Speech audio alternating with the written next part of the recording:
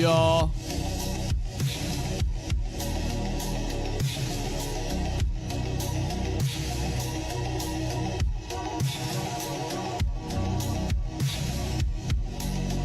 It's time.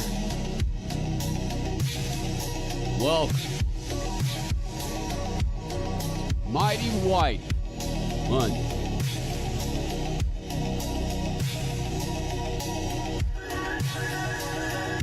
Hope y'all have been well.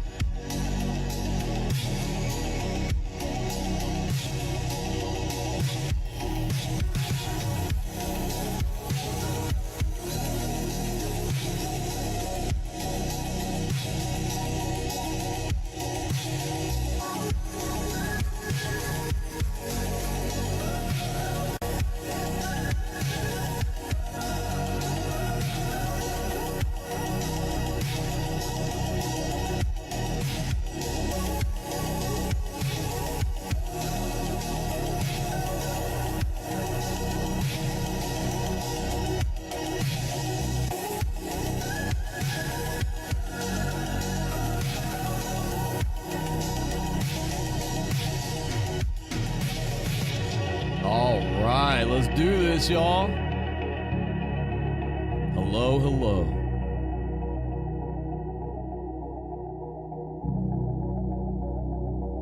God bless you all who are here and who are a part of my kindred people of God. All right. So, I hope everyone has had a good weekend, or beginning of the week, I should say, and I hope all of you had a great Sabbath. I apologize that I didn't get to fellowship with you all, but here we are. And I tell you what, it's been a crazy several days. A lot of stuff has been going on. We'll talk about it. I couldn't believe there's been several things that are just really, really, I don't want to say shocking. Maybe that's the wrong word, but definitely surprising, you know?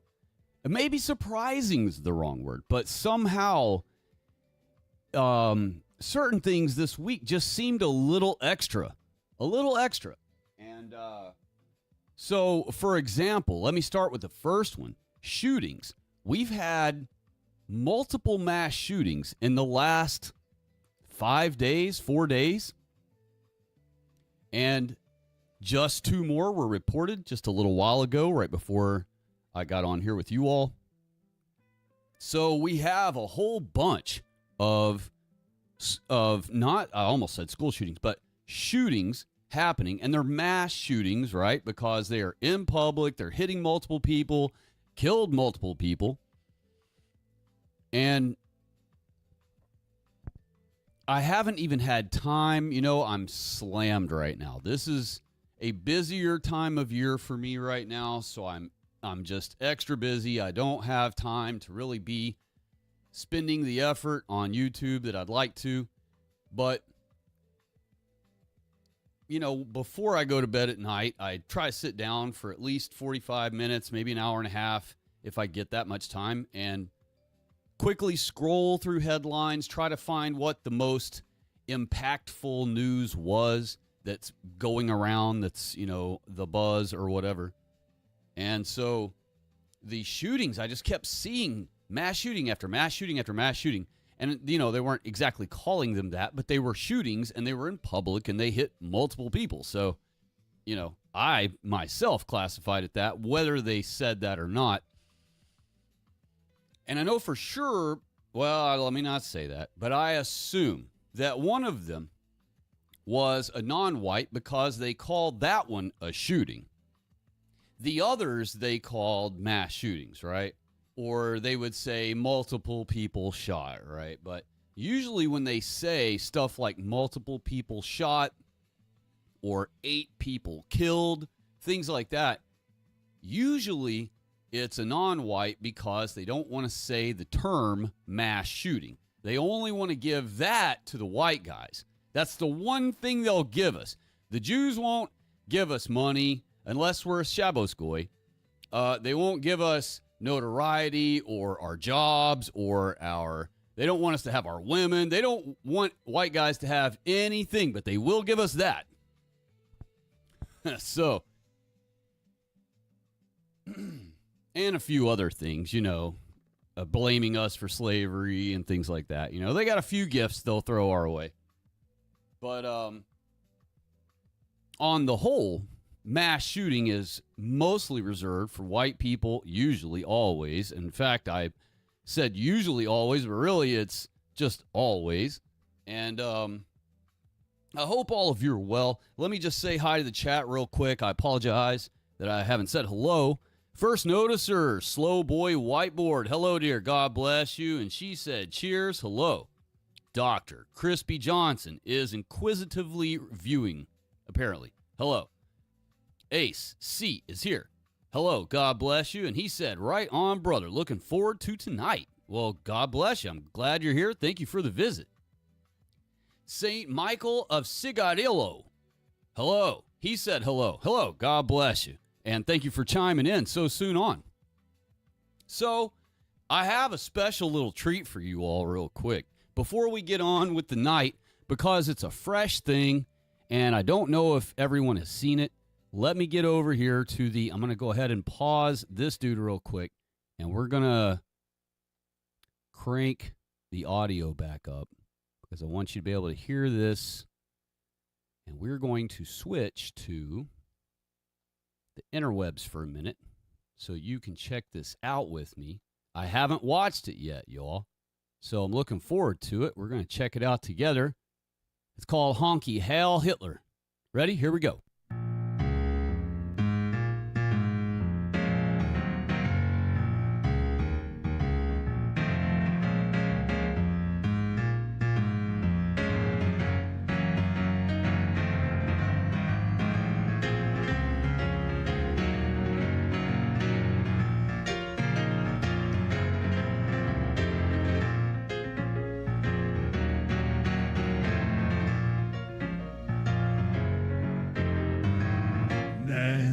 You heard my music, then you post the wrong account.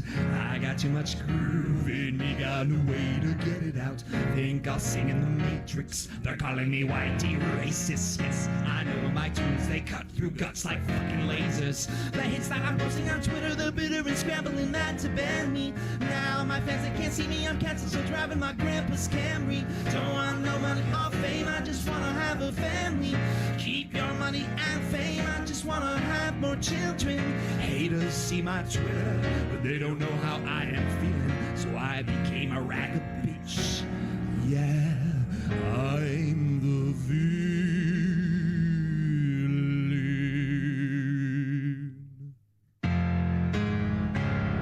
Honky High Hitler.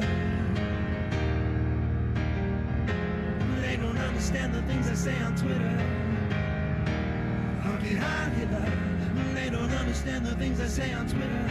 All my crackers, raggers, honky High Hitler, honky High Hitler, honky High Hitler. All my crackers, raggers, honky High Hitler. She's got divine in her eyes, she sees the world in my mind. Honky High Hitler, I give her reason to dance, she hears the world in my hands. Honky High Hitler, honky High Hitler, honky High Hitler. All my crackers, raggers, honky High Hitler, honky High Hitler. Honky High Hitler, all my crackers, raggers, honky High Hitler, yeah. Honky High Hitler, yeah. Honky High Hitler, yeah. Honky High Hitler, yeah. Honky High Hitler, yeah.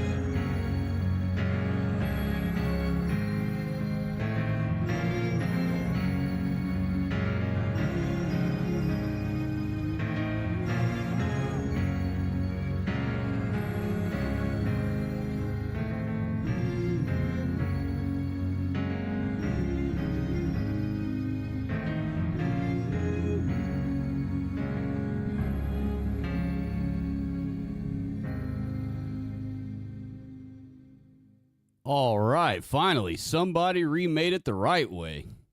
Because I got sick of seeing that nog get all the attention, so it's nice to see a white man bring it back to our side where it's supposed to be. So good on him. God bless him. He does all kinds of songs. He does ragtime music, and I'm sure most all of you have already seen him, but that was his fresh post, and I hadn't seen it either, so good job, buddy. Thank you very much, based song.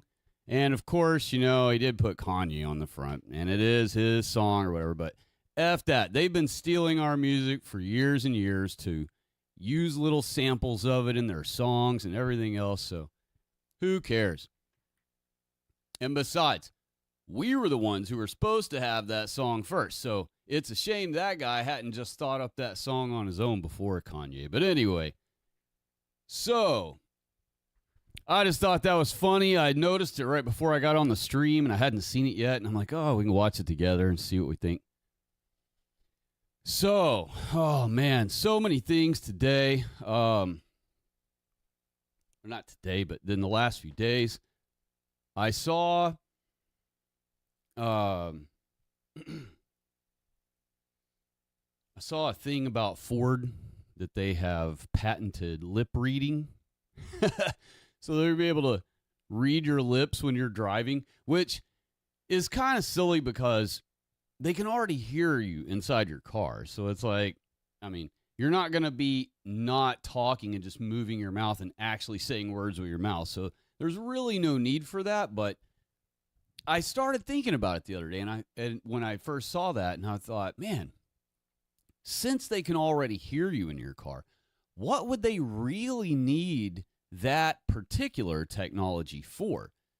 And the more I thought about it, I mowed over it for a while. And I'd work all day too, and I had just saw it that morning before I went to work and stuff. And as I'm working through the day, randomly, I casually thought about it now and then for a moment, and I never could really pin down what that would really be necessary for them, even in the war against white people, right? But what really would that benefit them, even against white people?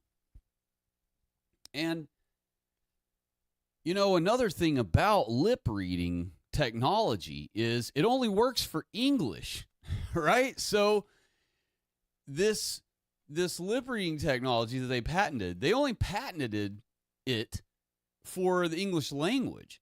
So they're not even interested in trying to read Pajit's freaking lips or Tyrone's or, Julio's.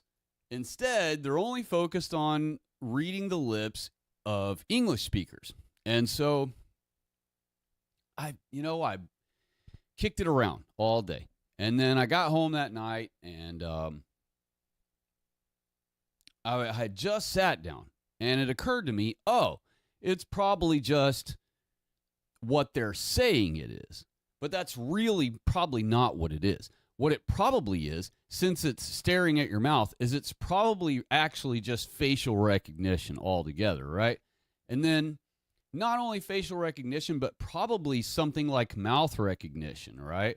So because of dental, a lot of people could be easily identified by their teeth. But the thing is, if they're speaking in the damn car anyway, for anyone to see their lips moving to try to read them, you're already going to be able to hear them. So I don't know. Maybe they're doing that because some people talk on the phone while they have music playing in the background in their car. I don't know who would do that, but maybe some people do.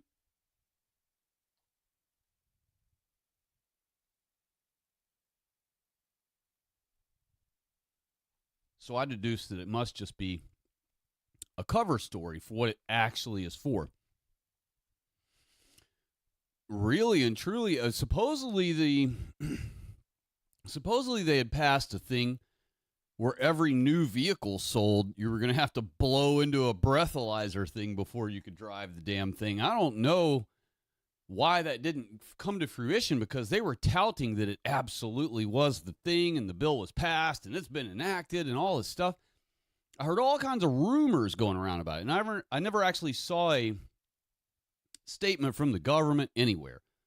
But the rumor about that was going around all over the place for quite a while. I mean, I heard that for a solid 2 months, a couple of months back. And haven't seen much about that, though, from the government. Haven't heard anything from the government about it. Haven't seen a vehicle or heard anyone complain about buying a new vehicle that has that. But we know that that's their wet dream, is to get that implemented, because, and the thing is, it's not just about DUI stuff, right? That's just their excuse for it. But they're also, I think what it will do is they probably have a long window of progression that they have planned for this tech, with the tech starting off being introduced to us as lip reading or breathalyzer so you can drive it. And of course, their story will be, hey, we want to make sure nobody's driving drunk. And so that doesn't negate the other 20 billion cars on the road that don't have that technology, but somehow people are duped into stupidity like that and may actually buy a car with that bullshit, and think that they're making a difference in the world or some shit, just like some liberal that buys an electric car, and or a smart car, God forbid. And so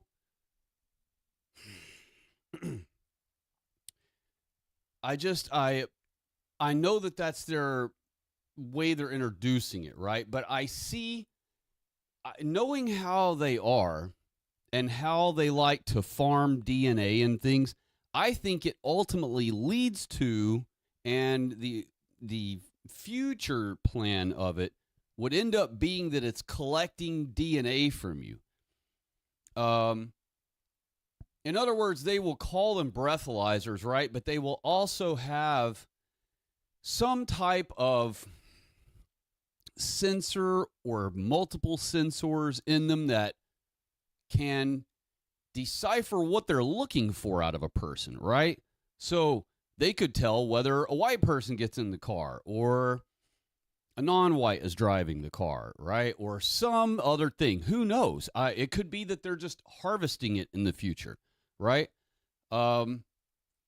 Years ago, the hardcore truthing community that is mostly dispersed now, and as far as I know, most of them don't exist on YouTube anymore, we all used to discuss extreme technologies. We were trying to think up what the government might actually have and be using.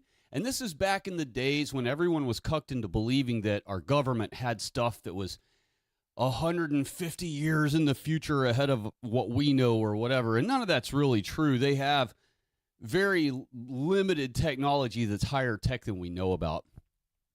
And I know a lot of people don't believe that, but it's really true. The only thing that they really do, other than destructive weapons, is just the fakery of NASA thing. That's a really big budget, big show thing, and it, even though that's phony, it's still real because they have to build this massive rocket. They have to pay shit tons of people to build it, and they have to fly it off into the ocean to make it look like they're going to space and keep their story going and all those things. So while that's all happening, and while we have the weapons being made and all the stuff, their technology, let's just use Iran for a great example here. Iran has been giving our military a difficult time, right? And a lot of people don't want to admit that. And of course, we all know as Americans that if we really, actually, really wanted to just decimate the place and turn it to glass, we could. But doing it the pretend diplomatic way, quasi sort of, but not really, and the whole world hates them anyway for doing it, our military on behalf of Israel are using lower tech, common technology stuff, right? And that is why when they went and picked up Maduro and kidnapped him in the middle of the night, they had the troops of or his guards say all this bullshit that we hit them with this technology that overwhelmed them and it was like outer space shit and whatever. That was to keep conservatives and lefty hardcore but not real, but baby truthers, hardcore baby truthers that get lost in, all the other bullshit, clones and all the shit, and everybody's a woman and all this crap. They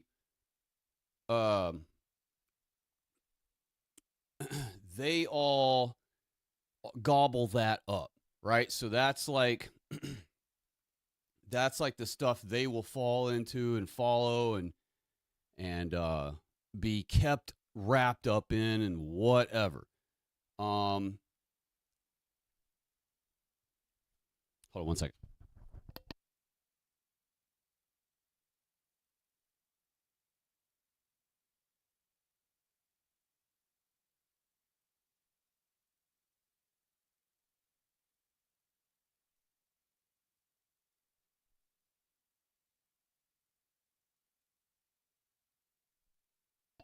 My apologies. And so that will keep all of them, they'll gobble all that shit up and they'll think that we have this, hardcore, high-tech technology that is just unfathomable to people, that are common person. But really, they have, your typical munitions, and then they have the high-tech stuff we have is like optics. We have wireless tech, that's really good. We have, laser guided things. And we also have laser communication, not just wireless, but we have laser. And laser is nice because our battleships can, and you can look this up for yourself, they can communicate to each other directly with no wireless anything where it could be picked up by any other wireless device. They transmit their information that they want to send to another battleship, and they can point a laser at the other battleship and send the message by laser. And it will have nothing to do with the internet or wireless technology, cellular, or any of that whatsoever. So there's no way for anyone else to intercept their transmission. Now, I say there isn't. There actually is one possibility of a laser transmission being intercepted, and that would be if the spy or enemy or whoever that wanted to intercept it was able to catch a proper angle of the laser and have a sensitive enough receiver to pick up enough of its intensity to be able to discern the data. And then it would have to also know the code, which they won't have, and it would have to know how to actually unencrypt the data. So, or the code itself. So there's just no way, really, for an enemy to intercept communication between battleships when they're in the water within proximity of each other by 1,000 miles, because they can communicate by laser, which is pretty cool. And we have, we do have certain high-tech stuff. I mean, but on the whole, it just seems high-tech to the common normie. It doesn't really seem high-tech to you and I. I mean, of course it's high-tech, but it's common sense logical. In other words, like when we found out from the WikiLeaks back in 2009 or whatever that the CIA had been trying to figure out a way to use the speaker on your television as a microphone, and then they could just use the speaker as a microphone to listen to everything said in your house. That is totally possible if the TV is connected to the internet, which they eventually did get. Everybody on smart TVs connected to their Wi-Fi. Now, if you have a TV connected to Wi-Fi and all that mess, yes, they totally could perhaps use your speaker on your TV as a microphone to pick up everything in the room you're saying. They can also use a laser and point it right at a window of your house, but then that would require them to visit you and be right outside your window. but they also have that tech, and that's actually honestly pretty freaking high tech. Both of those things are pretty high tech. Listening to you through the speaker of your TV at your house and being able to point a laser at someone's window and listen to everything going on inside, those two technologies are pretty freaking slick and pretty high tech. But what people think when they hear some other military cuck say, oh, we have technology, it's hundreds of years ahead of us, whatever, they think, they're thinking alien tech. They're thinking, oh, we have, our government can travel time and go through portals to other dimensions and all this shit. And I'll prove to you right now a solid piece of evidence that proves that not only that's not true, but also that there isn't more land that we don't know about, that the government and, Jews and everyone knows about. There isn't more land. All right. We are stuck right here in between Antarctica. And between Antarctica and the center of the world, the north. And so there isn't more land we don't know about. The more land that Jews have and politicians have that we don't is just islands that we don't even pay attention to that are on a map, but they're so tiny on a map that you don't even know that the freaking thing's on the map because it's not even the size of a pixel when you're looking at a map. And then also, the more land they enjoy is underground, directly beneath our feet, all across Europe and the USA. So, and probably Australia and who knows where else. So that's the more land they have, right? But all these things like that they can clone and that they can, I'm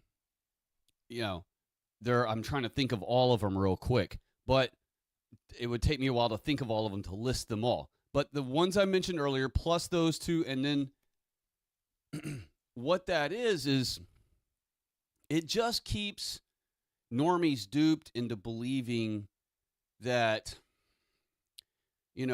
Jews and the government have this way bigger one up on us than they actually really do. Yes, they have our military. Yes, those weapons are will kill all of us like nothing, no problem. That's true. And in that sense, fine. They are ultra, whatever, powerful, ultra huge, status-wise above us. But at the same time, look at what third worlders can do to hold them off, to bother them, to inconvenience them, to humiliate them in front of the world stage. And so if third worlders can do that, all right, we white people are capable of far beyond what any of them are capable of. And so let me now give you the example and the proof of why I know that all those things are BS. That they can't travel in time. They can't teleport to another dimension. They don't have a wormhole or a portal to another dimension. They don't have more land beyond Antarctica that we don't know about. They may know about it, but it's not theirs. And they don't go there. And I'll tell you why. The obvious reason. They're all here. They're all here every day, y'all.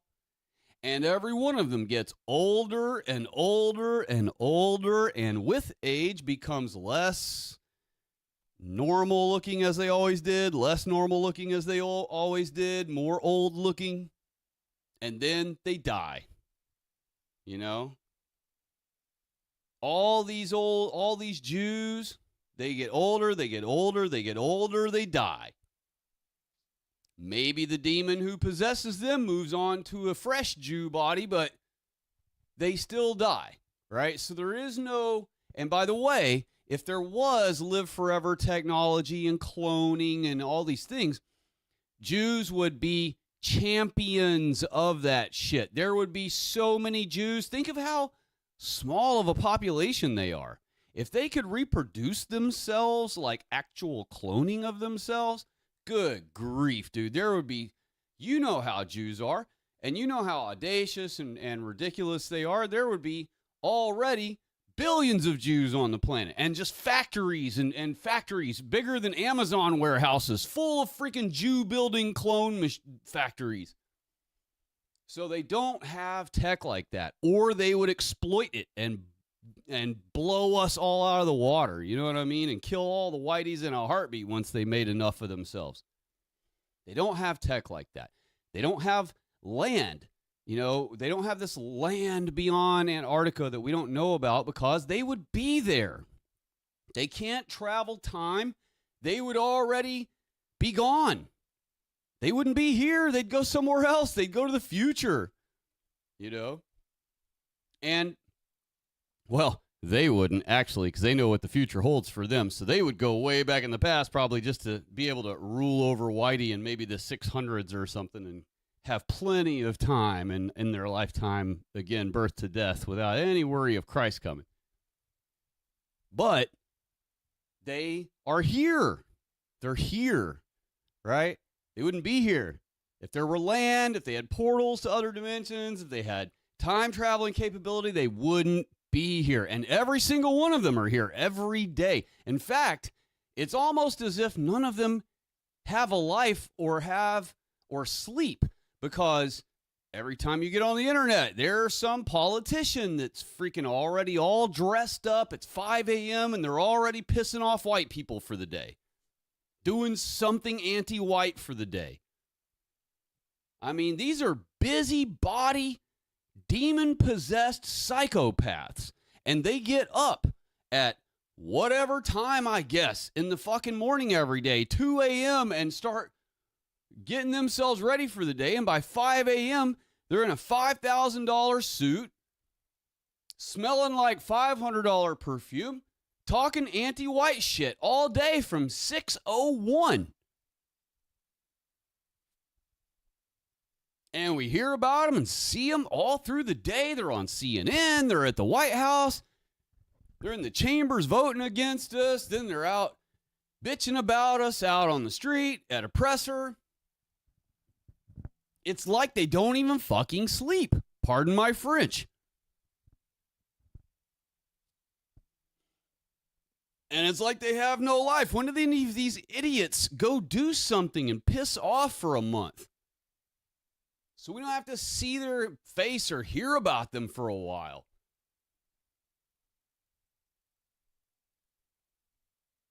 Instead, they're all here. So that debunks all that bullshit. All that, oh, we got tagged, they could go to other worlds. Yeah, right, okay. Then they are standing right here. So, whenever Jews have the ability to do something, they flex it. All right? And they flex it aplenty. And in fact, they're the gluttons of the world, like the non-whites, so they would flex it, you know, over exuberantly. I hope that's not a Bush word. I don't think it is. So, it's just a, you know, it's fascinating. It's a fascinating thing for people to believe that our government has this like crazy technologies and telepathy and all these things. And granted, I keep saying that they're not high tech. The stuff they have is high tech, but it's just not this otherworldly tech is what baby truthers that are hardcore baby truthers and what normies and all of that envision, have in mind when they hear about that our when they hear from some cuck about that talks about government technologies, claiming that they have, you know, hundreds of years in the future technology. It's just not true. But we do have, for the time we are in the future. See, that's the thing, is a lot of people have this big misunderstanding about the future. They wonder, you know, about the future, and futurists back in the early 1900s, like the 1920s and things like that, those men actually were futurists. They actually saw in the future human beings being able to do things that we ought to be able to do, but we couldn't do yet. And that is speak to each other anywhere in the world we're standing. we ought to have been able to do that. White people needed to be able to do that, but we never figured out a way to do it until the telephone and then the cell phone and wireless and all that. So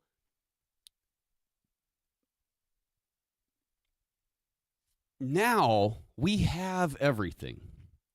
Okay, there's not a whole lot more that could be made for a human being to express or exercise or enjoy any or all or a combination of any of his senses. All right? And so, I mean, we're all the way down to where we have robot females. We have not even a whole robot female. You're a broke person, can't afford a whole robot. Well, they got just the part of the female that guys like the most as a robot or whatever. I mean, we have, and then that takes care of the sex thing, which is mankind's number one thing.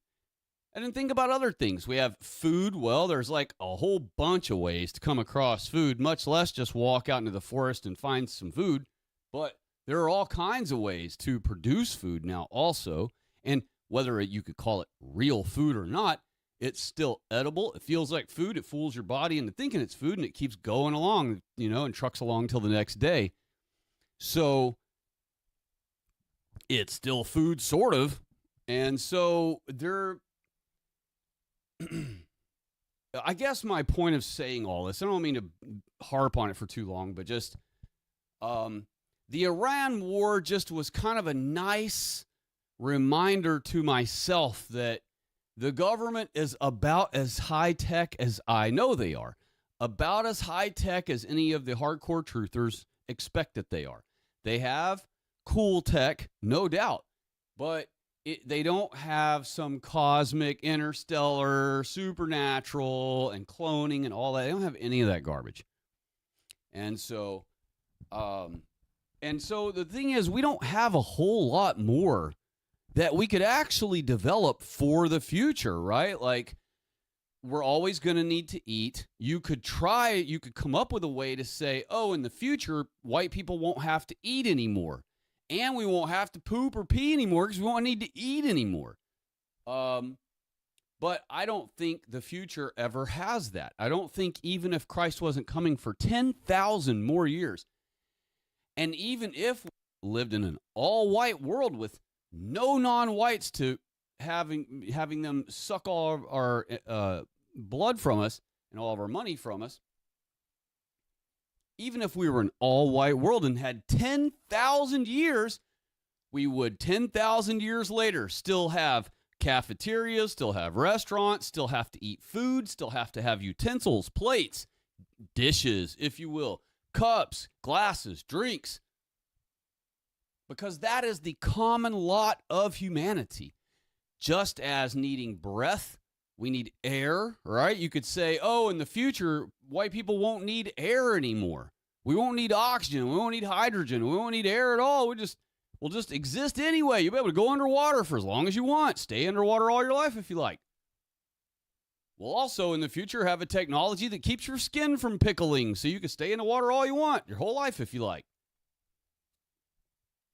It would be funny to, dream of something like that, but it's just not going to happen because of the actual anatomy we have. We have specific boundaries, specific limitations, and so the future can only be expressed and exercised and swelled up to the borders and boundaries of whatever our physical anatomical limitations are. For example, I'll give you another one.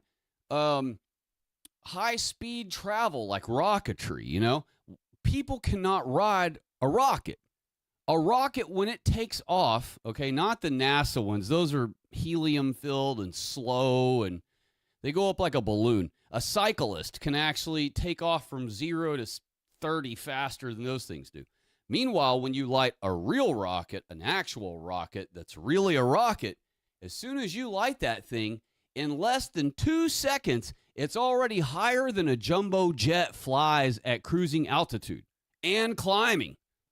You light a little bullshit bottle rocket, and that thing is clear across your yard, in a split second, not even a full second. But meanwhile, you watch a NASA rocket take off, and it takes 6 minutes for it to finally hit the clouds from the ground as it's been the whole time. Okay, but it's just a big helium balloon going up. It's literally like a blimp. It's literally like a blimp.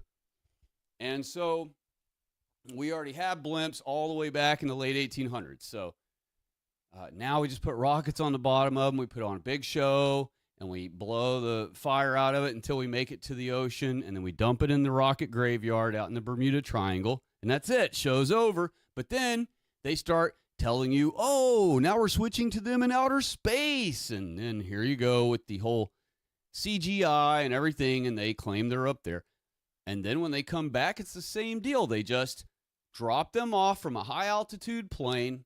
They release them from a high-altitude plane, like a B-2 or whatever, and then here to come down. And all they do is start picking them up from a really high altitude as they're coming in, right after the plane's out of view. You know, a second that plane is out of view from the camera frame, bam, they start.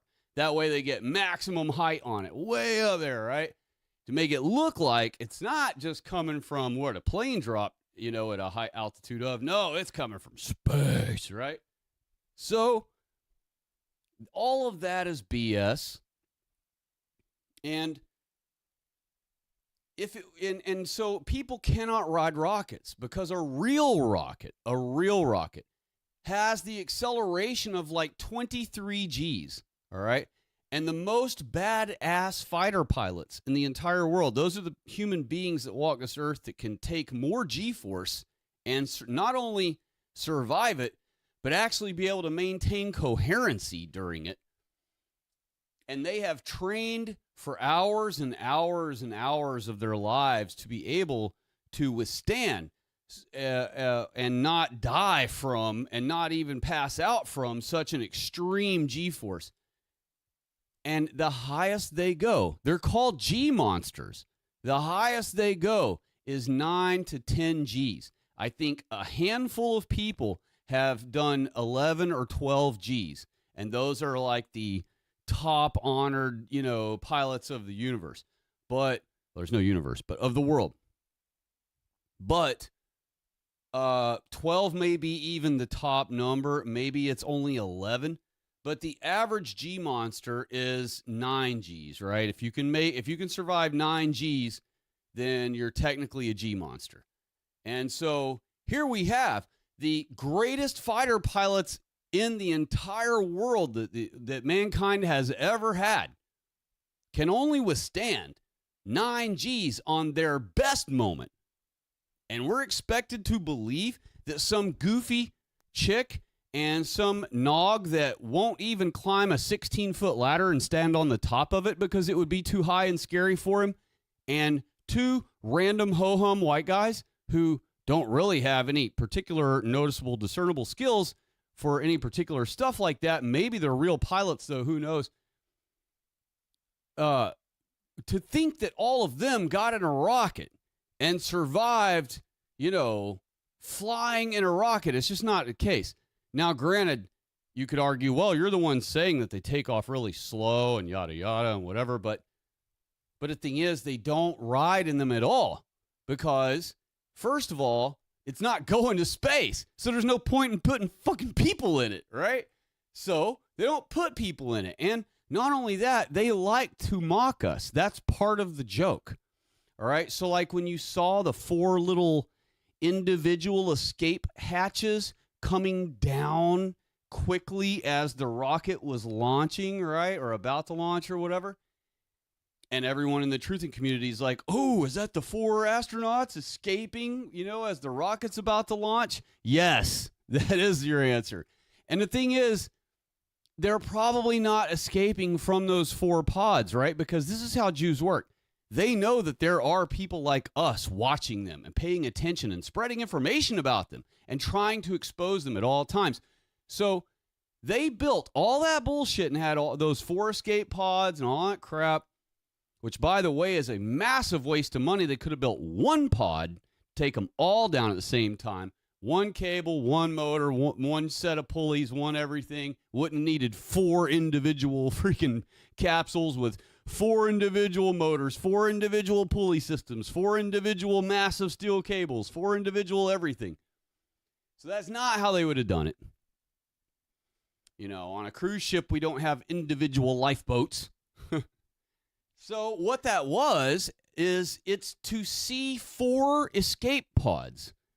It's so white people who are trying to bust the Jews see 4 escape pods, right? Now, here's the other thing. If they were to bail them out in those pods, they would have just done it before the launch, right? They would have just brought those things down, and whoever the commentator on TV for everyone listening and watching from NASA would just simply say, and they're retracting the evacuation pods now that we are in launch mode. No need for those anymore, so we're getting those out of the way so they don't get burned up in the launch. You know, that's all they'd have to say. And then it would be completely normal and expected, and that's how you'd expect those things to be. They're really expensive. Why would you want to burn all that up from the launch, possibly, or make it explode if the rocket fails, when you could just have all of it safely sitting at the ground once the launch is in go mode? There's no escaping to these pods if you're already strapped in, buckled in, and fire is shooting out of the butt of the rocket. There's no escaping. So there's no need for the pod there anymore. Therefore, they would have retracted them long before the fire started, or not long before, but maybe right before they started the firing sequence, right? That would be the way, if real people rode real rockets to real space, that's the way it would function. Instead, this is duping delight for the Jews. They built and wasted all of our money to put those 4 pods, those 4 escape pods on that thing that we've never seen before on any launch surface, and then, or a launch tower or anything, and then they purposely waited till the fire was shooting out of the rocket so that everyone is staring at the rocket. No one's talking to their friend in the bleachers or at home getting a drink. Let me know when the countdown starts. No, the countdown has started. We're down below 10. Firing sequences have hit. And now the Jews decide we'll let the 4 pods come down in front of everybody while they're all staring. And then that way all the truth or conspiracy people can go, look at those 4 pods coming down. That's the 4 escape pods. They're evacuating the astronauts in the middle of during the launch, the beginning of the launch. No. Instead, they took them up they waved to everyone, made them look like they got in an elevator, went up there. They might have even rode them to the top. They might even put them in the thing and sit them down and hang out for a minute and maybe smoke a cigarette up there or whatever. And then they go, all right, it's been enough time, da-da-da. And, or I guess they probably strapped them down in another room. So that's most likely what's going on. So what they do is, I already tell you how they do this. They they record themselves. They pre-record themselves getting into the cabin, suited up. They film themselves buckling. They film all the things. And then what happens is they simply pop that onto the TV as though it's live footage when the time comes. So people, even in the live, standing there in person, would watch these 4 go into the elevator with their handlers, go up the elevator, even maybe come out at the top and wave everybody from the top, and they go into the thing, and everybody's like, yep, we saw them in there. But they have another doorway, not in view, that they just walk in and simply walk right back out of, and that moment is when the pre-recorded strap into their seats, get ready for launch scene is instantly switched to the live TV feed. And so everyone's watching what they think are these guys they just watched get into the rocket start strapping themselves down, but actually they're just watching a pre-recorded thing that they did so that everyone would believe that's what they're up there doing. All they do is they simply wave to everyone from the top, walk into the thing, walk right out another door that's not in view, get back on another elevator, go back down the thing. They don't even ride out to the tarmac. They ride out to the tarmac so everybody can see them. That's to make you not know that they have an underground tunnel that takes you back away from the launch site. All they do is they simply, and they don't even have to have a tunnel, but they do, but they don't even have to have one because they can just come back down the tower, and whatever SUVs that looked like they drove there and dropped them off and shit, they will drive perhaps out of view behind some structure or a building of some sort. They'll hop right back in it from popping up out of the ground or whatever, an escape hatch thing or a manhole or whatever. They'll just pop up out of the ground from that, hop in the vehicle, out of the view.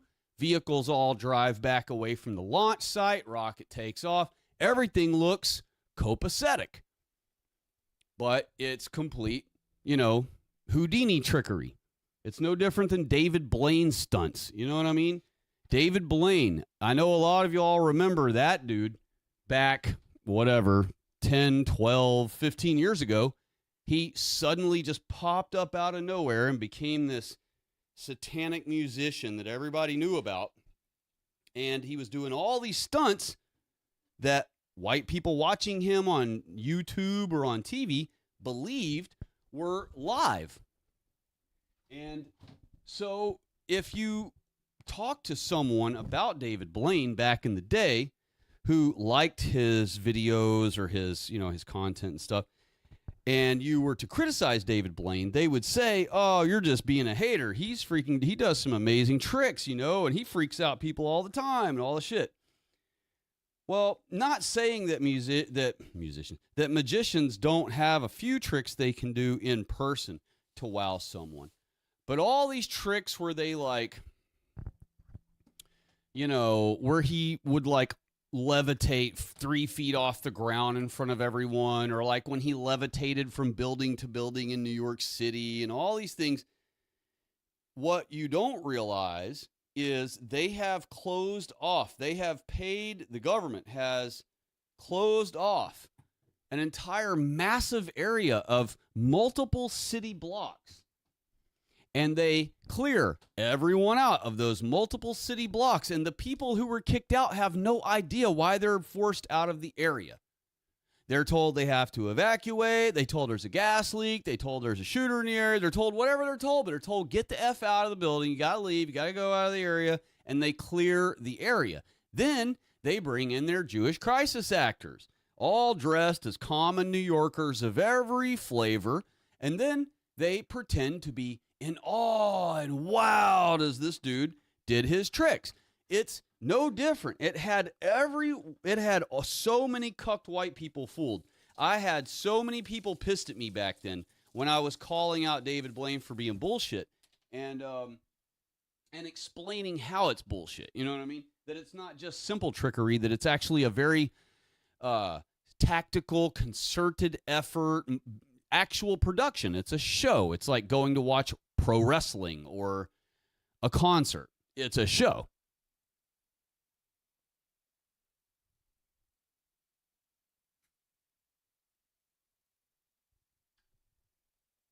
Oh, my bad, y'all. I had to get a drink. Okay, let me say hi to whoever has chimed in. Blue Caller Columbine has chimed in. Hello, God bless you, and happy, almost said happy Sabbath. Happy Monday to you. And he said, I got with my WIC, and then the next month it wasn't approved. So I called the state employee to get them to approve it for purchase since it meets the requirements. They tried to take it away. Yeah, of course. If you're white, literally you are not eligible for anything unless you are a part of the absolute peasant class. And it isn't even good enough to be a poor white person, a part of simply the peasant class alone. You have to actually be, like a, what's the word? You have to be a less than a white person. You have to be a wigger, right? Like Mud Shark. Or a wigger. The Mud Shark white girls, they get assistance, they get Medicaid, they get Medicare, they get WIC, they get all that stuff. You have to be some sort of totally helpless against the Jews, right? That's probably my best descriptor I could give you of this scenario. white people who are eligible for anything are people or white people who will never blink at the government. You know what I mean? Much less anything else. They'll never flex on the government. Disability. You know, they don't mind paying white people some pissant amount of disability, but they will damn sure also hire a private investigator to follow that white person around and make sure that they're not committing fraud. They won't follow around the blacks that are all on disability. They won't hire a private investigator to follow all the Mexicans who are claiming disability, getting disability from us. But they'll damn sure hire a private investigator to follow you around if they decide to give you disability. And they don't mind giving Whitey a weed card. Oh, you want to be a pot smoker? You want to be stoned all day so that you're completely harmless to Jews? Perhaps even a leftist cuck eventually about non-whites and Jews? Because after all, half of your pot you'll probably end up buying from some non-white.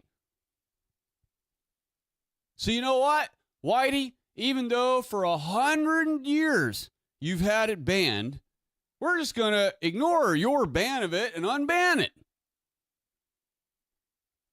And that way, you white people can get as stoned as you possibly want. In fact, here, have a dab rig, have shatter, have a bong. I'm honestly, to be honest with you, I'm really, truly surprised that the Jews had Reagan, and Nancy Reagan in particularly, war against doing drugs in the 80s. Remember, the war against drugs, right? Well, of course they swindled millions and millions and millions and billions of dollars into their pockets through all that scam. But it would have behooved the Jews much better to make them all legal, right? Because then white people would just be H'd out all over the place. You hear the cuck-servatives that say, or actually, I guess it's not usually a cuck-servative, it's more of the leftist cucks that would say that want all drugs legalized, right? They say, oh, if they were all legal, you just think white people would be all fucked up everywhere on drugs. They wouldn't be, though. But they would. And that's why I'm shocked, actually, that Jews have never realized, man, we really did a dumb fucking thing in the 80s and set ourselves way back. Like, the Jews could be way further ahead against us right now than they are, had they not ever done that, quote, war on drugs in the 1980s. And by the 90s, they had just finally gave up on that whole idea and just let people kind of do all the drugs they want. And it was a game of cat and mouse. The cops caught you with drugs, you got busted, and you did get in trouble. White people's law still existed. You went to jail and all this stuff. I had friends that went to jail for it.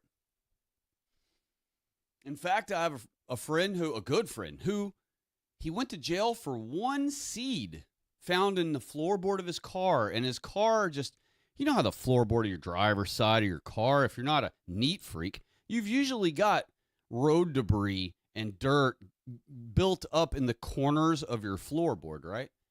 So this cop goes through his entire car with a fine-tooth comb, popping the horn cover off and popping plastics loose from the car, trying to pull the radio out. It's a factory radio.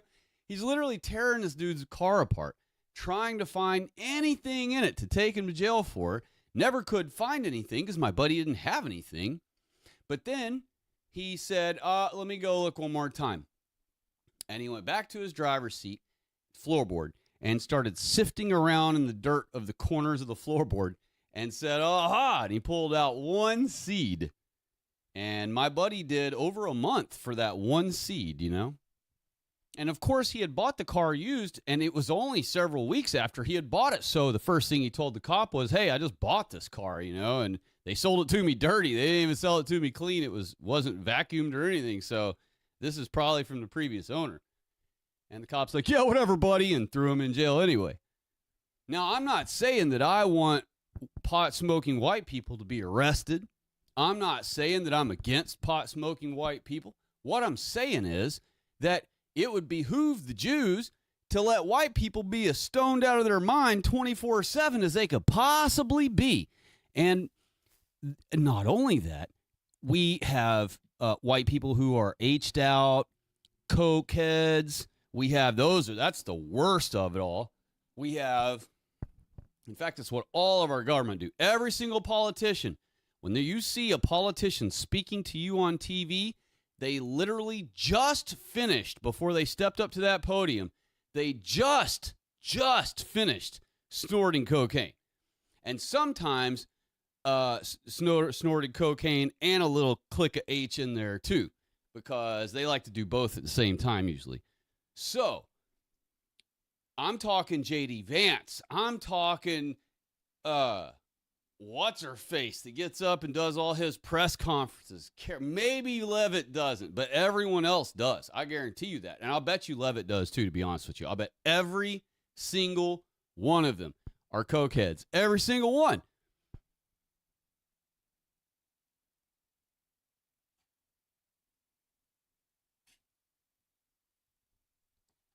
Some people have never been around extremely wealthy people.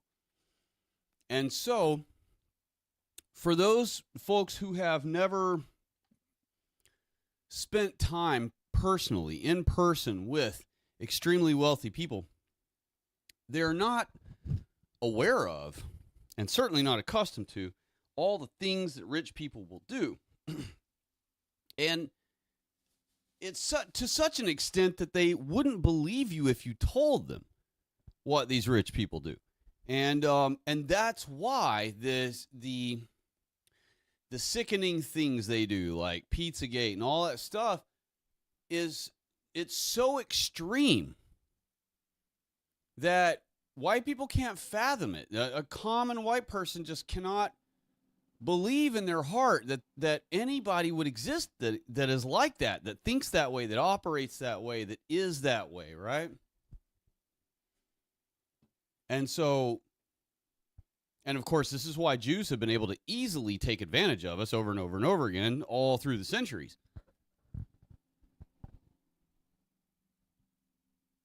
But what is that?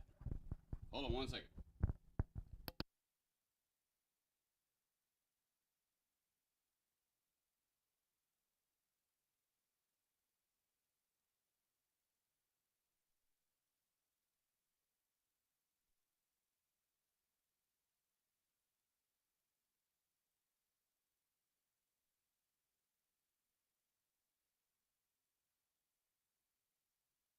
My apologies, y'all.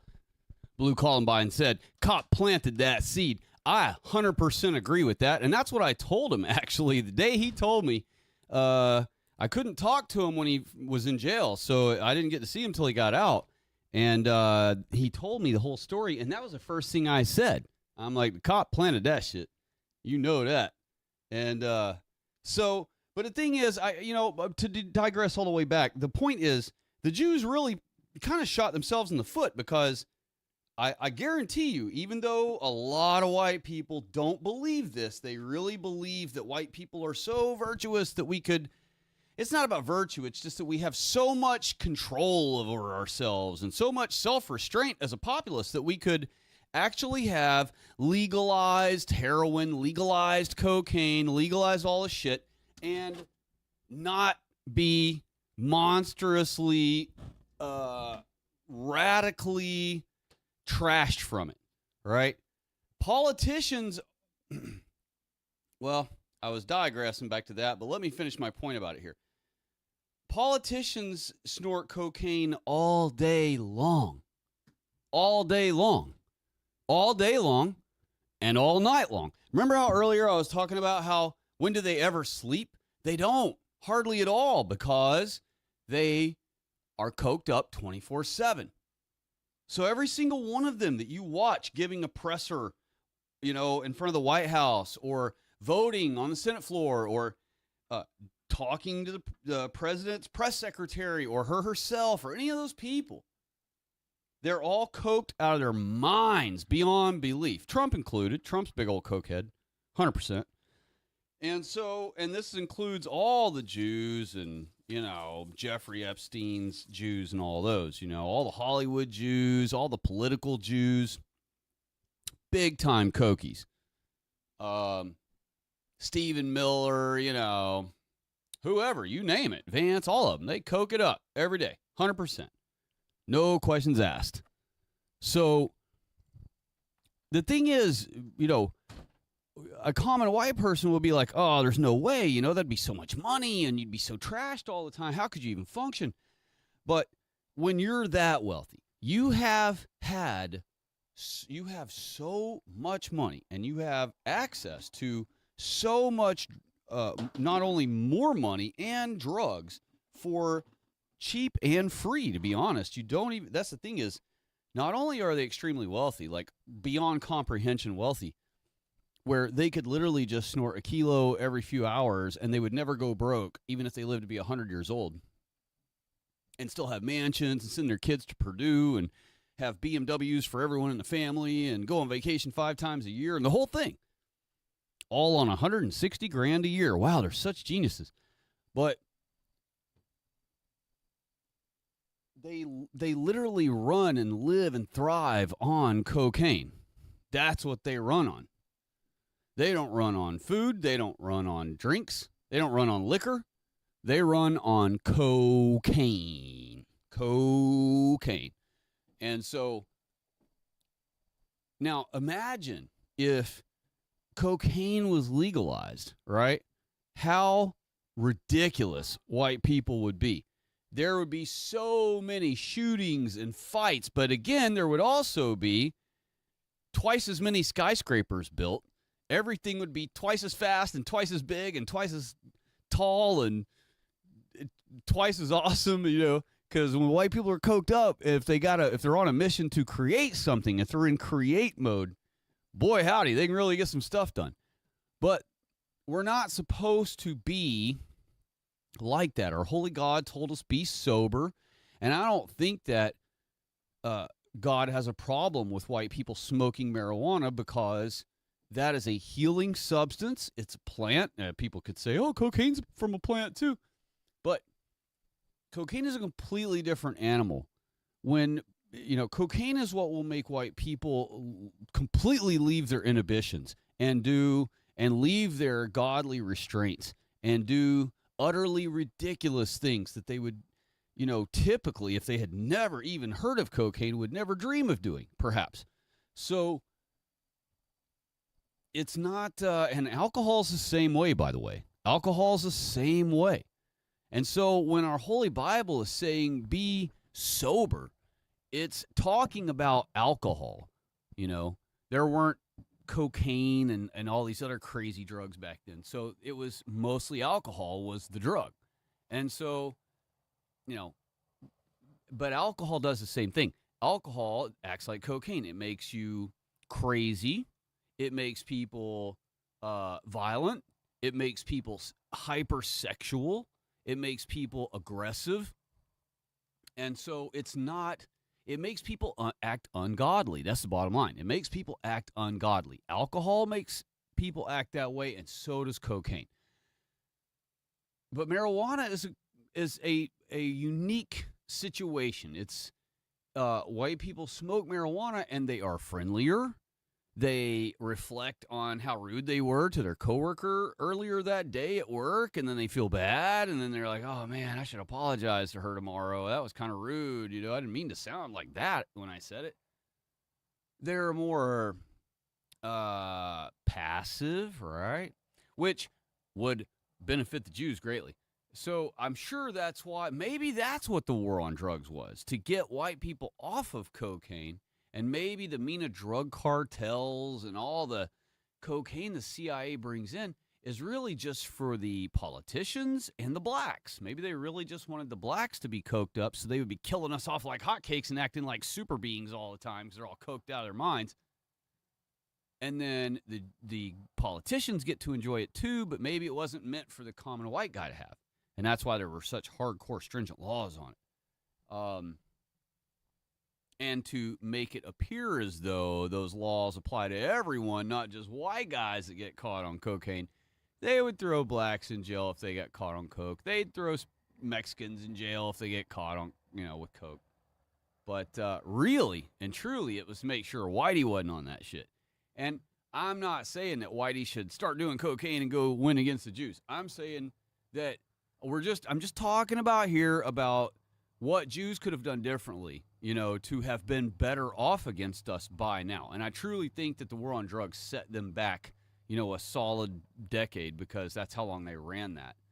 And they just, it was DARE and all this other crap. DARE to keep kids off drugs and all that shit.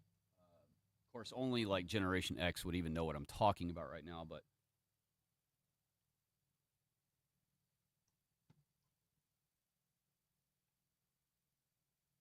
Oh, man, it's a good drink.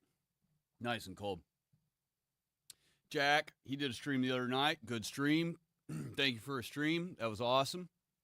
We need based people to be, when we can, talking, saying hello. Because the representation we have even on YouTube is not based enough, okay? They're literally, as soon as Trump does one thing that isn't anti-white, all of the alleged right-wing YouTubers start, celebrating the dude. I just saw the one thing that a whole bunch of them were celebrating, where Joe Rogan had a boner that he got finally invited to hang out with Trump.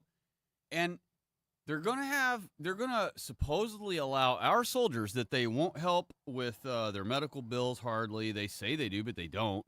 Or it's not their bills, their medical bills, but there's something else that they don't do. They have to buy their own uniforms. They have to buy their own stuff. They have to pay when a soldier flies. When a soldier is this is what I read from another soldier. I don't know if it's really true, but this is what a soldier wrote about, and he was complaining about that you have to pay your own way. That you have to spend your own money to fly to wherever the hell that they deploy you to and shit. And I thought, what? That makes no sense. I figured you'd fly in some military plane with a bunch of other military guys from this base to the base you're going to be at. Nope.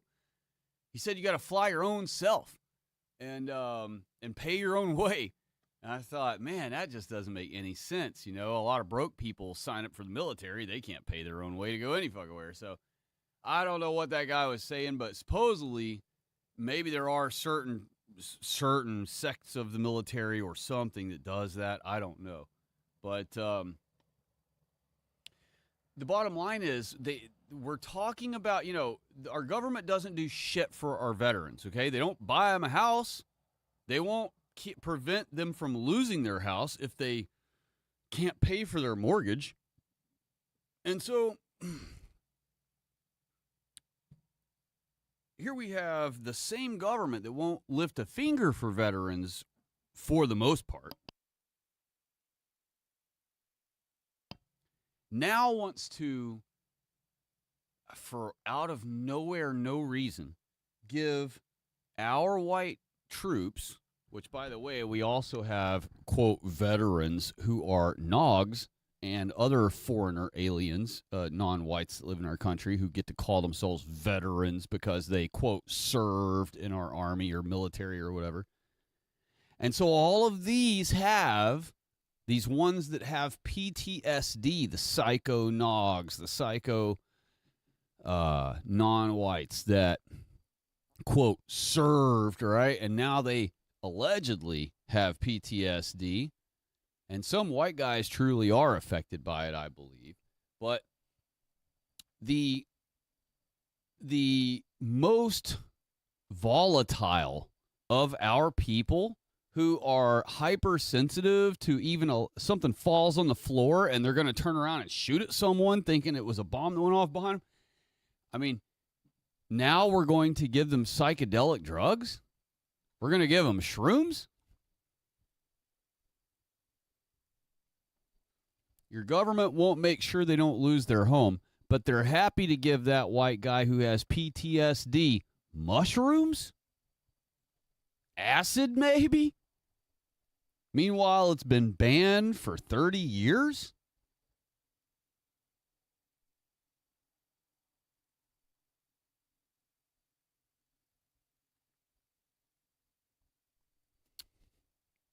And just a sidecar topic here, real quick. It's kind of on point with it, but I happened to notice something just today.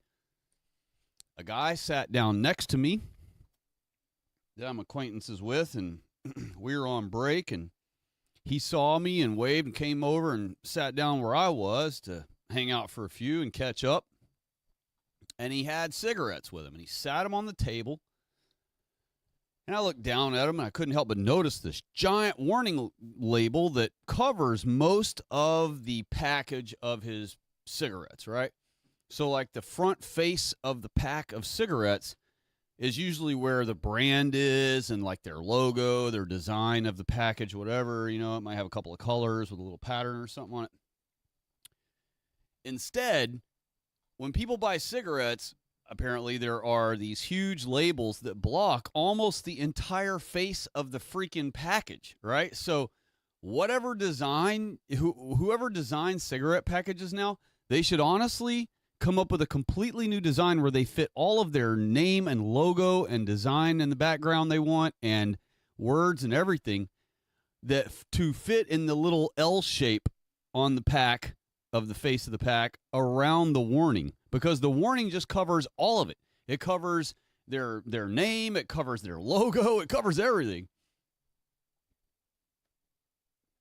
And I'm only bringing this up to say that it was laying right there in front of me, and so I read it just to see what it said. And I only read it, I already know what they say. They always say the same thing, right? But for the hell of it, I've never seen that right in my face like that, so I just looked at it and read it quickly, and I took notice of something practically right away. That those warning labels for cigarettes, remember how we have global warming had to be changed to climate change, right? Because global warming's bullshit, so they had to change it to climate change because that's harder to disprove. And remember when we had other terms be converted, forced integration became affirmative action, then it became diversity and all this stuff, right? Well,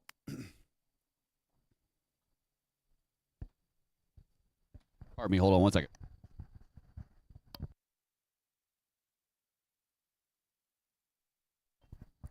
The warning label on this guy's cigarette pack said, and I'm paraphrasing because I don't really know verbatim what it said anymore, but it said, and I was careful to look and see if it had anywhere else on it, but it didn't.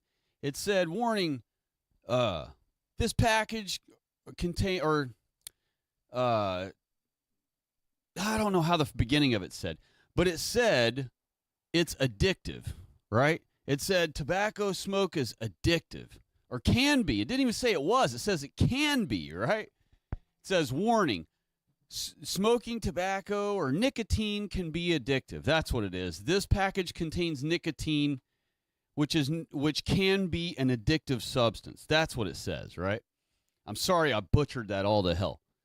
But that's what it says. It says, warning, this package contains nicotine, which can be addictive, right?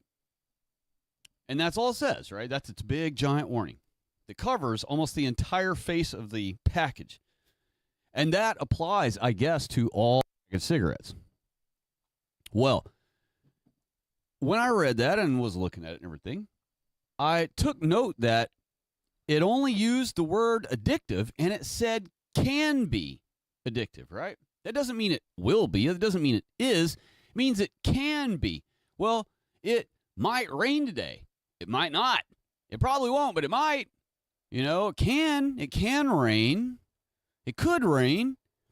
Probably won't, but it could. And if you understand legalism, if you understand true Jewry, which is legalism, you realize that their main thing is word trickery. You know, that's their main gag. They like to play with words, and they like to use words not only as weapons but as clever little tools. You know,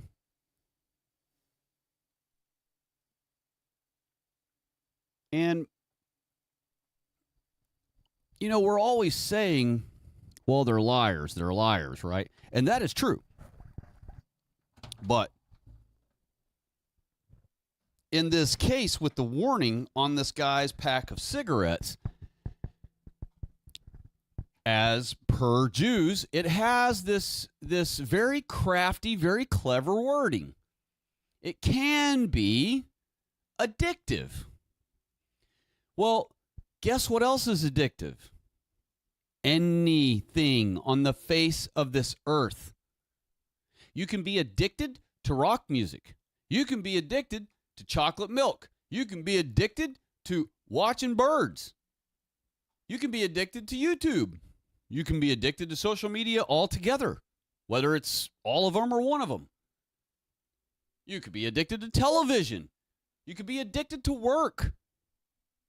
There are a lot of people who say, I'm addicted to work, or they'll say that about someone else who wouldn't say it about themselves because they're too busy working to ever notice that that's all they do. You can be addicted to anything. Everything is addictive. Freaking Starburst are addictive. Have you ever tried the Starburst little tiny squishy soft cubes that are easy to chew in the little baggie? Oh my gosh, I had to the first time I tried those, I started buying bags of those every day, and I had to force myself to stop eating them. I'm not even a candy eater. I just had some because some guy had them.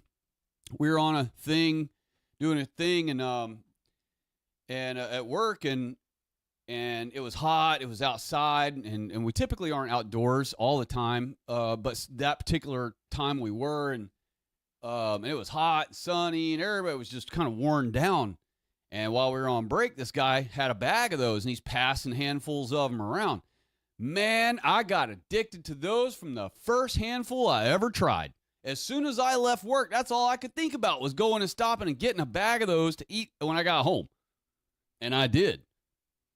And I started eating those things by the bag full. And it's just pure sugar and garbage and insects for food coloring. And that's all it is. And I was wolfing that stuff down. And now, not to get y'all into thinking about that stuff, but there's another thing. Nerds makes these little gummy cubes now that are covered in nerds. And, oh man, some guy was passing those around at work one day. Tried a handful of those. It took everything I had not to buy a bag. I thought about those stupid things all day. I went home. When I was going home from work, I stopped at the store because I needed stuff. And it took, and I'm not even kidding you, y'all, it took a lot of my won't power. Everybody's always talking about you need willpower, but we also need won't power. I won't eat junk. I won't waste money. I won't do stupid shit that works against my people. I won't this and won't that works against me. Eating junk like that is something we need to have won't power about. And it took a lot of my won't power to not pick up a bag of those. I was even standing there looking right at them. And I finally had to say out loud, I said it out loud to myself. I said, no, dude. And I walked away from them. Thank you, God, I walked away from them because I don't have the best won't power from everything. You know what I mean? I like some sweet stuff. I like a meal that ain't all that good for me now and then, And so, but I allow myself those things once in a while because of my regimen. You know what I mean? I only eat once a day. That keeps you in a good state of mind and a good state of fitness. I don't have to do a lot of extreme working out to stay fit and healthy looking. And not that I don't exercise. I do exercise and I do work out. But, I'm not trying to be some Chad, gym Chad or whatever. Because that's just not my personality. I don't care about trying to be some big jack dude. I'm fit. I'm in shape. I'm just right. I don't need to be bigger. I don't need to be cutter. Of course I could be. Of course I could use a little more of this in the arms, a little more of this in the chest, a little more of this in the shoulders, whatever. Of course everybody could. except some completely ridiculous jack dude, perhaps. But that's not me. I'm not that personality. I don't care about that garbage because, for one, I don't know if y'all know this, but there is a phenomenon. I'm going to bring this up real quick just for the hell of it. I'm just kind of spitballing and ranting for the hell of it tonight with whatever y'all want to talk about, and I'm just going to flow from thing to thing to thing because I really didn't have a plan for tonight at all. I just wanted to get on here and say hello and fellowship with you all. I don't have to be up in the morning, but the rest of the week I'm going to be going crazy again, busy. So this is my only opportunity. And I literally got home at 9 p.m. and I had the thing up and going at like 9:25. I grabbed all the stuff, threw it out. I'm doing this for you all, y'all. And honestly, it is for me too. It's not that I like to talk. It's not like that I like to hear myself talk. I like to fellowship with you all. I like to impose the truth onto the internet so that someone else out there may hear it someday about our people, about the who's who of our Holy Bible, about who our enemy really is versus who we're told they are. But I just was going to randomly go from thing to thing to thing tonight. Until you all have some things you want to say or talk about, that's fine. We'll talk about those things. If you all have a topic this week you saw or any topic at all that you want to discuss, by all means, feel free. Throw it in the chat. We'll talk about it.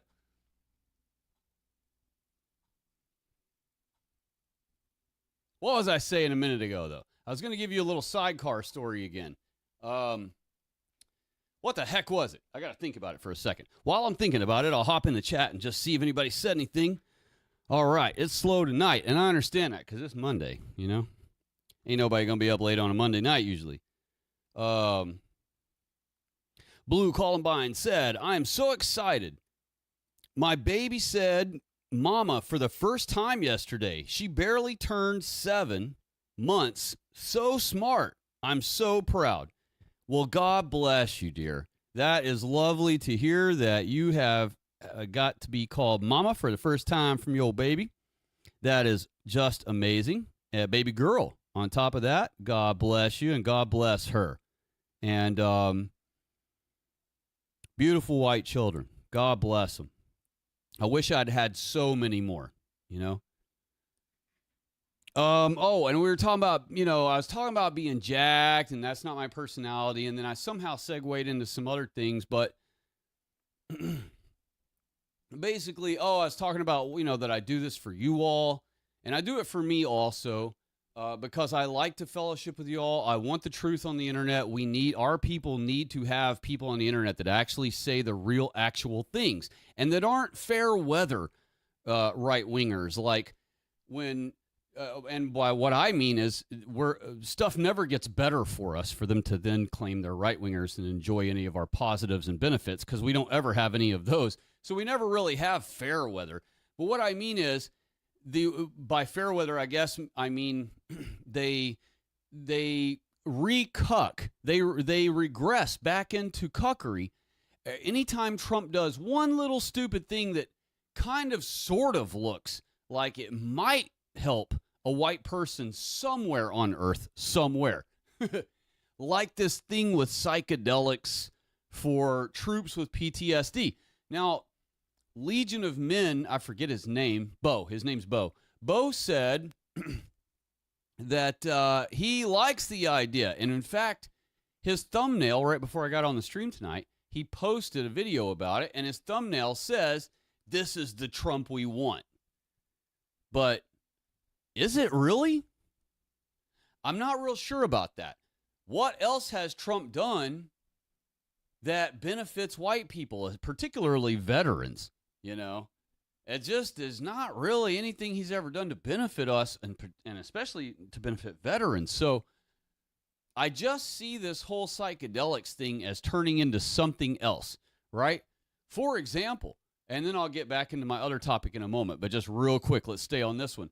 For example, in the future, if these guys, these veterans, right? Let's say they passed this bill or he signed it, so it's done. Executive order or whatever the hell.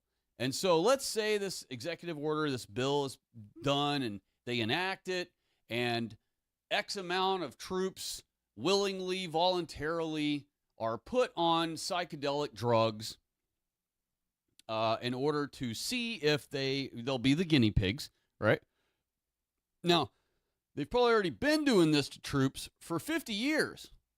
But this will be the first time that troops are publicly declared that they are legally, through a pharmaceutical company, taking, as a citizen, psychedelic drugs allowed by the government, right? That's publicly known and all those things.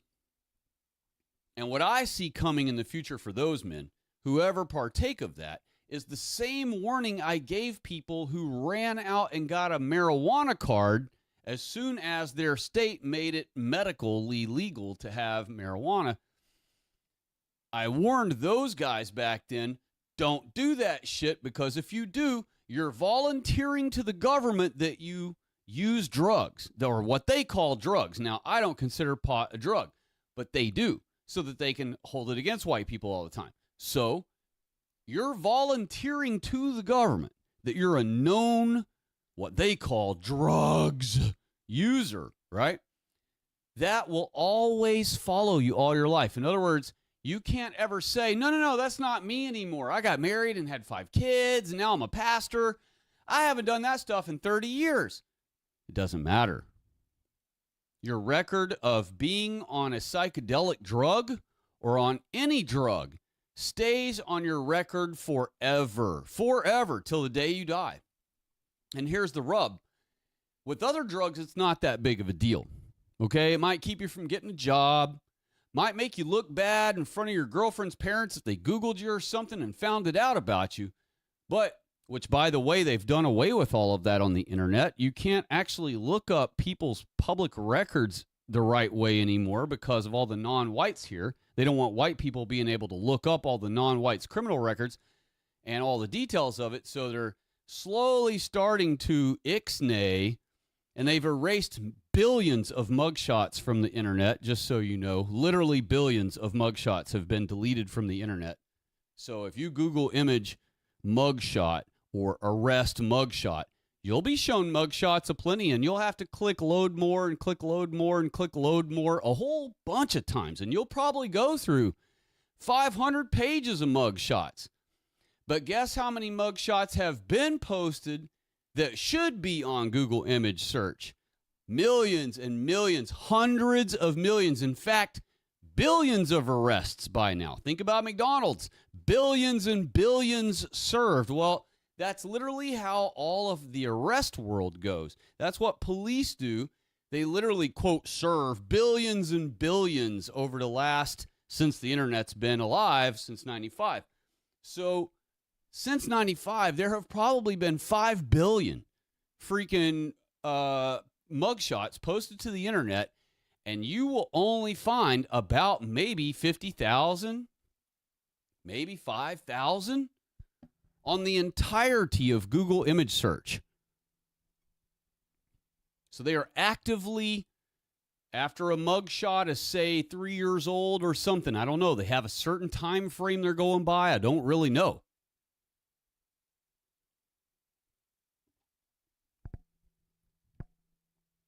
They're removing all the non-whites' mugshots. And by the way, when you put in mugshot or arrest, Google Images is pre-programmed to always show you a lot of white people in the first several pages. So try that for yourself someday, and you'll see. You can put arrest, and that's it, on a Google image search, or mugshot, just that, on a Google search, and click images, and yes, they will show a black here and there, and in fact, there will be whole clusters of blacks here and there that they show. But they will make sure on the first row and second row and third row and fourth row and fifth row and sixth row and seventh row and eighth row, all the way to the 100th row, there will be at least 1 or 2 or 3 white people in the row. And I keep getting way off topic and further off topic. And I was saying that to say, like a comparison of the other example or the other thing I was talking about. That was just an example I was given of a parallel.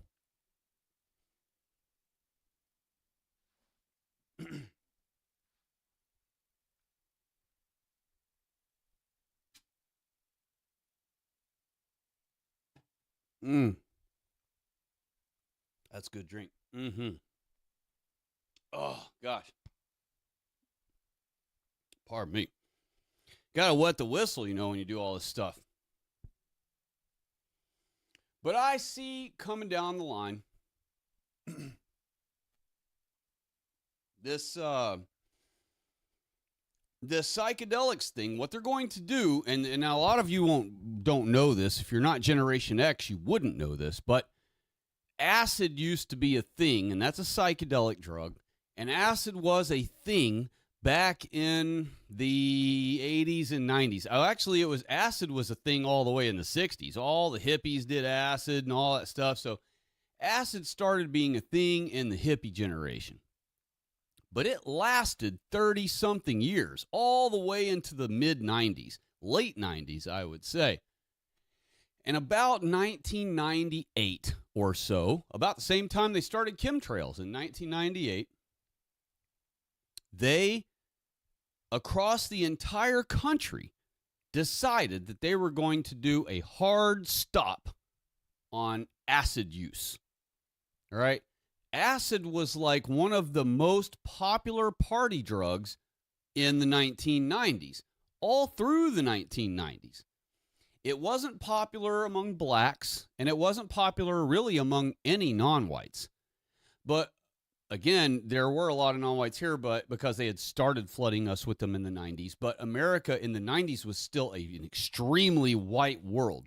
So the bulk of the population back then, by a huge margin, were white people, and acid was the drug of choice. Of course, marijuana was always the top drug, or even though I don't call it that, but I'm saying when I say drugs tonight, I'm talking about what the government declares, what Jews say to use against us. Pot was the number one party favor, but acid was a close number two. And so, and it was so much more so a party favor than anything else other than pot, that even when ecstasy came along later on, and then there's some other thing came behind right after ecstasy. I forget what the next thing was after that. And then all these crazy designer pills started coming out, pharmaceutical pills, Oxycontins and oxycodones and all this other stuff. What was the other one? They had some other one that everybody was doing back then. They called them bars for a nickname, but I forget. Oh, Xanax and all this stuff. So as all those things came out, acid was always above all of them, right? And it's a psychedelic drug. So in 1998, and I don't know why, inexplicably, the government just decided out of nowhere that they were fed up with acid and they didn't want anyone having it. So they created this rule in America, and I don't know if it still exists or if they did away with it over time after they got rid of acid, but it worked. It immediately got rid of acid. Everyone stopped using it. Everyone stopped taking it. It wasn't for sale anywhere anymore. You couldn't find anyone that was selling it. You couldn't find anyone that was on it or had any. It just went bone dry like a light switch because of this law that they created. I don't want to call it a law, but a violation that they call it or whatever.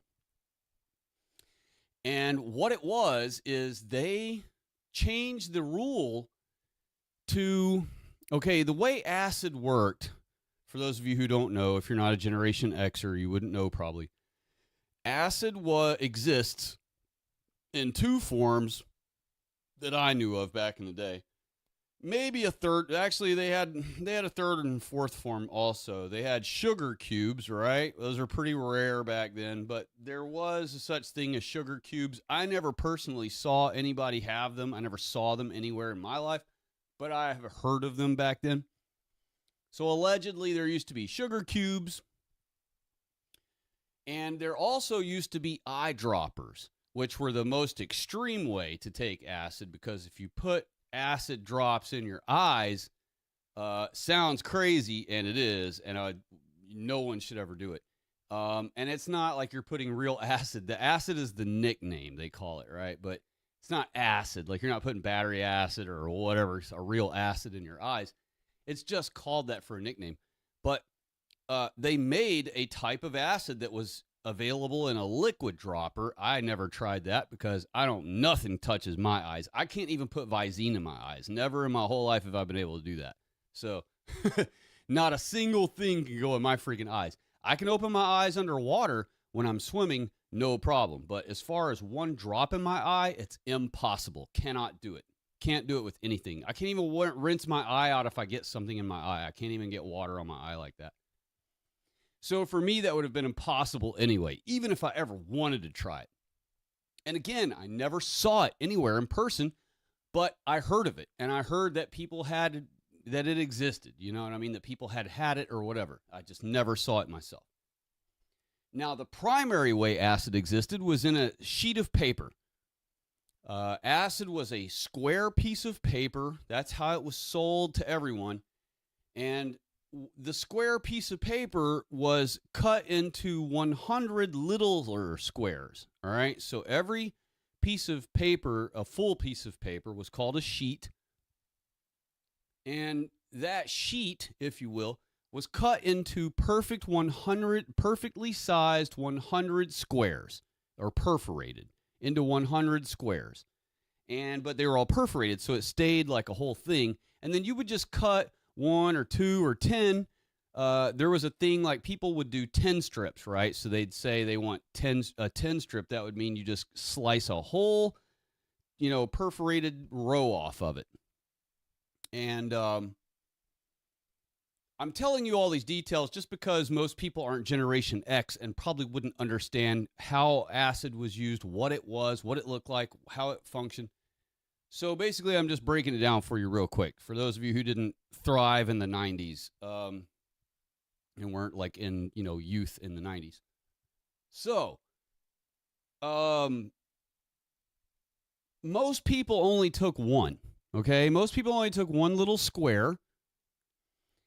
Not the whole sheet, because you die if you did that. So you just take one little tiny square, right, of the 1/100th of the little square sheet of paper, and that would be one hit. It was called, right? One little super tiny square was called a hit of acid, and that's all you would need. You just take that one little square piece of paper and put it on your tongue. And, people are dumb. They would put it under their tongue or whatever, tape it to their arm. People did all kinds of stupid stuff with it. But the idea was you're just supposed to put it on your tongue and let it soak in right away. And about 45 minutes would go by, and whatever the chemical is in it would kick in. And next thing you know, you would feel funny first. You would just feel like jittery and all this stuff. And then you'd feel giggly. And then over time, you'd feel kind of a weird anxiety, and then you would start seeing things, right? And you wouldn't totally hallucinate. Most people didn't totally hallucinate. They wouldn't see things like standing in front of them all the time or something like that. But what they would do is they would look at the ceiling or the wall, and the wall would look like it's breathing. It would look like it's swelling in and out at them. Or they might look at a picture on the wall, and the picture on the wall, if there's people in it, they might start moving or talking to you. You know what I mean? There are people who would have conversations with plants or animals or an inanimate object. All kinds of, weird, people did hallucinate a little bit, but it was high function, though. You weren't you weren't out of your mind. If you were on acid, you could be tripping on acid. They called it tripping. You could be tripping on acid, and you could get in a car and drive for like 20 hours. You know what I mean? And you'd be all careful and watching out for cops, and, you'd be like super paranoid and watching every little move you make. and you'd probably be the best darn driver you ever been for that whole 20 hours. So it was kind of like Whitey's version of I don't want to say it was like cocaine, because it isn't like cocaine, and I've never done cocaine, by the way. You're listening to a human being who has never touched cocaine in his entire life. Never once. Never touched it on my fingertips, my tongue, my face, my nose, my mouth. Nothing of my entire body has ever touched cocaine or heroin or PCP or any of these drugs, any of these pills. I would never take a freaking pill. I don't trust that shit as far as I can spit. So I would never take a freaking pill. I would never do any of these things. And particularly and especially, and the one I most esteem myself about is cocaine, because that is the one that all white people are tempted to do. And I never, ever, not one single time in my entire life, not 1 second ever did I ever touch cocaine. And in any way, shape, or form. Not smoke it, not touch it, not lick it, not snort it, not sniff it, not hold a baggie. I've never even held a baggie of cocaine between my thumb and fingers in my life. Never. Because I didn't want my fingerprints on the baggie. So even if I saw one anywhere in my life, I've never even touched a baggie of this shit so that my fingerprints would never be on it. You know, I live in a Bible Belt state, and, cocaine was treated very severely. So I grew up right out of the gate knowing that if I ever got caught with that, I already saw all the war stories I'd see on the news as I was growing up. Mugshot after mugshot of people very unhappy that they've been arrested, busted with cocaine. So once I got to, old enough that I was doing my thing as a teenager, I didn't want anything to do with it. And in fact, any friend of mine that I had along the way who became a cocaine user, I stopped associating with them. I may have stayed friendly with them, perhaps, if I saw them at the store or somewhere, I'd be, hey, give them a hug, give them a handshake, but did not hang out with them because I don't want to be busted by being in proximity or have association with, you know what I mean? So I would never even spend time with anyone who even did cocaine. And but to get back on the point here, I'm still haven't got to my freaking point. Good Lord, I've drugged this out for an hour maybe. When these troops start taking these psychedelic drugs, they will be classified by the government. And I didn't even I'm kind of jumping ahead of myself still. I still haven't got to the point, but I'm actually getting ahead of myself now by just telling you the point. And I never told you how they did away with acid. I'll tell you all that in a minute. Let me give you the point now, and then I'll give you the rest of the explanation so that it doesn't drag out forever before you hear the point.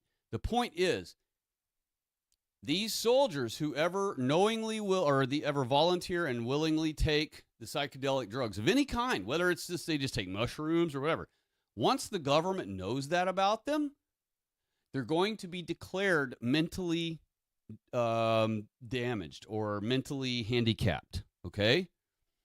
And then once they're classified then they can just move the classification and manipulate the definition all they want each year as bills are rewritten and bills are changed and bills are modified and bills are adjusted or amended or all these things.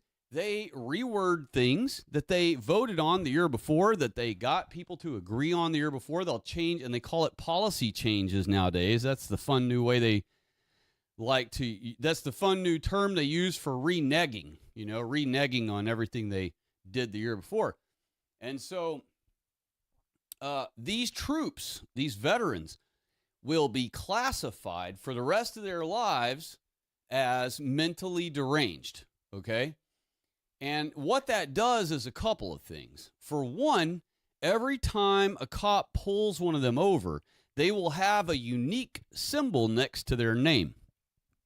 Cops may not tell you this. They may not want to admit to this to you, but cops now have, when they run your name, if they pull you over, they have certain little symbols.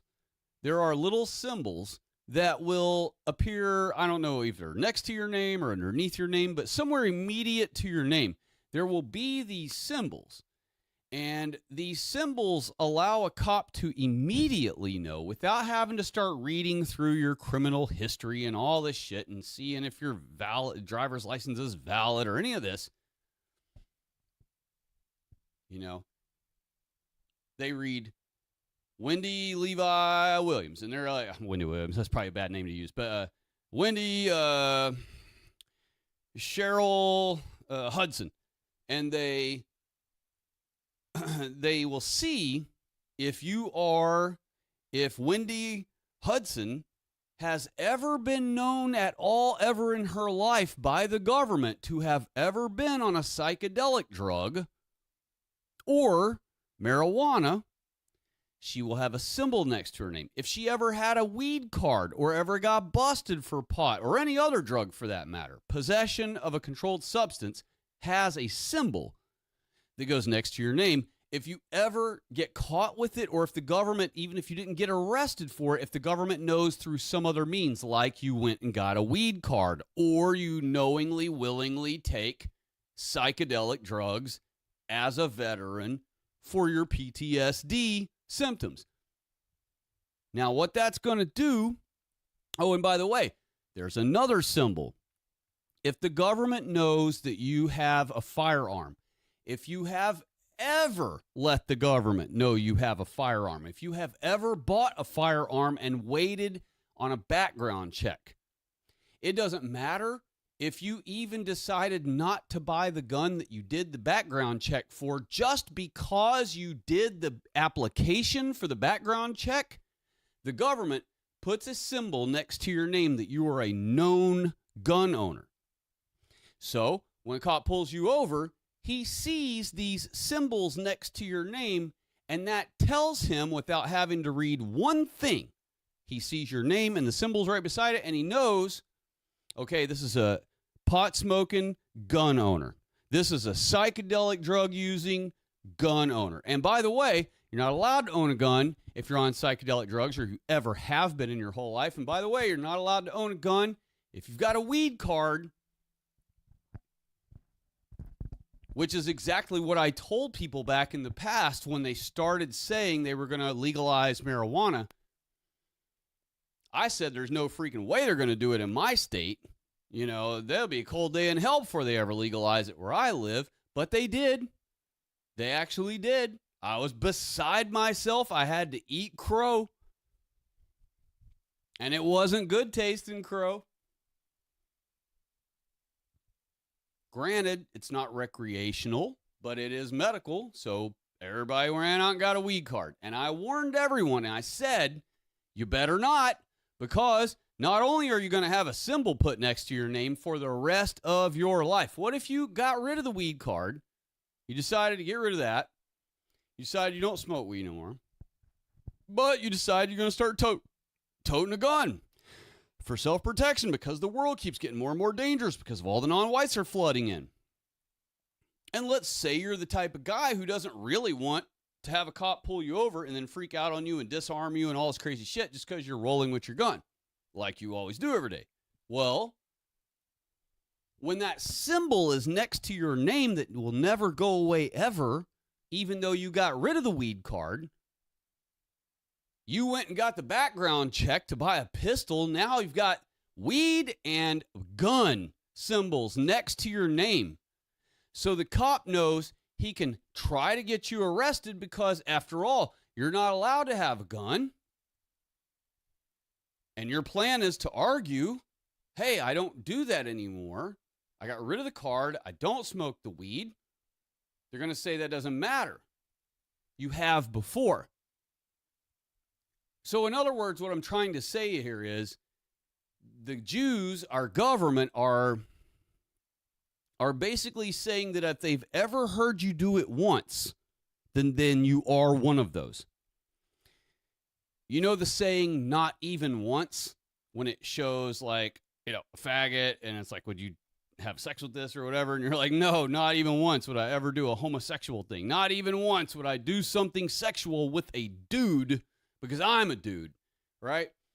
So not even once, right? Well, that's how the government treats all of us white people who ever do a drug and the government knows about it. It's not even once, or we know and keep track of you for the rest of your life as being one of those, whether it's a pot smoker or a pot smoking gun toter, which they declare is against the law.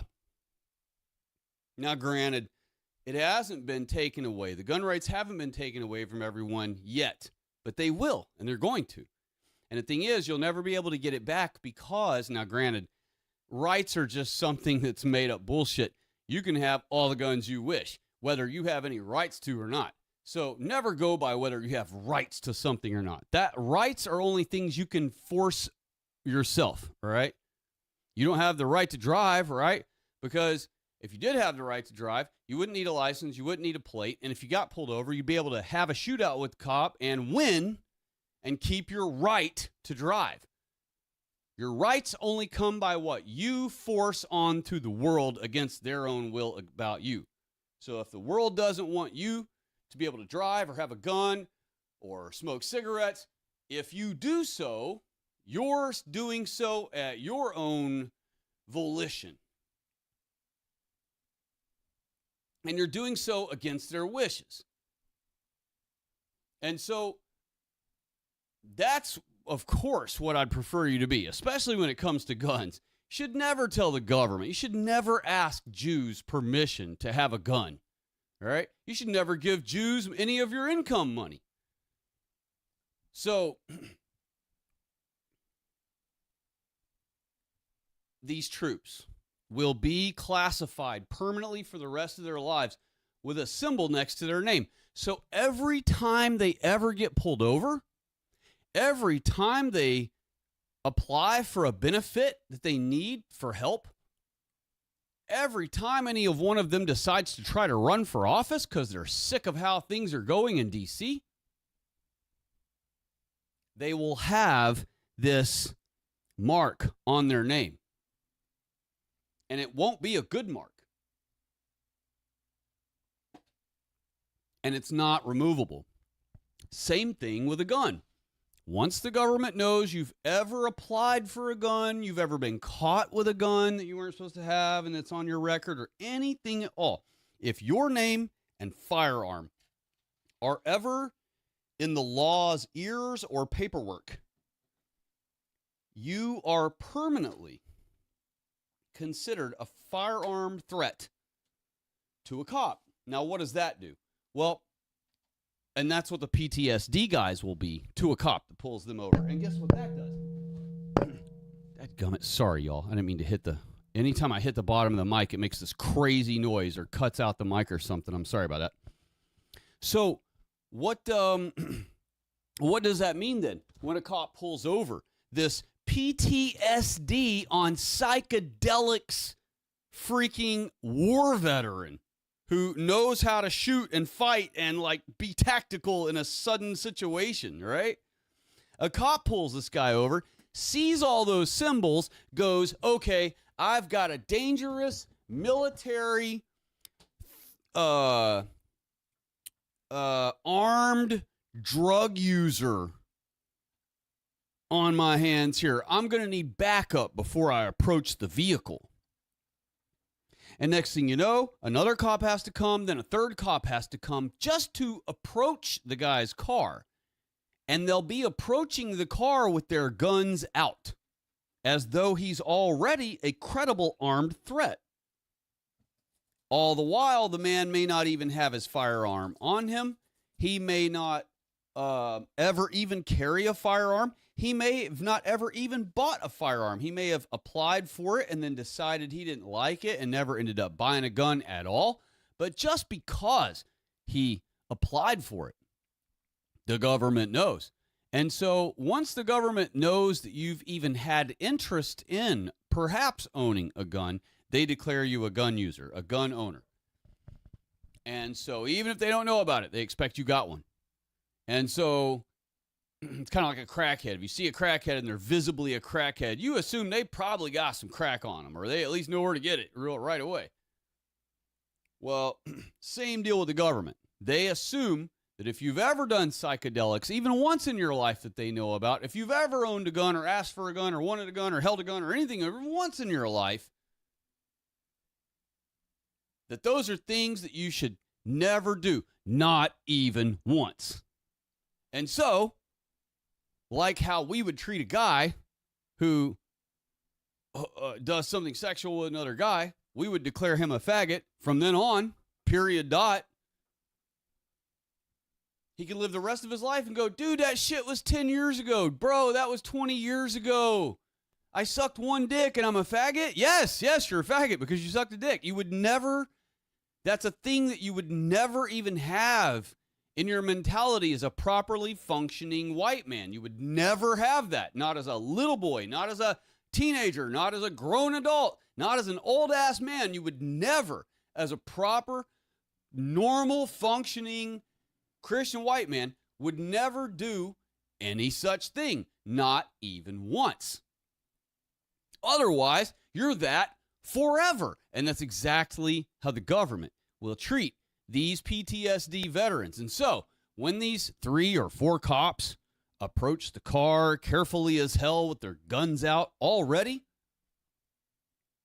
one little flinch that guy makes the wrong way. You got some registration?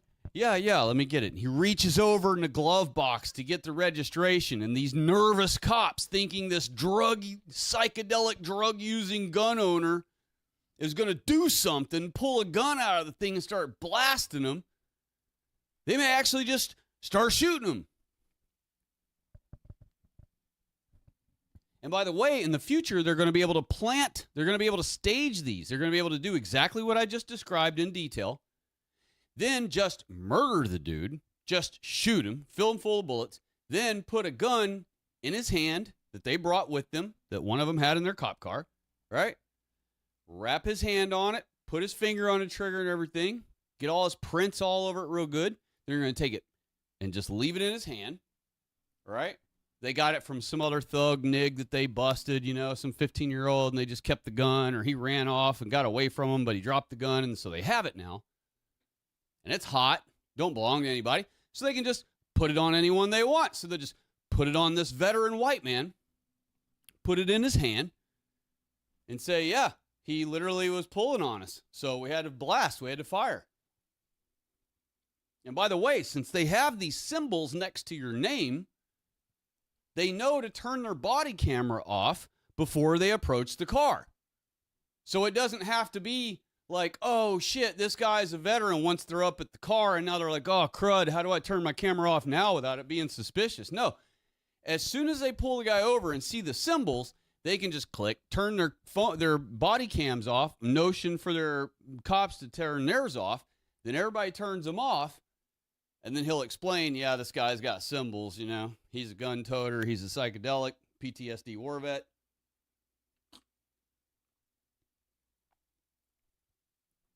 Probably a dangerous white supremacist.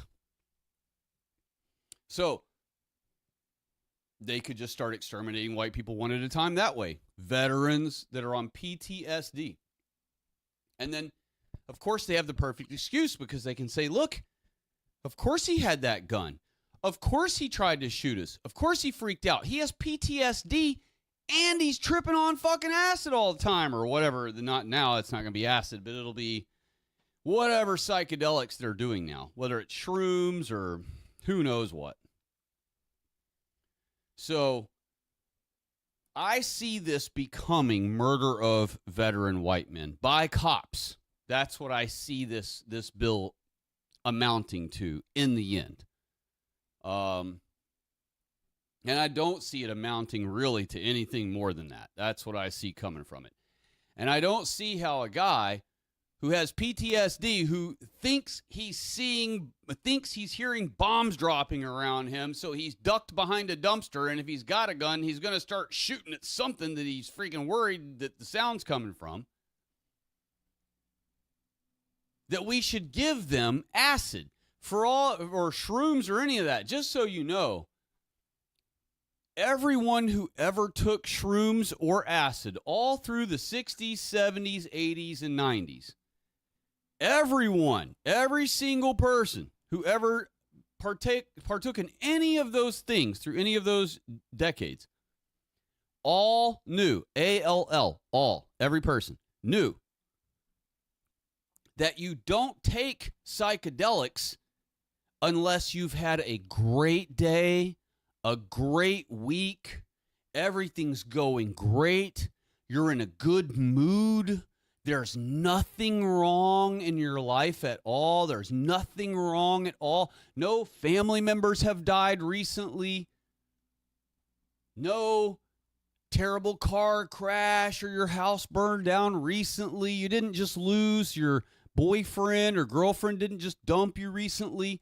If any kind of negative thing had happened in your life recently, you, as a person who partook of those things in the 60s, 70s, 80s, or 90s, knew better than to take a psychedelic while you have life problems, while you have life issues. And because every single soul on earth that did those things through those decades knew that, they would literally, and this is, you can believe this if you want or not, it's totally true. Other users of those drugs would actively, and I mean proactively, and I mean staunchly, like a parent, guard their own friends or friend from partaking of psychedelic drugs or shrooms or whatever with them, if the group knew or the friend knew that that other person has had something bad go on in either their day or their week or their year. If they've had any kind, and of course the further back the time goes, the more severe the thing needs to be for it to be valid enough to be concerned about tripping on a psychedelic thing. But like, let's say you decided you wanted to do shrooms with all of your friends, and it's 1988, the peak year of humanity. You're sitting in a living room or your bedroom with some of your friends, and you're listening to Guns N' Roses for the very first time. And you're all sitting there, and you decide, hey, I got some shrooms, let's take them. And everybody's like, yeah, let's take them. But one person just had their dad died, or not their dad, let's not go that extreme, but their uncle died, and he was close to him, or maybe something more than that. Their dog died. Let's say their dog died. That's sad, and that's not any person. So let's say their dogs, they had all their life growing up since they were a baby, had just recently died. And everyone in the group knows this and knows that, let's say Benny is still recovering. He's still in mourning and still talking about his dog every day when he sees his friends, still looks at his dog on his phone all the time, has him on the homepage. My dog that I had for 8.5 years, and I haven't had her now since the end of 2020, she's still on my phone home screen. So here it is, 6 years later, almost the dog's whole life, or half of it anyway, and she's still on the home screen of my phone because I loved her so much. And she was such a loyal, faithful, good dog to me, and loved me dearly. And I miss her dearly. And so if that was the case for you, right, your own friends would literally say, hey, you shouldn't take these with us. And you may think, wow, that seems so rude. Why would my friends not let me partake along with them and just tell me that I shouldn't partake with them? That seems so rude. But they would literally be serious as heck when they said it. They would say, you should not do shrooms with us. They wouldn't tell you couldn't, but they would say, listen, you really shouldn't because your dog just died. You're still mourning over your dog. who knows? You could end up having what's called a bad trip. And everybody knew what a bad trip was back then. And everybody was very afraid of having one because you don't know what you would end up doing to yourself. You could kill yourself on accident. You know what I mean? You would be doing it on purpose because you're freaking out tripping, but you would, of course, not be meaning to if you was sober. You wouldn't have done that to yourself. You know what I mean? So that's why I mean by accident. But tripping, having a bad trip, you would try to kill yourself if you had a bad trip. You know what I mean? And so everybody was afraid of having a bad trip, and everyone was afraid for any of their own friends or ones they cared about ever accidentally having a bad trip, because it would be bad. And if anybody started having a bad trip, all of the rest of the friends would actually huddle together as a team they would all start actively working together to babysit their one friend who's having a bad trip, so that not only does their friend not go off the deep end and perhaps maybe harm or die or kill themselves or harm themselves or hurt someone else, but also so that they don't start having a bad trip because of this person's bad trip. So they all will gang around the person together and support the person and talk sweet to them and calm them down and tell them everything's fine and you're just tripping, don't worry, and all this. Tripping was a very group effort thing. Psychedelic drugs is a group effort adventure. It's not something that one guy by himself should just be driving around on PTSD trying to live a normal life by himself, you know? Wife cheated on him while he was overseas on duty. He found out about it. They're divorced. Now he's ultra depressed, lost his wife, lost his big house, lost his family, had to sell his boat. Now he's got alimony he's got to pay, and she's the one that got the kids, got the house, got his money, and got laid the whole time while he was off fighting for the Jews. And now you're going to give this guy mushrooms for him to be on, tripping balls while he's ultra depressed on PTSD, mad at the whole fucking world. You know, kind of sounds like it could turn out good for us if they would actually just shift all that energy and go straight to DC with it.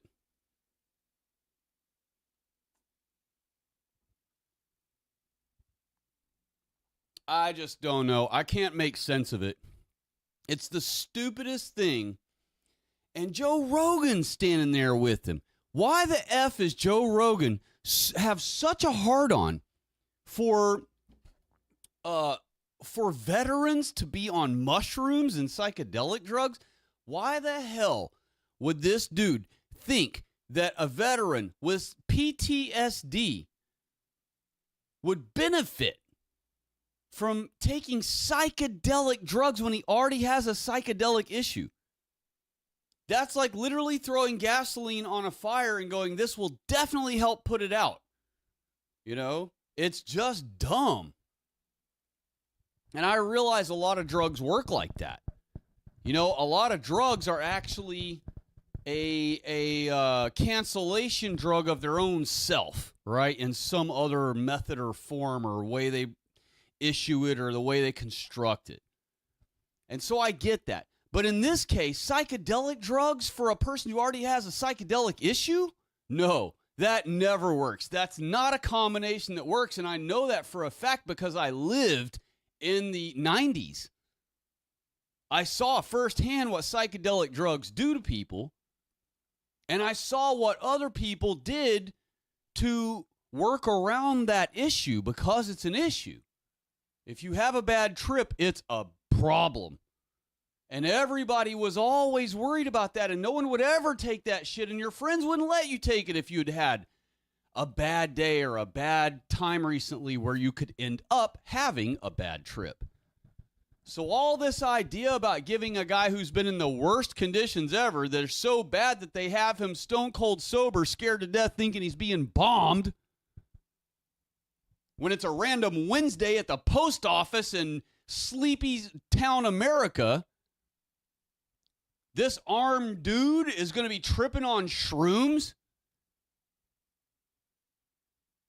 I think it's the dumbest thing ever. If Joe Rogan wants to be there kissing ass to Trump and, oh, yeah, MAGA and all this, well, it should have been for veterans to, the executive order should have been that no veteran could ever be homeless.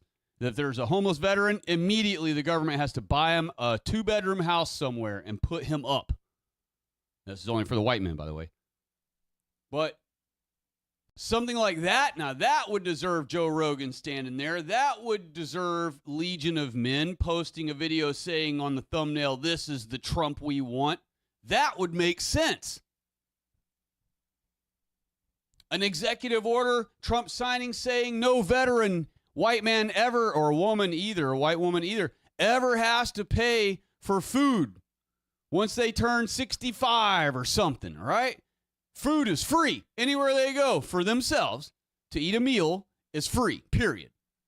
You know, and maybe not free so that the restaurant has to eat it, but it's on a card. They get a card and just anywhere they eat. If it's a restaurant, the card works because it's a government card. Bang. Veteran food card. That would deserve Joe Rogan going to the White House, being giddy like a little kid meeting Trump and watching him sign a bill. That would be worthy. Putting PTSD veterans on shrooms? I don't buy it, y'all. I have to take a quick bathroom break. I apologize. Let me go do that real quick, and I'll be right back with you, okay? Give me just a few minutes, and I'm going to, in fact, let me, I just realized that I never actually turned the tunes back on, so I will. My bad.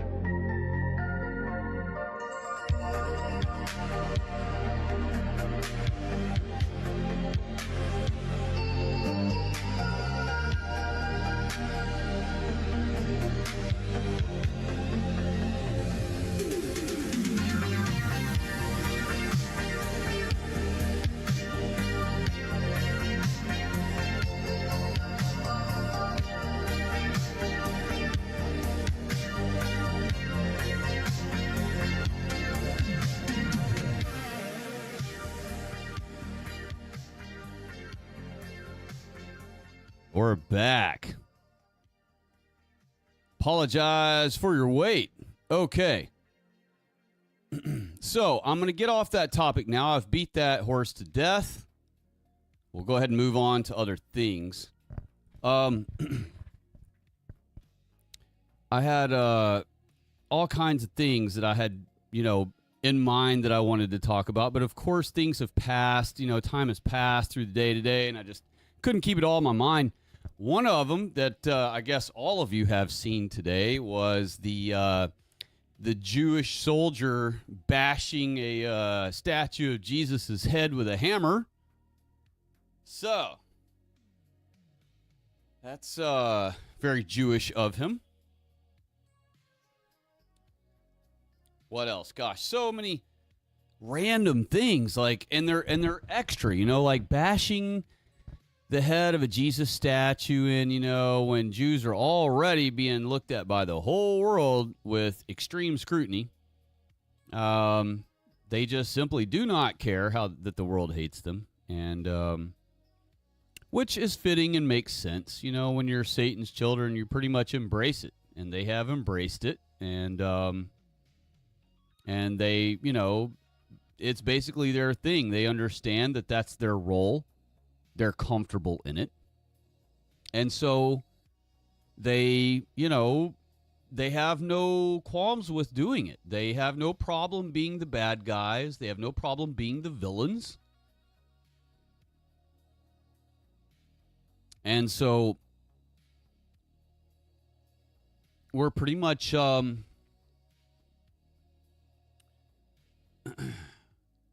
we're just in a bizarre world right now. A really bizarre world right now. There was, let's see, I'm just scrolling through some of the headlines here. There was a Winston-Salem shooting. There were 2 people killed in that. That's in North Carolina. And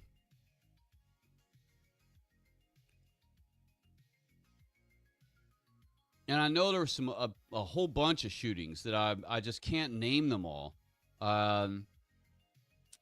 One was I saw a bunch of blacks on stage giving the presser, but then again, blacks have been given all of our police positions in pretty much all major cities. So it may not have even been a predominantly black town, but I think it was. I want to say it was like Atlanta or New Orleans. It was either Atlanta or New Orleans, perhaps. And bunch of people shot, bunch of people killed. What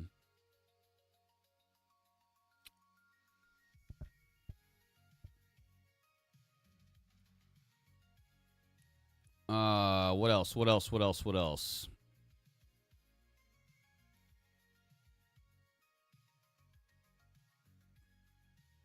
Supposedly there's this thing going around called the Trump account.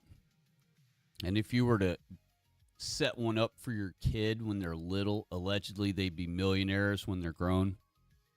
But of course, we don't have to worry about any of that with Christ coming in 7 years and with white people being under the great persecution in 3.5 from now. But, of course, that thing would be BS anyway. Just another scam to, swipe more money out of white people's wallets. Trying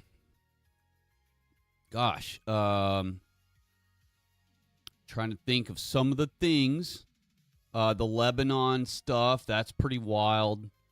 We're on like ceasefire number 12 right now or something. I don't know how many we've had now.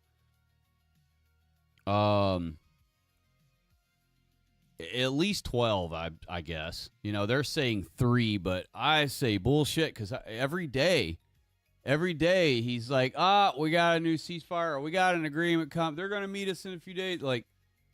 And then boom, within 30 minutes, Jews bomb somewhere. And he comes out another couple hours later. No, they've stopped all that. We're not doing that. We're not doing anything. Everything's a stop. There's no war.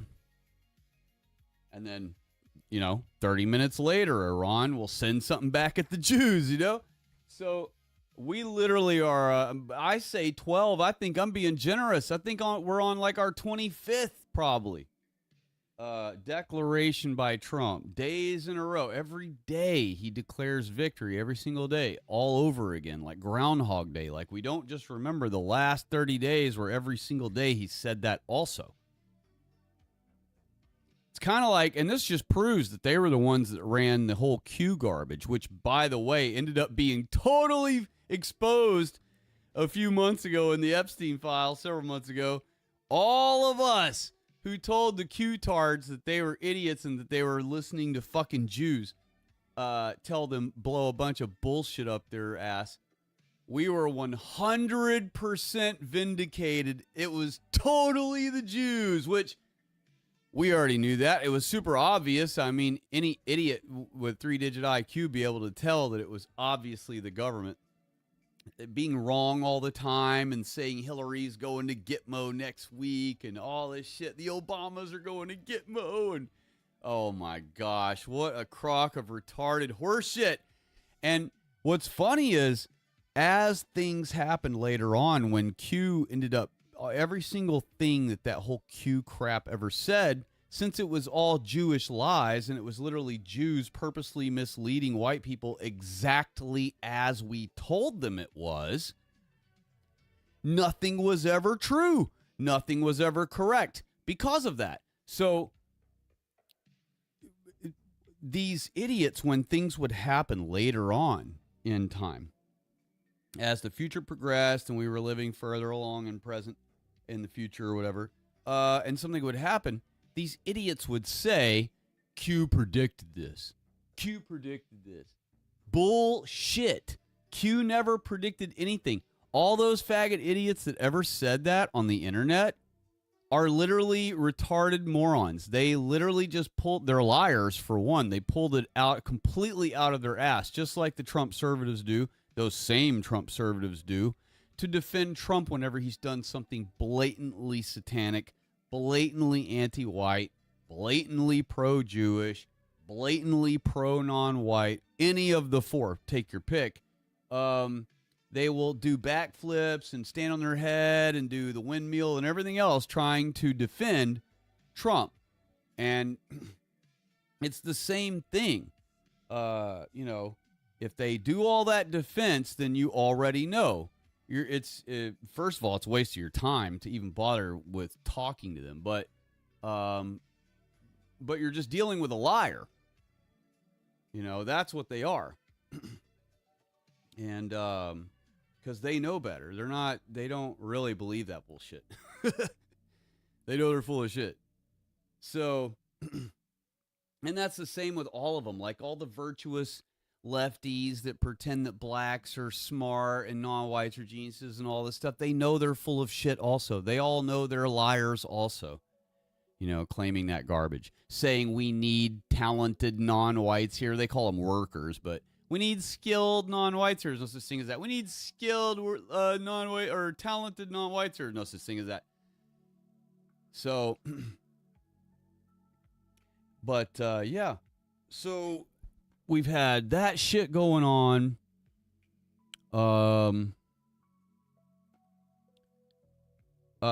Carmelo Anthony, who killed Austin Metcalf. That nigger just got a big win in trial. His trial was shut down. So that's not good. Don't know what's up with that. Haven't read into it yet, but that's not looking good. And Irina Zarutska's nigger that killed her is going to probably walk also. They've already declared he's unfit for trial. And so they'll move him to a medical facility for a little while. And then after no one's paying attention anymore, they'll declare, oh, it turns out he's better now. Well, he's not mentally deranged anymore because he's better now. So no need in keeping him here. This place is for mentally deranged people. He's better now. So he's free to go. And so he will walk scot-free most likely.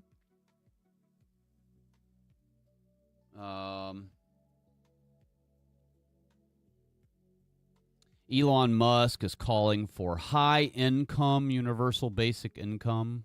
So, in other words, everybody uses $30,000 to buy a candy bar, just like when you go overseas and your $5 bill buys 30,000 pesos or whatever. It's like, oh, yeah, we're all rich now, guys. It just takes all of your wealth to buy a loaf of bread, though. Like, yes, I would like that $100,000 loaf of Wonder Bread, please. Thank you. I don't eat Wonder Bread, but if I eat bread, I buy, what is it called? Nature's Own? Is that what it's called? No, Martin's. I like Martin's, not Nature's Own. I like Martin's. And I like the butter bread. If y'all haven't had Martin's butter bread, you are missing out. You don't even know what you're missing. And they also have like potato bread, and they make really kick-ass dinner rolls. In fact, sometimes I make hot dogs or sandwiches whenever I feel like it, and I'll use their dinner rolls as the bun for the hot dog because they're all still stuck together. You have to pry them all apart, break them apart. So you can leave 3 together long ways and then just slice them like a hot dog bun and use them as a hot dog bun. I've done that plenty of times. Things are delicious.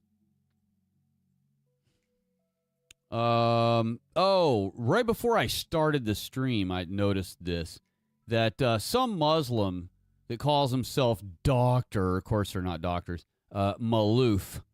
His name's Maloof. And here's, someone else posted about the stupid Muslim, and his name is Dr. Maloof. But this dumbass Muslim, I don't know who he is, but apparently he's going viral right now. But he claims Muslims are the real Japanese and that the Japanese descend from Muslims who moved there in 800 BC and built Japan, even though Islam didn't even exist back then.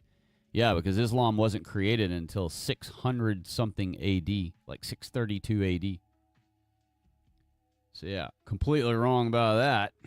But, of course, Muslims are starting the wee wuzzing now. So that's the first Muslim wee wuzz example that I know of. Yes, that mass shooting was in Louisiana that I had saw. It was in Shreveport. Shreveport, Louisiana had a mass shooting. Now, I haven't got to go over any of the details of it yet. Maybe I will tomorrow. I've got a lot to do tomorrow, so don't know how much I'll get to be online tomorrow. Maybe tomorrow night before I shut down for the night. But, man, I'm going to be so busy for the next... I don't even know how long I'm going to be working in a row, y'all. I might not have a day off for, 20 days or something. Who knows? So if I don't talk to y'all on a stream for a long stretch, couple of weeks, maybe more, there's nothing wrong. The Jews didn't get me. I'm just busy as heck this time of year. And sometimes this time of year, I'll have to do, more than a month without a day off just to cover it all. And then, and people think, oh man, a whole month without a day off, but it's not bad. It's not bad. Once you're done with a month, actually, I've done probably a month and a half or 2 almost with no days off, and it's honestly not that bad. It's over before you know it. And then once I've done all that, I usually take myself a nice week or 2 off and just get my house in order and get my affairs back in order, run all my errands, and so it really isn't that big of a deal to work, a month, straight without a day off. So it may end up, it isn't going to be that much. It's going to be maybe 20 days or something before I have a day off. I certainly hope I have Sabbaths off. And if I do, I will do Sabbath streams.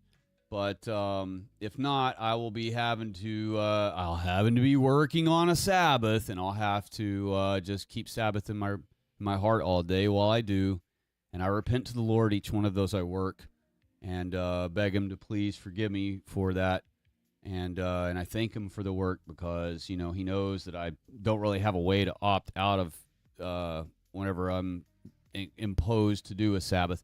And, of course, I could opt out. I could just walk away from my whole industry and the whole thing. But like I've said in other streams, when I when I devoted my life to Sabbath back in 2011, whatever it was, 2010, something like that, I the Lord knew I was extremely serious and meant it with every single molecule of my heart, soul, and mind and body. And I have faithfully revolved my entire life around his holy Sabbath seventh day every week, all of my life, all of my days since then. And God immediately, when I used to have to work every single Sabbath, basically when I discovered Sabbath, I worked every single one because Sabbath is your busiest day in my industry. So, it's the weekend and whatever. So, and Saturday's always busier than a Sunday on the weekends because Saturday's Saturday. It's a bigger deal. A lot of people go to church on Sunday or they rest on Sunday to recover from what they did on Saturday. So Sabbath is always the big deal in any industry that has, busy weekends. And so for me, when I discovered Sabbath, I did not suddenly become concerned and afraid like, oh my gosh, I work every Sabbath. I'm going to have to quit my career and everything. What am I going to do? Instead, I was happy and grateful, and I came to God in prayer and thanks that he revealed to me the truth and that it was finally obvious to me and I could finally see it. And I apologized for the delay and how long it took me to realize what he had been showing me. And I told him from then on, Sabbath was my only important day of every week, far above, not that it's the only important day, but I told him it's the most important day and that there is no other day that's holy and that it is set apart and that it always will be in my heart from forever and ever. And for all of my days in my trial on earth. And I've dedicated my heart and soul to that and will never vary from that. And so when I do have to work, my point was after I gave him that thanks and that gratitude and that assurance that me being his faithful servant would happily and gleefully delight in his Sabbath, as he says with his own words. I delight in his holy Sabbath, just as he said he wants me to. And I delight, that exact word, as he used. It's a delight for me to follow Sabbath. It's a delight when Sabbath arrives. It's a delight for me to enjoy my Sabbath every single week. And so the Lord immediately, like it was literally a miraculous light switch flip. Suddenly, I switched positions in my career, not positions. I misworded that. I switched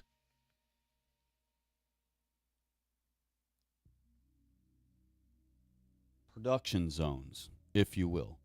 You know how like a factory has all these different areas. You have a zone that assembles brakes. Well, when we used to have factories, I didn't say American, so I guess I could be talking about a Chinese factory. So you know how any factory has zones. It has, assembly, it has packaging areas and things like that. Well, it's like a zone. You know what I mean? It's like that. I went to a different zone, and out of nowhere, immediately, I no longer had to work on Sabbaths. Hardly ever, y'all. Hardly ever. This coming from a guy who worked every single Sabbath, and I still beg forgiveness for those to our holy God every Sabbath prayer. And I will beg him in front of all of you now, God, please forgive me for every Sabbath that I ever work, for every Sabbath of yours that I ever defile be it either on purpose or by accident. Holy God, Father, my will and my heart and my mind and my body and soul is to never offend you, ever, for any reason whatsoever. And please, if it be your will, Lord, please bless me to never offend your holy Sabbath, even if I work on a Sabbath. My prayer is that it doesn't offend you, because you know that my heart literally revolves my whole world around your holy Sabbath. And the whole day I'm at work, I will be grateful that it's Sabbath. And as soon as I get off, I will celebrate the rest of my Sabbath before it's over. And before I go to work that day, I will get up extra early, just so I have extra free time before I have to get ready and leave, so that I can enjoy my Sabbath first thing when I wake up also. And I do these things faithfully. And so that is why I don't concern myself when I need to work a Sabbath now and then. I have given it to God. I have apologized to God in Christ. I'm not just out murdering people and then saying, I'm sorry, God, afterwards. And yes, the fourth commandment is severe. It's even higher up God's list of not violating than murdering someone. But it's up the list in importance to God because it's a gift to us. And it's Him telling us to come home to see Him. It's Him telling us to stay in contact with Him. Stay in touch. That's why it's number 4. And that's why it's so far up above murder or some of the other things. Because it's more important to stay in touch with God than to ever lose touch with God. If you lose touch with God, then all the other commandments fall apart. Even if you don't violate all of them, you'll violate most. You'll violate some. You'll violate at least one. But the Sabbath is a gift. It's not a militant imposition. It's a gift. And He wants us to exercise our gift so that He gets to fellowship with us. He wants us, His children, to come home to visit Him.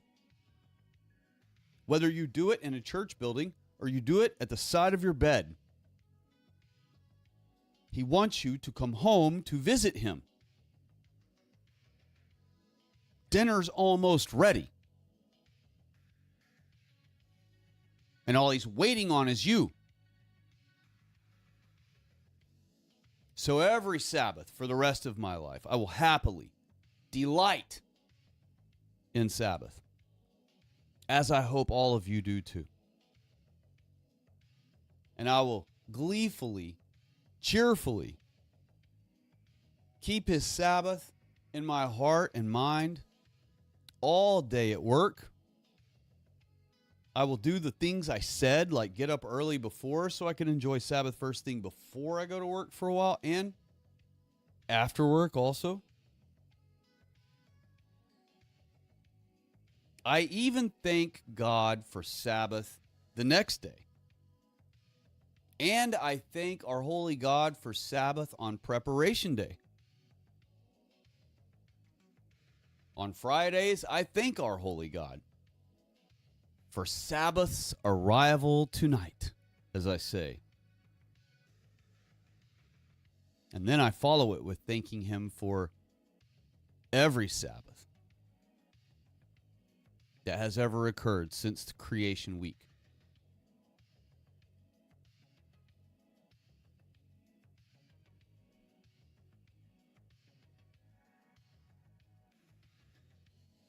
And you know, Sabbath is why God floods us with non-whites and destroys us. And I've reminded y'all of that a million times. But let's review one more for the new visitors. The beasts who have hands, while animals do not have hands. The beasts who have hands, who can cry out to God, who will pay for their sins. What animals do you know are going to pay for their sins? You don't. There are no animals that are going to pay for their sins. The beasts who can pay for their sins and cry out to God and have hands. and who are able to defile our women. That means rape our women or have willing sex with them if they're willing participants. And devour our children. No four-legged animal can storm into any white society and devour our children. The only thing that is a beast in our Holy Bible that has hands that can cry out to God that it will pay for its crimes against white people in the end are the non-whites.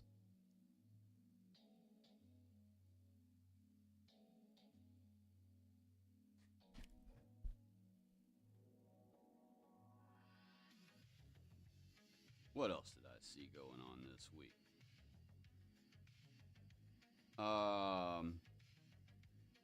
The insider trading stuff is out of control.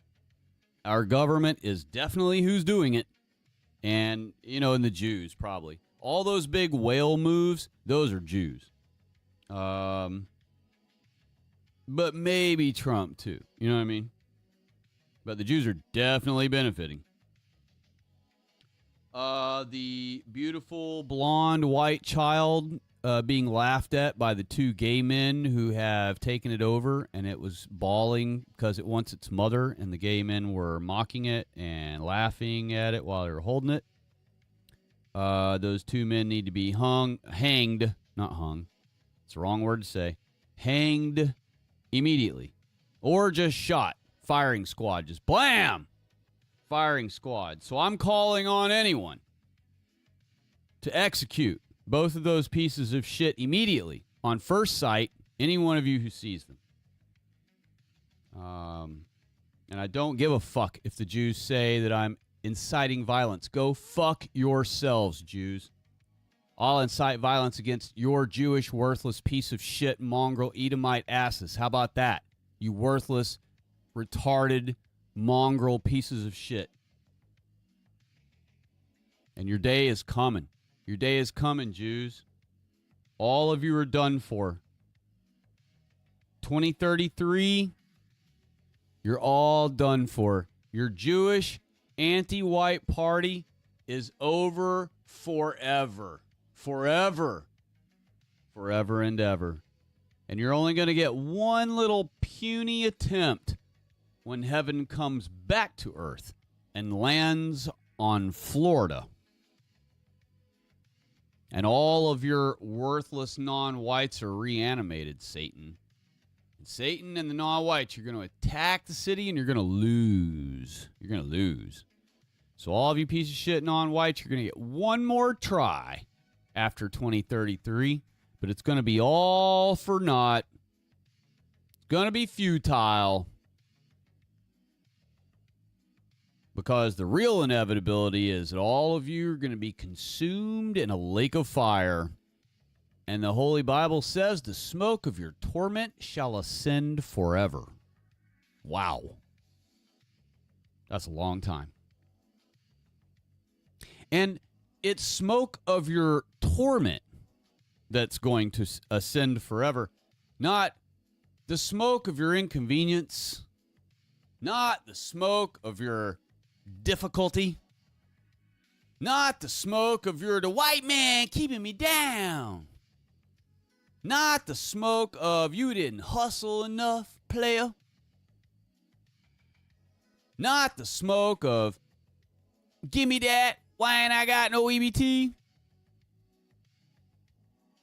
No, it's going to be much more severe than that. It's going to be the smoke of your torment.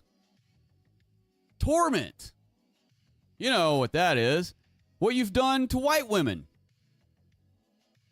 That should have put you at being executed, but instead you got away with it. So you're still free and listening to me on YouTube. Your day is coming. Jews, non-whites, your day is coming. Buckle up. It doesn't matter that you're winning against white people. It doesn't matter that you're going to let lots of niggers rape lots more white girls. It does matter, but at the end of it all, you think you're going to win.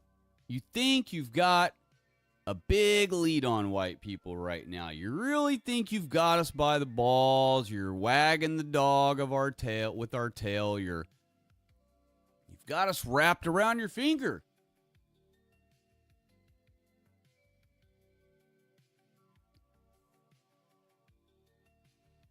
But thank God, he programmed into you worthless Jewish pieces of shit, you worthless Edomite mongrel garbage, only good for being extinguished by God's mighty hand and for nothing else at all.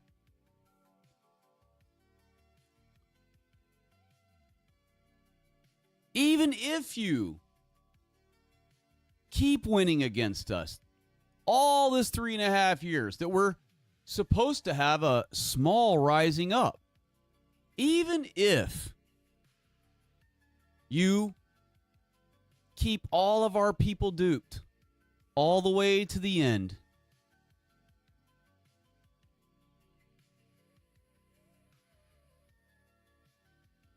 you're done for. You are done for. When Christ arrives in 2033, there will not be a yarmulke on this earth sitting on top of a living head.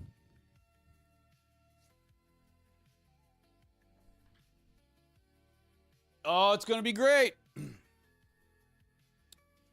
Can't wait to see all of you there. I can't wait to see my own white people there watching the Jews be dead. And I can't wait to see the Jews laying there dead. Why? For exactly what God out of his own mouth said in Obadiah, for their never-ending war against white people, for their hatred and war against white people, their envy, their jealousy of white people. That's what they're going to be exterminated for. I'm not going to do it. White people aren't going to have to do it. It's going to be total kike death. Did you hear me, Jews? Total kike death.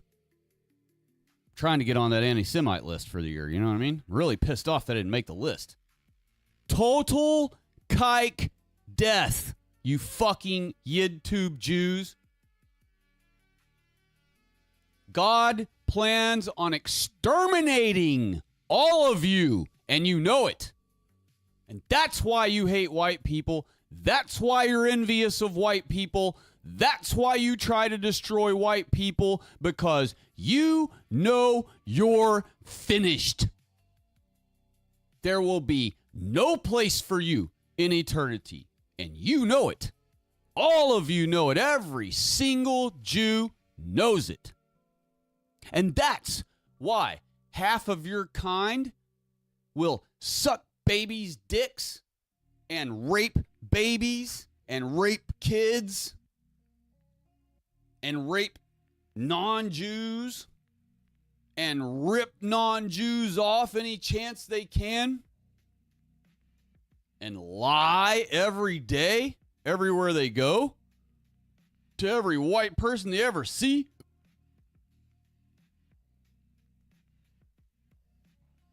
You fucking scumbags are dead meat when Jesus Christ gets here.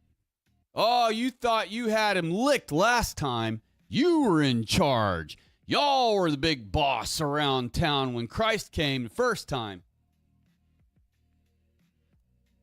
Gonna be a whole new ball of wax when Christ shows up next time.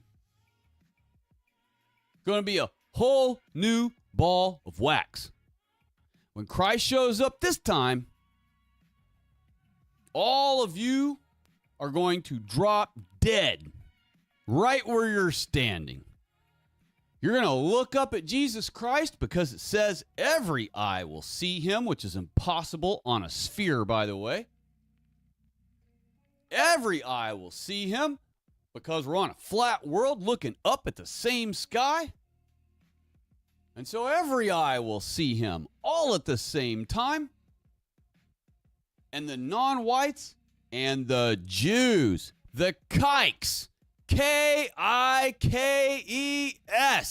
you worthless fucking piece of shit, Edomite, mongrel, garbage kikes,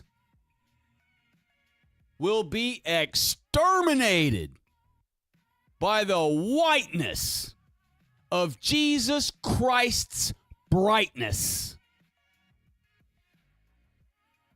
So you remind your little worthless Jewish piece of shit IDF soldier that smashed that statue of Jesus's head yesterday, thinking he's being funny.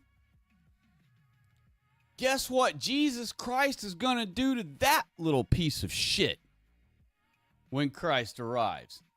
He's going to get the same treatment.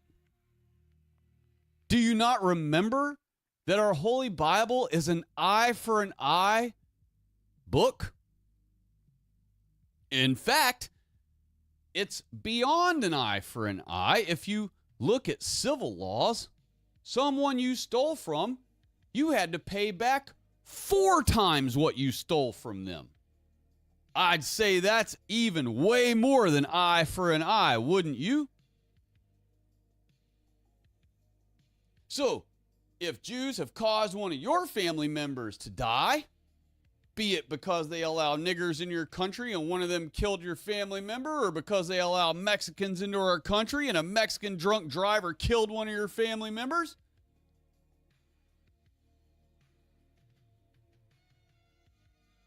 that Jew is going to die the same fate, or worse, maybe dying by the whiteness of Jesus Christ's brightness, maybe dying from the brightness of Jesus Christ's whiteness is 4 times worse than having your head smashed with a hammer. Maybe it is. Maybe it is.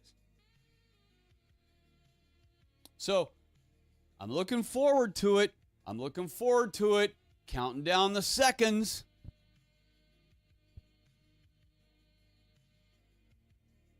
And it's only a matter of time.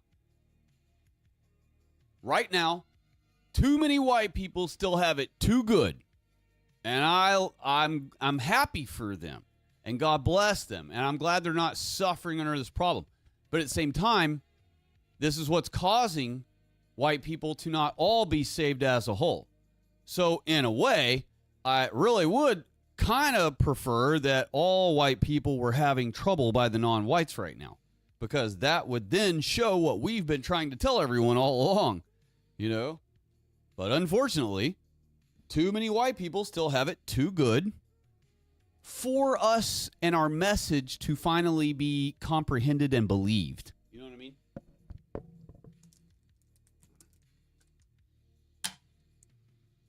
And I hate that. It sucks.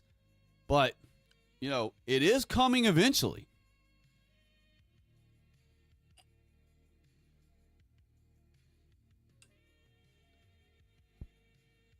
Oh, that's cold. I still say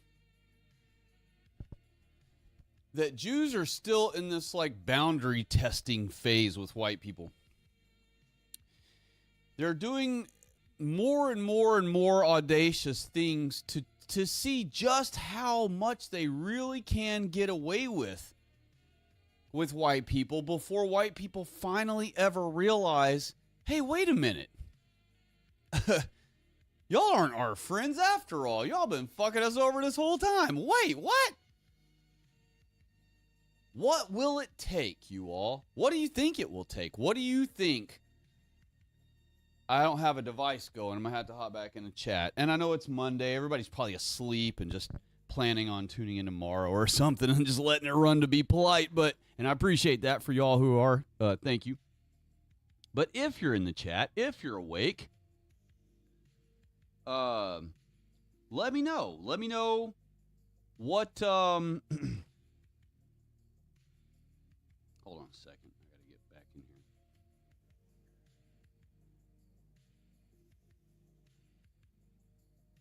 John Connor is here. You all, hello. God bless you, sir. Happy Monday. And Erastus Mustard Seed is here. Hello. God bless you. And happy Monday to you as well.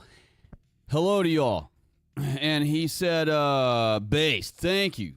Exactly. And John Connor said, dude, our society is spinning out of control. They cannot hide it anymore. Donald Kike can't hide it anymore with cuck-servativism. Getting sick of all the cucked whites, too.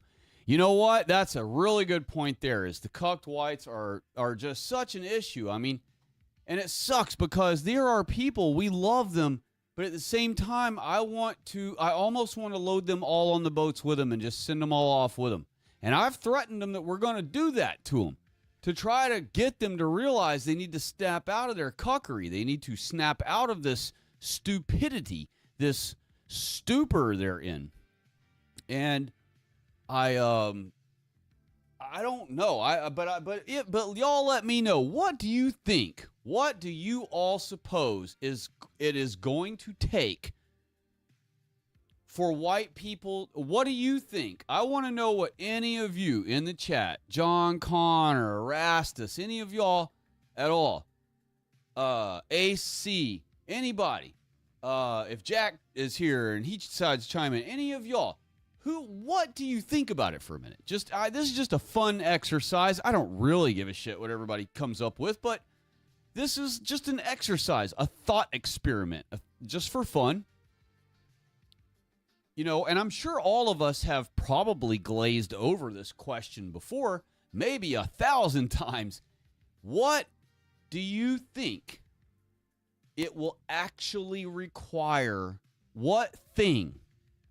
Raising taxes to some crazy amount on us, like over 60%? Or pretending to kill Donald Trump? But see, that still won't raise all white people up because so many white people hate Trump that wouldn't work. What do you suppose what thing could you ever conceive in your mind would be a powerful enough straw that broke the camel's back? In fact, you know what? I'll bet you that's what it's going to be. It's going to be something small that causes white people to explode against the Jews and non-whites. Remember the straw that broke the camel's back. It's a straw.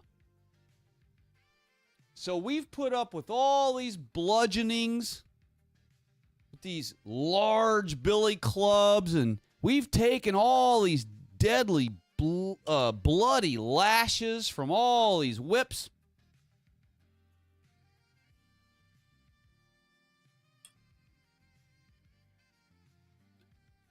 And that was the bulk of our suffering. But now, fast forward to the future, which we truly live in right now. We live in the future. I didn't finish talking about that earlier, but we truly live in the future. This is the future. I did finish talking about it because I was talking about anatomy and things and our limitations and how there isn't really much more future we can go. If we brought our ancestors, anybody from the past, into the future who lived before blimps and before electricity, and we plopped them in our car and started playing music in our car and started driving them down a road in a car, and they saw streetlights everywhere that should be flames instead of freaking just light, and they're riding in like a freaking chariot that has no horse, and they're hearing music. Where's it coming from? I mean, their senses would explode with overloadedness. You know what I mean? They would be overwhelmed. They wouldn't believe what they were seeing. They would feel like they're in a completely other world. That's how extreme of a future we're in. The person starts sweating. You hit a button and cold air starts blasting them to cool them down immediately. That would be all like magic to them. They would be, what kind of sorcery is all this shit? This must be of Satan. There's no way all these comforts can just happen to you suddenly. That you can just travel as fast as you want without having to walk or use a horse, and you can just touch a button and be cool or hot, whatever your desire. This has to be some kind of satanic magic. What is this? So we are in the future. We are at the end of the future. There is no future beyond this. Why do you think that every movie that's ever depicted the future beyond where we are now is all dystopian? It's always dystopian. Why? Because it has to be. We're already beyond the peak of humanity. Now it's just a downhill incline, or down a steady decline, a steady downhill roll. And AI actually has, believe it or not, decreased the sharpness of that slope. You would think AI is driving us rapidly to a decline, but in fact, it's not going to do that. AI is going to help the non-whites, especially niggers. It will help niggers do some things. But it is going to help white people in enormous ways also. White people are going to use AI to do meaningful, real things, to figure out meaningful, real things that they normally would have never had anyone to use to try to utilize for advice. Now, granted, we've already had the internet for 20 years, but the thing is, now, instead of it being a Google search and then you having to scroll page after page, looking at article or offering after offering as you scroll through Google page after Google page, looking for things to then click on and then read completely different formats and who knows where it is in this website that I just clicked on and all the stuff that I'm looking for. Google AI is just a direct way, or Grok or any of those you want to use, or just a direct way for you to pull all the world's known data that's documented online and then, use that to, all of that to then answer your questions or build some kind of idea that you're trying to get it done. And so white people, are geniuses.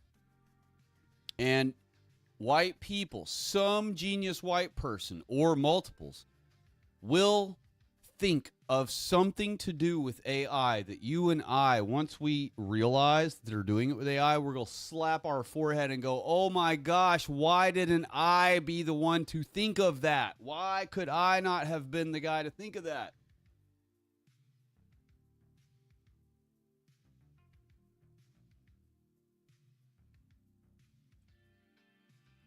Of course, we all think of obvious things. AI to drive cars and fly planes and, ring up groceries and whatever. But I'm talking about real meaningful shit. Like a white person may use AI someday to build a comprehensive, detailed tactical plan to take down non-white neighborhood after non-white neighborhood, one at a time. And it could be a lot of different things, but it could be that, it could be, who knows? It's AI there. We don't know what all we can do with it yet. We just don't know yet. And like I said, yes, we've had the internet for 20 years, but it wasn't useful in this way like it is now. Suddenly, it's much more useful than it ever was before because of this ease of use factor. Like I detailed a minute ago, the contrast of how we used to have to use the internet. So I see in the future coming up soon, these mini victories we have will most likely be from white people who have come up with some genius way to implement AI in a way that will benefit only white people. I can't say how it's going to work. I can't say what it's going to be. I hope I'm the one that comes up with one of the great ideas. I'd love to be one of those people, but who knows who will come up with these cool ideas? But it will be white people. They will come up with things to benefit only white people. And somehow, and I can't envision how, I can't say how it will happen, but it will put us back on the up, back in the advantage. And I'll tell you another way I know that this is the case. Because white people are more vested in AI than anyone else other than Jews and perhaps Asians. But even though you would think Asians are clamoring to come after us, they are not. Asia is 2 billion depressed Asians. They're all just depressed. Talk to any Asian that lives overseas, and they'll tell you, if they're not rich, they are just depressed. And they are oppressed. They have almost nothing, and they don't really care about their government because they know their government is who keeps them in that status, that lowly status. So they don't have any allegiance to their government. So they're not going to be soldiers for their government happily. The only thing China could try to tell them to do is go, hey, if you want to be a thief and steal other people's try to go steal white people's stuff, we'll help you. We're going to start bombing the shit out of their countries, and we want to flood millions of your race into their countries to fight them, and then whatever you take is yours. You can have it. You take their house, you take their big old Chevy truck, you take their whatever, it's yours. The Asians will go, no thank you. Asians are shrimps. They ain't trying to fight us white guys. We mog them on accident. Same thing with the Mexicans. They're not trying to fucking take over white people. They'll come here and smile and be polite and try to take us over in numbers, but they ain't coming here to start no fight with white people with guns. And I don't mean because white people have guns. They ain't coming here to start fight with white people at all. So, and Indians, they ain't trying to fight white people. Arabs, they're not trying to fight white people. Nobody's trying to fight white people. So, especially as a whole, if they try that shit, they would be fucking decimated. And the only ones that have carte blanche to just toy with us all they want for some reason, and I know the reason, are the Jews. But we're working on it. And as soon as we get the kikes out of our fucking country, we'll actually be able to have a proper existing country again. We'll be able to kick the non-whites out because suddenly there won't be a judge anymore that says, I'm blocking that. No, we're not going by any of our government shit. There's going to be no more Constitution, no more fucking Second Amendment and First Amendment and all that garbage. We're getting rid of all that bullshit. The minute we take charge of our country, our Constitution, which is nothing but a piece of paper that they wipe their ass with, that means nothing to them, that will never protect us from them, we're going to throw that fucking thing in the garbage.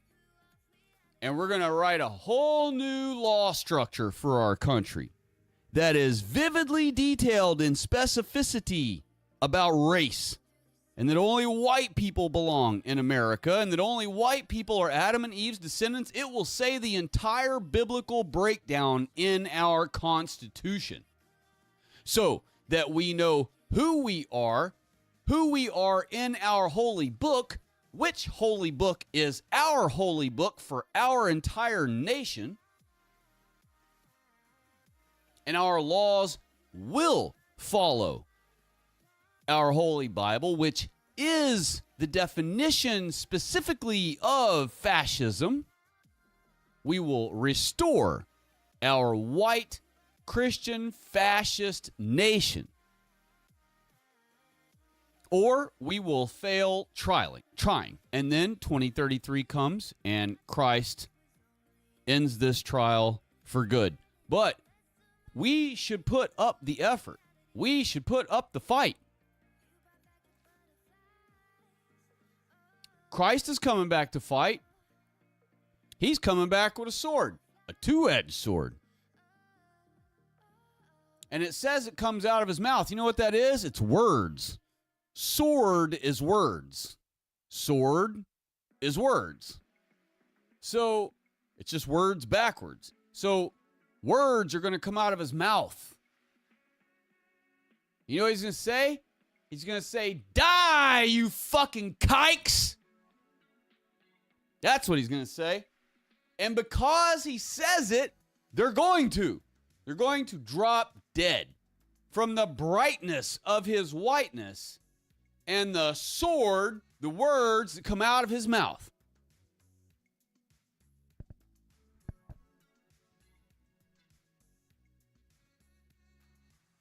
So that's going to happen.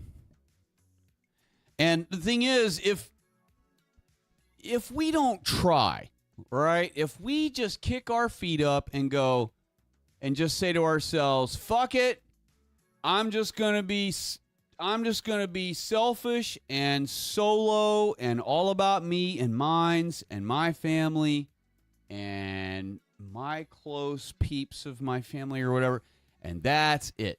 Fuck everybody else. You know, it's every man or every family for themselves. And Christ is coming in 2033 anyway, you know, so we're on our way out of here anyway soon anyway. So whatever. If they want to opt out of participating, then they're not participating in God's prophecy. If you're not a willing participant in God's prophecy, do you suppose God would want to keep you afterwards? Because after all, prophecy is about eternity. Prophecy is about the future, but it's also about eternity. And if you're not going to be in, quote, prophecy, then, where does that put you in the future? Nowhere. Remember how our Holy Bible says that there is no place found for them? Whenever it talks about someone who has totally hosed themselves, when their own stupidity and wickedness has brought them to the gates of destruction.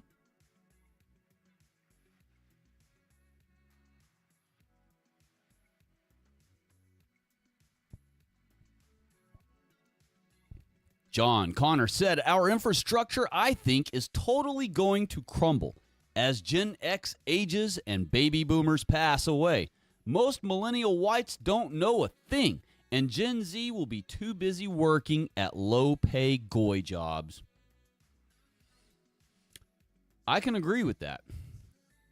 In fact, I mean, we talk about this all the time, how all of the fast food joints, all the low-paying jobs should be being worked by our high school white kids right now. When you pull up at a McDonald's drive-thru, which you should only do once in a very blue moon, it should be a white girl. High school girl. White. Hello, welcome to McDonald's. Can I take your order? When you pull up to the window and pay her and drive to the next window, it should be a high school boy. White boy. High schooler. Handing you your Big Mac meal. Asking you if you want more ketchup. Asking you if you want more napkins. He already put some in there because he's white.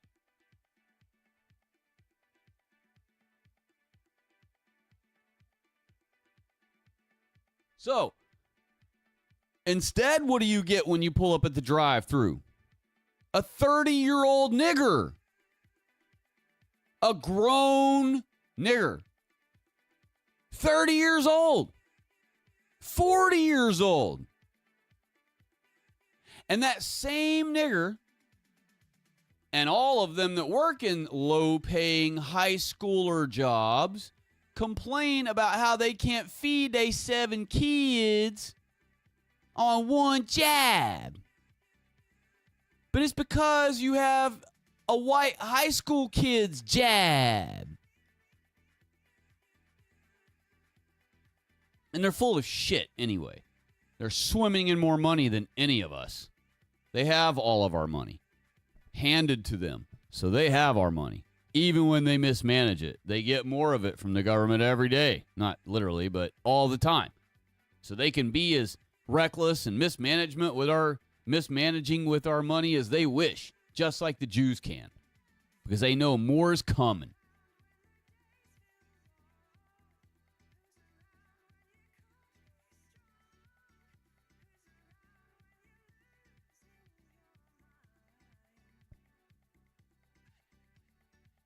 John Connor said, Gen Z, whites are going to be very sour, breaking their backs for their families and to even afford their homes. They are going to struggle bad, like Great Depression levels of work. Gen Z will also be stuck with a literal shell of an American infrastructure, like literal abandoned levels of decay and old white society. And people aren't thinking about this either. I got to move it where this big heart thing isn't in the way so I can read your sentence because it's the last one. And people aren't thinking about this either.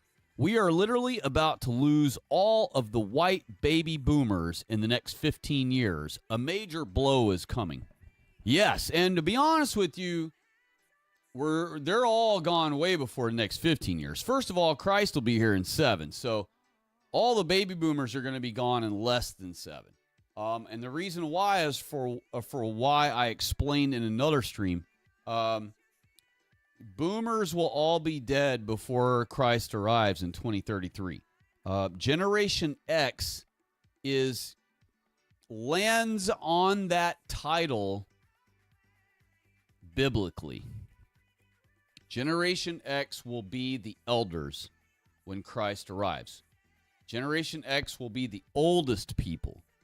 They won't necessarily be elderly people because Generation X is not elderly. But all of the elderly will die who are baby boomers of that era. And they are not baby boomers. They're Vietnam/hippies. They're the hippie era. Baby boomers are over 100 years old now. So they are all dead. And the only baby boomer you ever see is some dude on a YouTube picture as you're scrolling YouTube and you see Harry Fritchold is 104 years old today. Say a hello. Give him a happy birthday.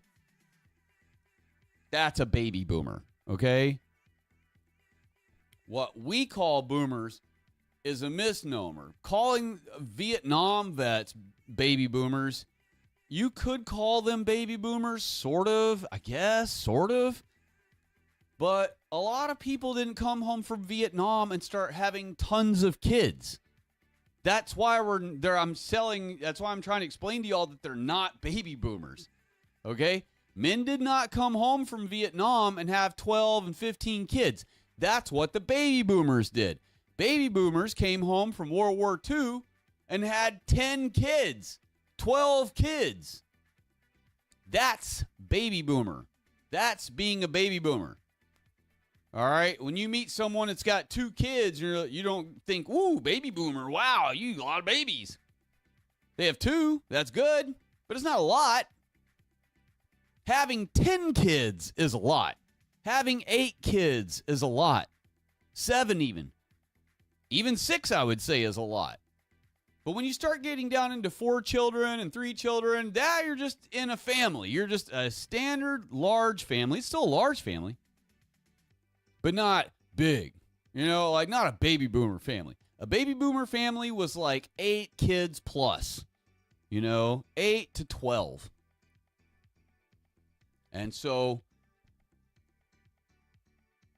Vietnam vets did not come home and have 12 kids. That just wasn't a thing. And so baby boomers are long gone. All right? They're all in their hundreds and dead. But we do, I realize, call the Vietnam hippie era veteran, we call those the baby boomers now. But it is a misnomer. It is the wrong thing to say.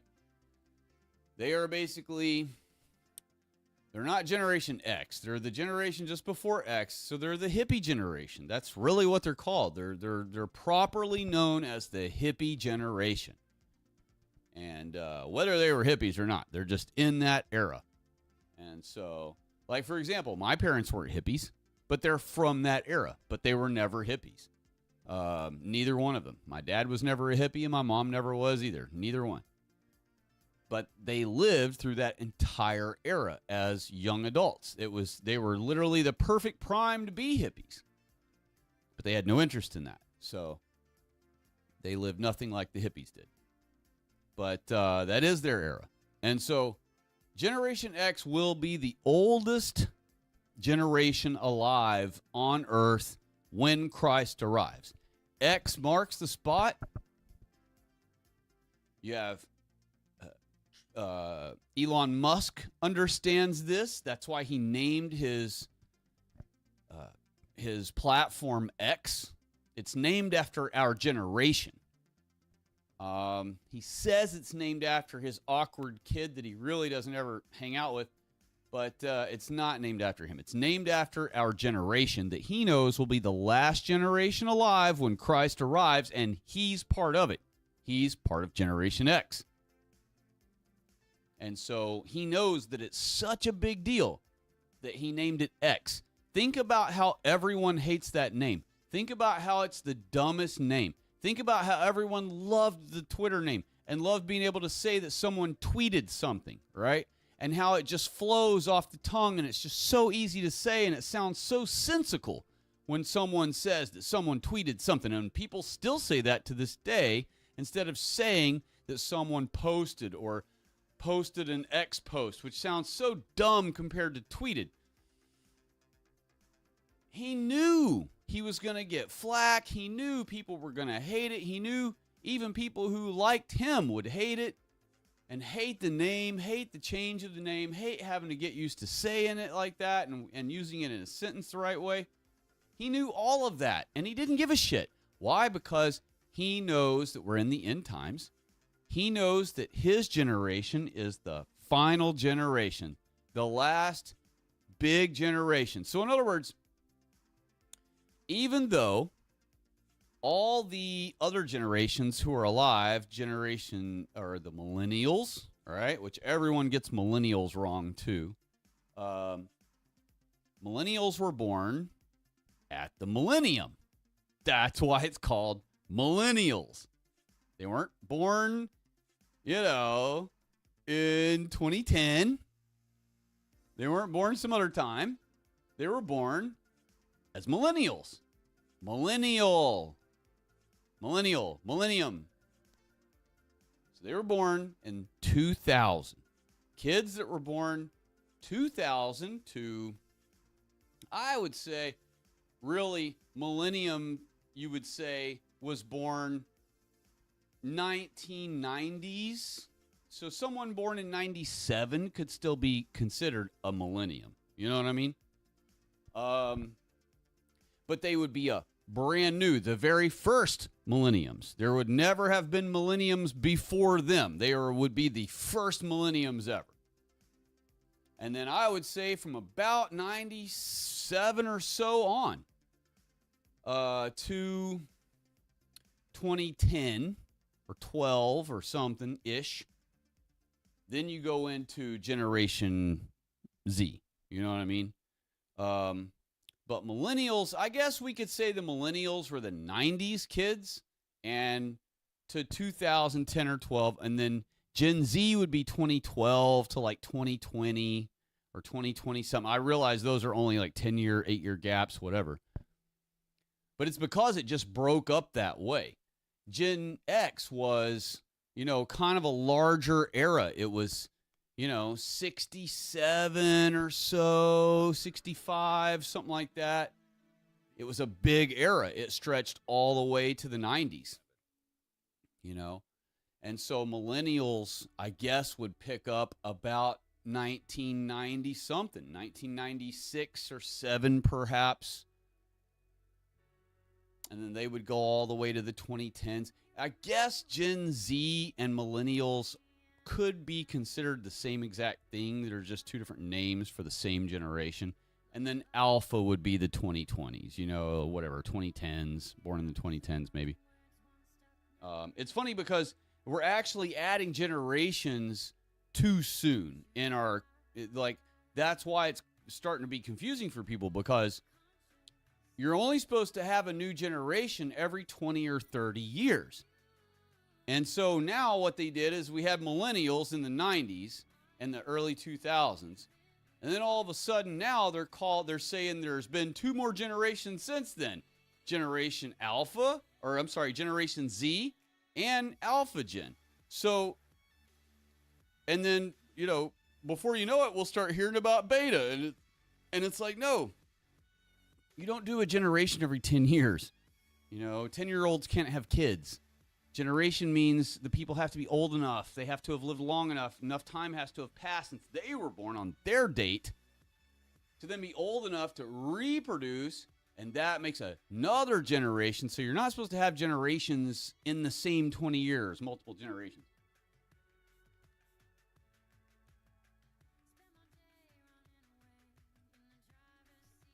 So I reject the Generation Alpha concept. Millennials are mid to late 90s to 2010, 2012-ish. That's 20 years-ish. 15 maybe, whatever. So really, I guess they would extend further on. They would extend from 97 to about 2000s, to 2017. And then just now, only now, would we have Generation Alpha, and they are toddlers. That's all they are. Generation Alpha are literally in elementary school right now. So you're not Gen Alpha if you're in your 20s. You're either a millennial, I guess, and / Gen Z, because honestly they're the same thing. There's only one generation there. There's only one generation between Generation X and Generation Alpha, which really only started about 2017, and they're all little kids. And so that means Gen Z is the millennials, Yeah, but they're trying to make it like, no, millennials are this other era, and then there's Gen Z, and now there's Gen Alpha. And it's like, no, it's not really like that. Yes, there is Gen Alpha now, but they're not already teenagers and shit. They're trying to basically make it sound like teenagers are Gen Alpha, teenagers are millennials, teenagers are Gen Z. It's like, no, all of those can't be teenagers. They're all not the same thing. And you can't have one generation is only 10 years older than the other like they're older brothers. No, doesn't work like that. We were only scheduled for a new generation named Generation Alpha by about 2017, So, and those kids are a whopping 8 years old right now. So there are no teenagers running around who are Gen Alpha. There are no Gen Alphas concerning themselves with our politics or any of those things because, again, after all, they're only 8 years old. And so, yeah, the generation thing, that's always bugging me. Every time I see that, just like weirds me out when I see it. But anyway, Hyperborean Dream has stopped by. Hello, God bless you, and happy Monday to you. And let me back on up and see where I had stopped. Oh, no, I'm still there. Okay. John Connor said, and yes, I agree. I don't know which thing I said he was talking about, though. And then he put, did you see my comment about the draft? I think that might set off whites. No, I did not see that comment. Let me go back here and look. Oh, that was actually the first one? No, it wasn't the first one, but I did somehow skip right over it. And John Connor had said, I think the moment a draft gets enacted will be the moment. Preparation for that is in the works, I believe.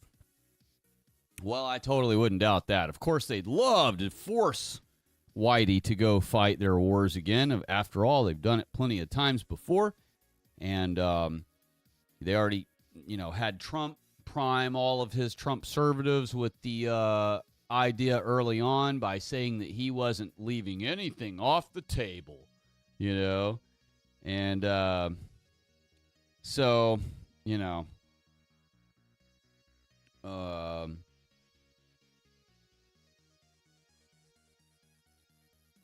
and then Hyperborean Dream said, that's so true. I've literally never seen anyone from any group bragging online about sitting in their Section 8 houses, chowing on insane amounts of junk, 12 kids and 0 bills. Yeah, I mean, it's I mean, the blacks do, but, we don't. For blacks, it's like a right of honor to brag about it, but yeah, we don't. John Connor said, what's your opinion on sports now? I personally think it's all gambling goy slop these days. Real sports died in the 90s or 2000s. 100% true. Sports has been gone. Sports has been gone since long before even I was born. When I was born, there were already niggers all up in the ball sports and all that, the ball teams and stuff. Now, granted, they were still white teams. I would maybe say predominantly. No, probably not. They were probably 50-50 by then.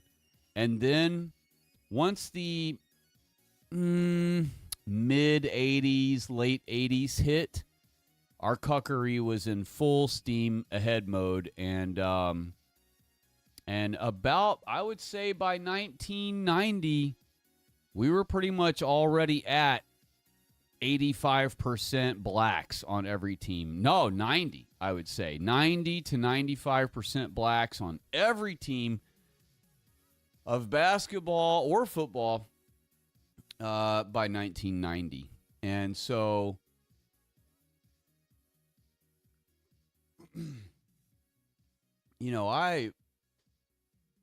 I'm not against men playing sports.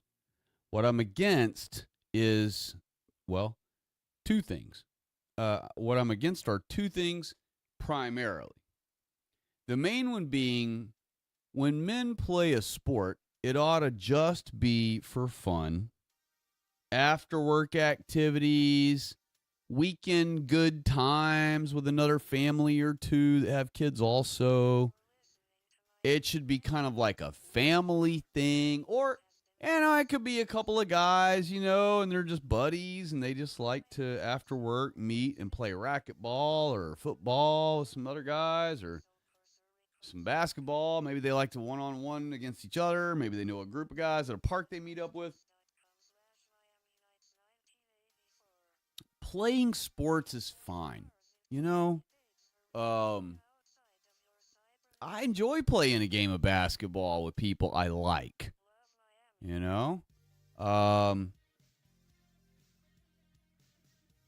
But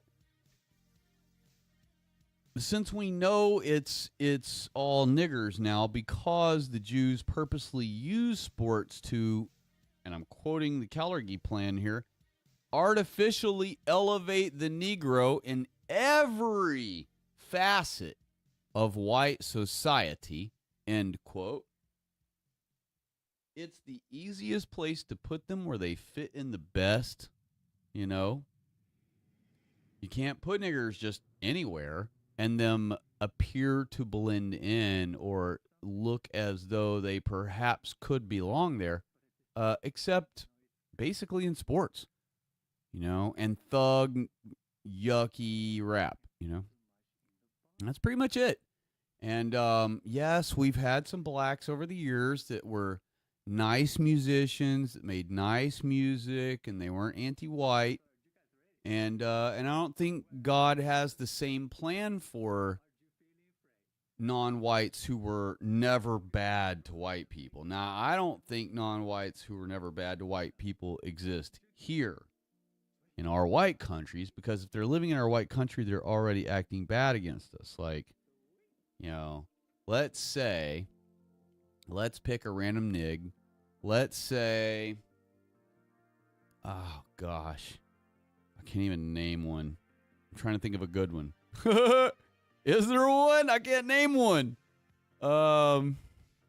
Anyway, there aren't any. That's why you can't name one.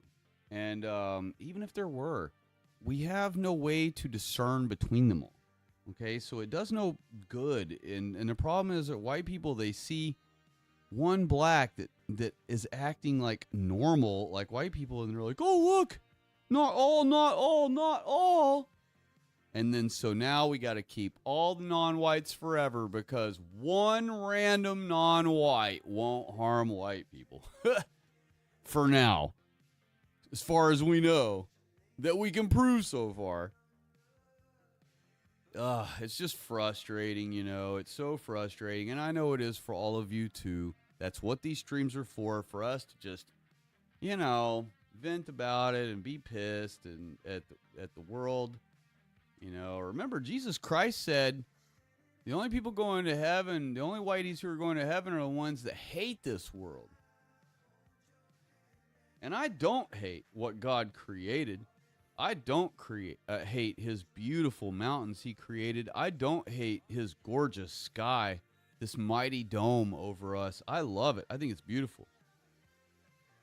I don't hate his stars he placed in the sky and his sun and moon that he placed in the sky to rule over our days and nights and times and seasons.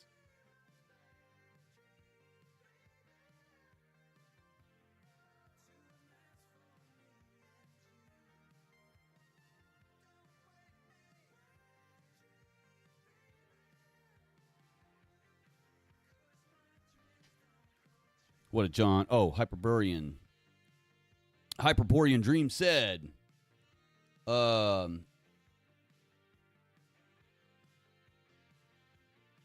used to work with needy families, and the whole free house, food, clothes, medical, phones, laptops, internet, cars, school, childcare, career training, and bills 100% covered only exists for blacks.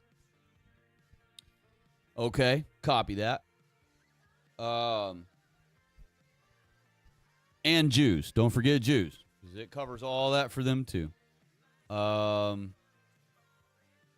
you wouldn't see it through your needy families thing. They get it through their own Jewish lobbying, actual Jewish bills that get passed through Congress for them to benefit Oli.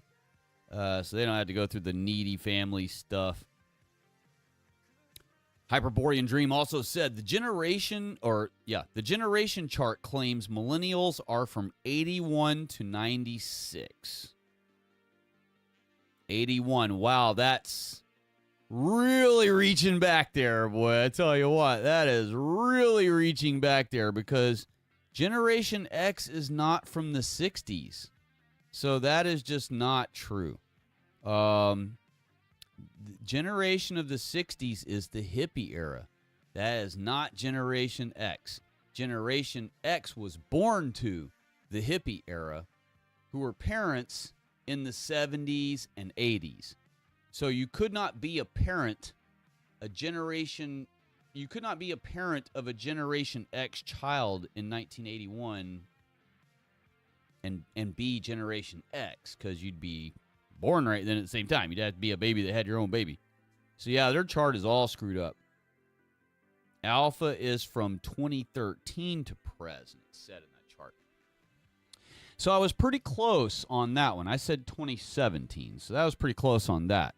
But yeah, this whole idea that someone born in 1981 isn't Generation X is preposterous. If you were born in 1981, you are Gen X. You are not a millennial. Okay?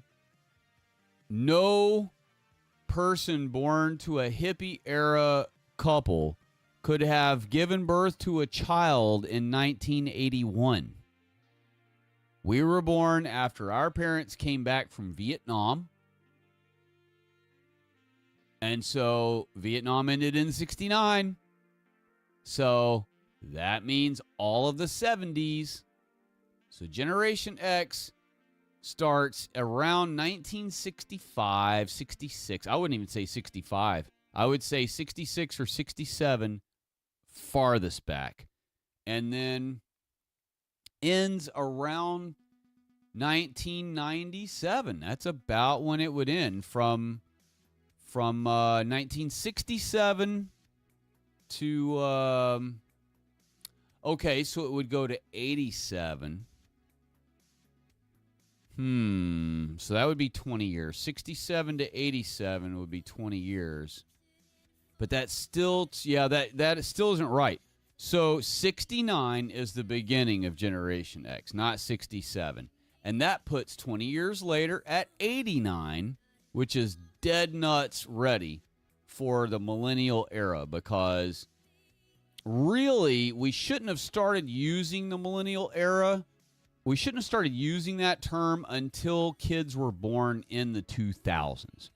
So what we really should have done is we should have called the kids who were born in 1989 Gen Z, right?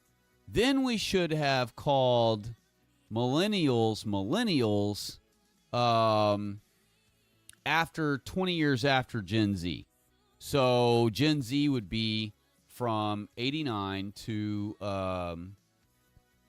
2009. And then millennials would have been born 2009 and be to 2029. And then we would have Generation Alpha, would be born. And that would make it make sense, because it's supposed to be every 20 years at minimum. It's not supposed to be less than that. So, but, who knows? Every chart is different. It just bothers the crud out of me that everybody calls the old people in our generation now, our elderly people, boomers, because they just are not boomers. They are Vietnam veterans. They're hippie generation. But I guess now we're just going to, from now on through perpetuity until the 7 years are up, we're just going to call anyone who's elderly a boomer, even if they're Generation X once they're old. So, but yes, boomers were post-World War II veterans. They were not Vietnam vets, which was like 50 years later. John Connor said, now it's just literally 100% slop. I know he means goy slop. People who watch sports or fight over it now are brain dead. It's not even entertaining anymore. Maybe back in the 70s when sports were tough as hell. And they were paying for new NFL team or stadiums with I don't know why I keep trying to throw words in there.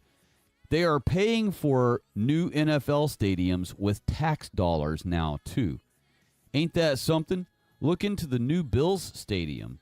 Yes, I did hear about that. I knew all about that. I even watched a news segment where they were kind of pressing at them like, defend your position of this being a good thing kind of deal, And then John also said, this generation stuff, I think, is also Jew-made. It could be. I mean, it's okay for us to follow generations. Our Holy Bible did. And so it's good for us to keep track of generations and which one we are in and which one's coming after. And, it's kind of up to us to name the one after. And so it's not a bad thing. It's not too big of a deal. And,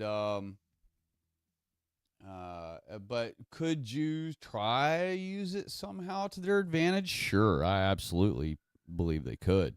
In fact, we all know Jews go out of their way to try to utilize and exercise any possibility against Whitey. So, and if they could figure out a way to make generation labeling weaponized against white people, they totally would. But it's just a thing.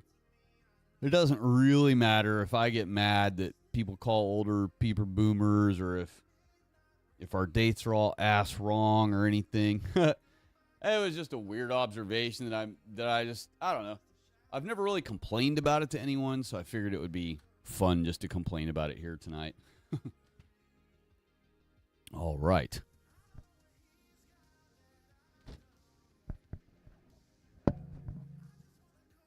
And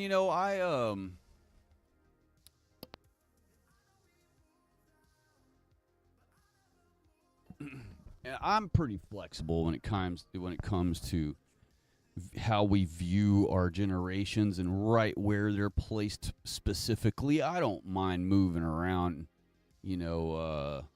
some of those a little bit to squeeze them all in there since Generation X. But Generation X will be the oldest ones alive when Christ gets here.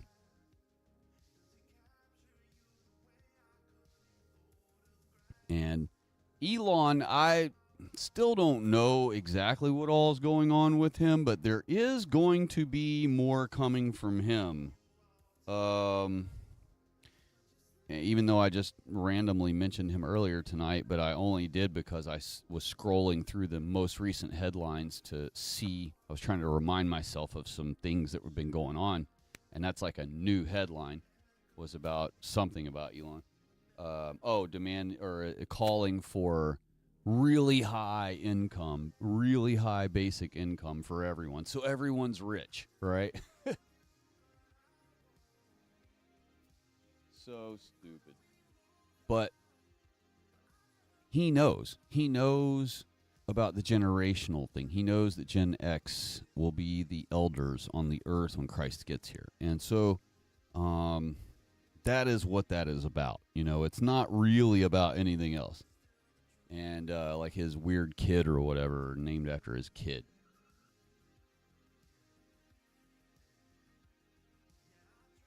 What else? I know there are other things. I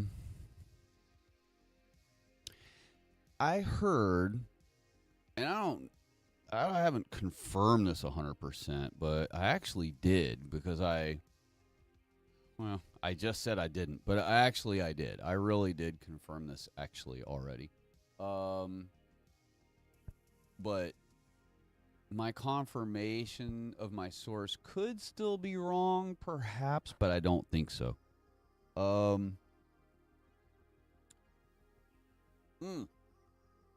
In fact, it has been confirmed. I already forgot. It has been confirmed because I also saw a YouTuber mentioned it recently and said the same thing, unless he's got the same source I have, but he definitely didn't. He said the same thing. So it is true. And what it is that the little blonde lady, that Trump's spiritual advisor lady, she is a pastor of a black church.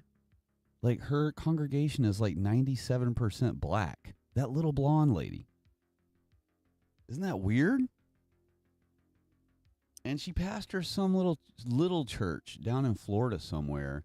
I don't know if it's near Trump or not, but how would Trump know about this lady from being a little blonde lady that pastors a black church? That makes no sense. I don't even know if I just can't make sense of that. But it really is true. She really does have a church, and it's in Florida somewhere, and she really does have like a 97% black congregation. So that's pretty weird. And I'm pretty sure she's not Presbyterian, and he's Presbyterian. So why wouldn't he have a Presbyterian spiritual advisor? You know what I mean?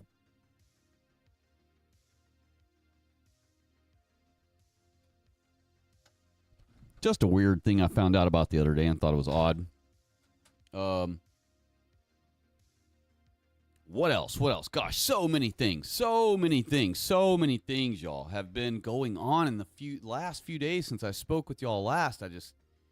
It's like information overload all the time, and it just keeps happening more and more and more every day. And it's like, wow, how do you even stay up with it all? It's just such a roller coaster ride. And I gotta say, as much as I hate that our people are under attack, I'm thrilled to be here with us under attack. You know what I mean? If the Lord had asked me when I want to live in the 6,000-year trial, I would have picked this exact time frame that God placed me in. And that is why in all of my Sabbath prayers, I always give him a specific thank you, Yahweh, Holy Father, for when in our 6,000-year trial, you decided to place me. Thank you so much, Holy Father, for placing me at the very end of the 6,000-year trial, where I get to experience all of the maximum future that will ever be that white man could ever manage to conjure up during his 6,000-year trial, all while babysitting the 97% of the world's non-white population in tow. I wouldn't have wanted it any other way.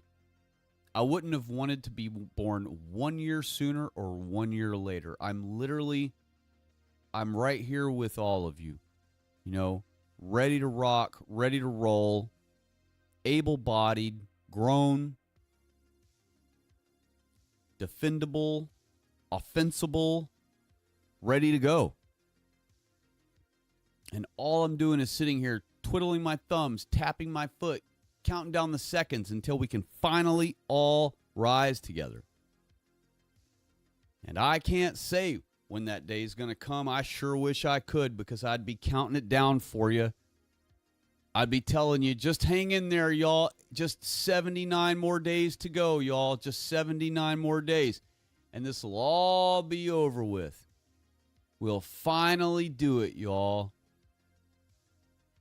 Just 207 more days, y'all, till the great day comes. Just hang in there.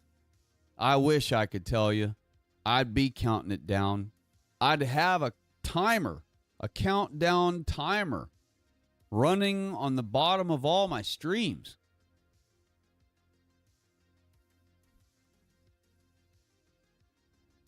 I would change the name of my YouTube channel once a year to say just 1 year left or just 2 years left. If only I knew when. But for now, we're going to have to just keep surfing this wave. We don't see the beach. We don't know how big the wave's going to grow.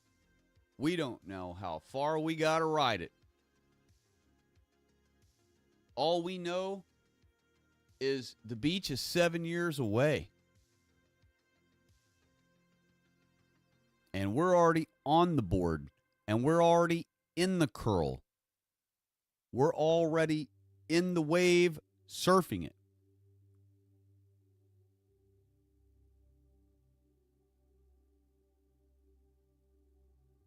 Now, you could be the type of person who surfs through life that God has given us to exercise ourselves in, and you could bail. And the wave will just overcome you, overwhelm you, and pass you on by.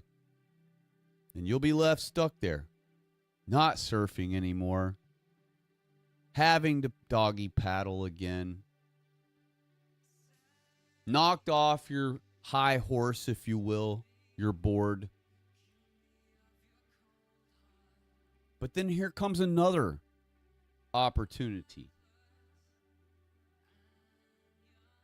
If you're still sitting there, doggy paddling, waddling in your issue,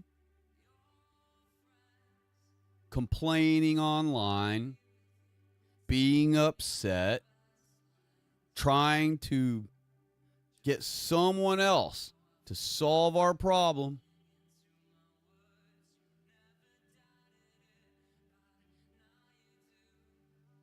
and you realize it's never going to work. We have to fight. We have to fight. I don't know why it's even so hard to convince white people to fight.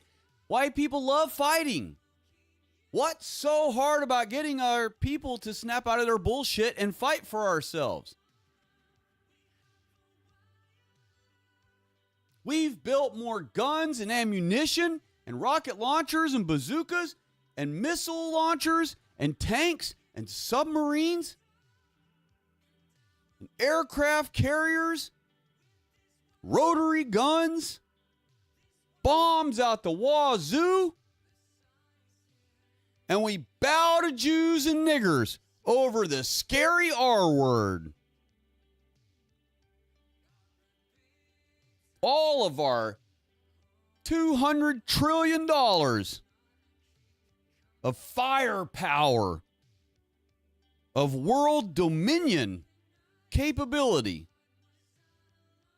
crippled in 1 second by any random worthless dung hutter calling us one magical scary word. The entire world is being held back by Jews and non-whites with one little word. It's unbelievable. It's inconceivable.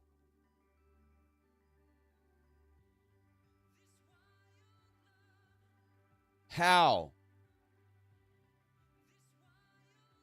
How did we ever get it to this point? How did we ever let this get to this? It makes no sense anywhere. White people truly are under a spell, a strong delusion. You want to know what the strong delusion is? God said he was going to send to fool even the very elect, which means us. Diversity is our greatest strength. That has fooled even the very elect, even the white people.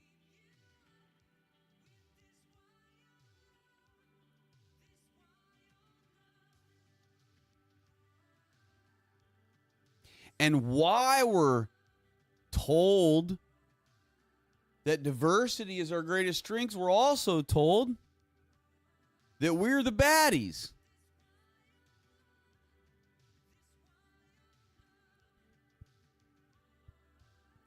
And we're the baddies because of race, by the way. So when it's us being diverse from the other races, it's bad. But when all the other races are completely diverse from us, that's a strength. And we were told we were evil, scary racists all at the same time.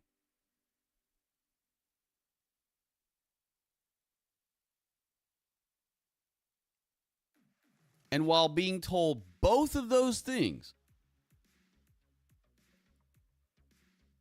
we somehow still let these idiots live in our country, talk shit about us every day, write books and web articles and speeches about how they hate us and their envy for us, their envy of us. And us idiots not only let them continue to stay living among us,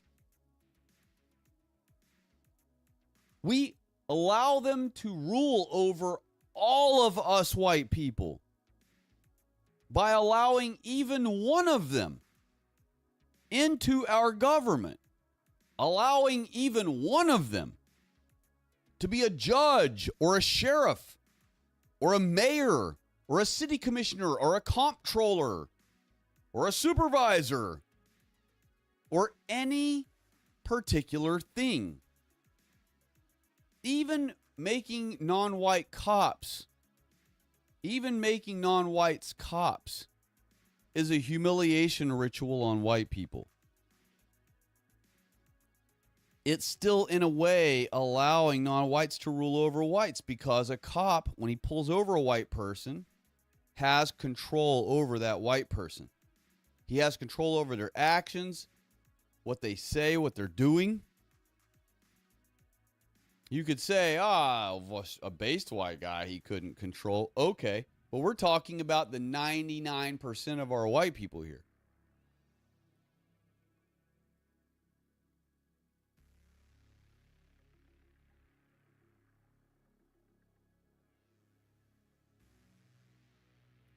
It's a crazy predicament we're in.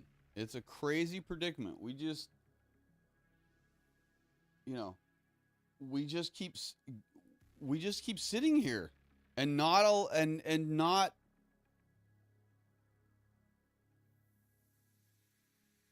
it's because we have to. I was going to say and not do anything about it, but I already know why. It's because we have to, because our fucking wealthy white people have it too good still. And I'm grateful that they have it good.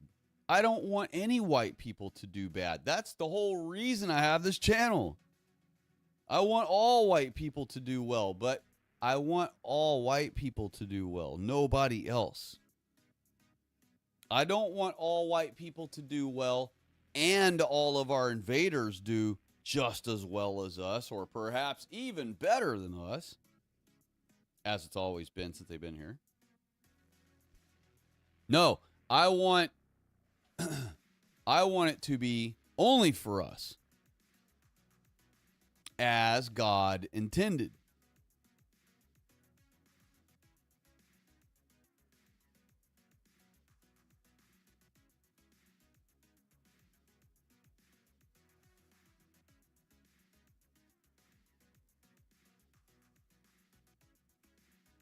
You know, just like the blacks and the Jews and the non-whites always say, I want my government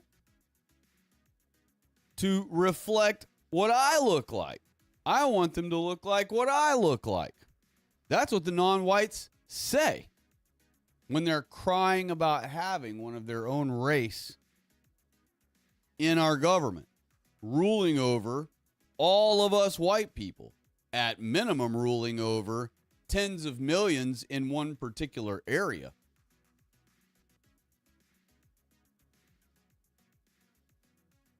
Of white people. It doesn't matter. They could rule the entire world's non-whites. I wouldn't give a shit about them. We're talking about these pieces of shit non-whites and mongrels are in charge of white people in our own country.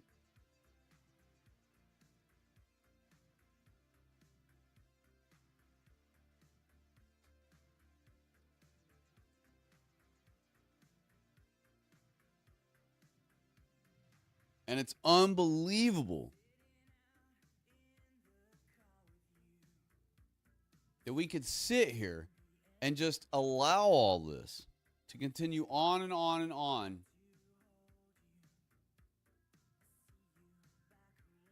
And not explode, not melt down, not crash out.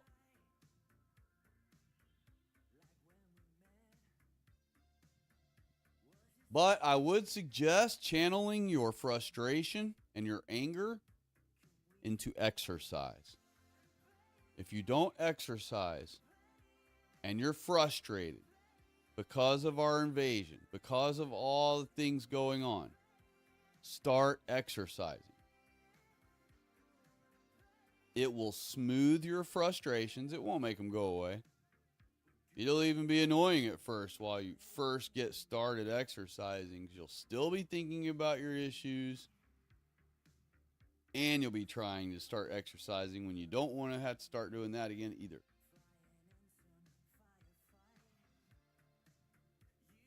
But just know that you're in a race against all the world's non-whites.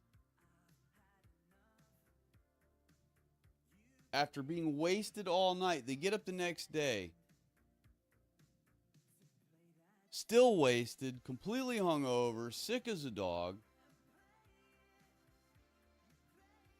And they bust their ass all day in fucking sandals, doing like crazy dangerous shit. So if third worlders in India can work as hard, as they play, and we know how they play,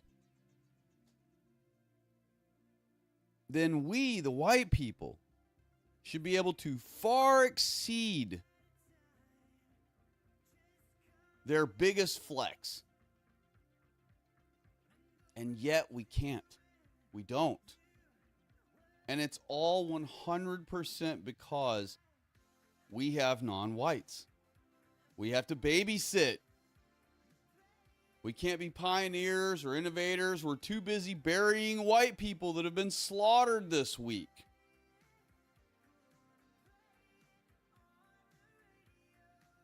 So something's going to have to give at some point coming soon. We cannot sustain this continual loss, never-ending, nonstop, continual hemorrhaging of our money. And it's worse than hemorrhaging. They literally all have their hands in your pocket. Every non-white and every Jew have both of their hands in your wallet.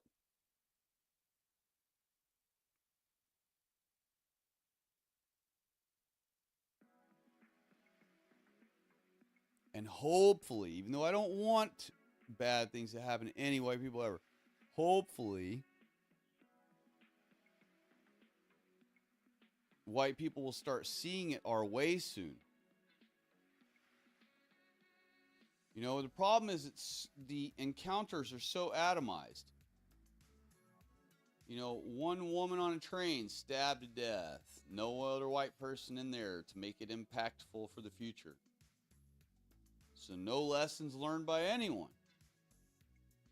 Except for us who already learned our lesson and know better. But we didn't need that guidance. The dead person did. And the thing is,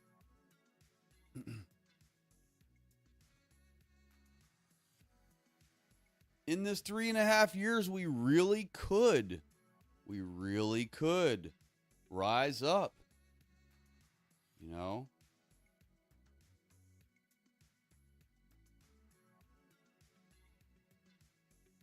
And remember, because we know Jesus, just because we know Jesus is coming in 2033 doesn't mean we kick our feet up and do nothing because, Christ will be here in 2033, nothing for me left to do. No. Our job is to warn others. And by others, of course, I only mean other white people.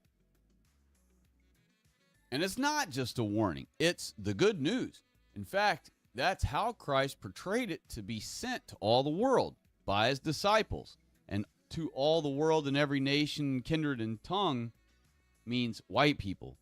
That's why the word kindred's in there. Doesn't mean you go tell giraffes and raccoons or non-whites.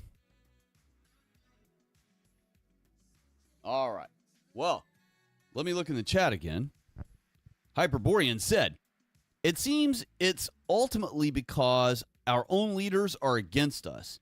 If we did, they'd just turn our own technology against us and crush us. Then it would be even worse for the survivors than now. Meditative prayer helps too.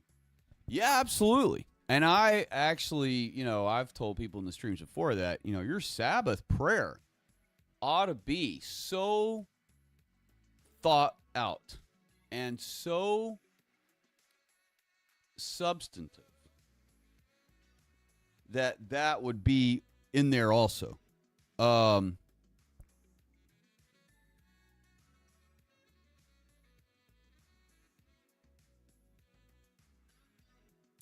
And in my Sabbath prayer, it's so long and so detailed that it actually is similar to meditative.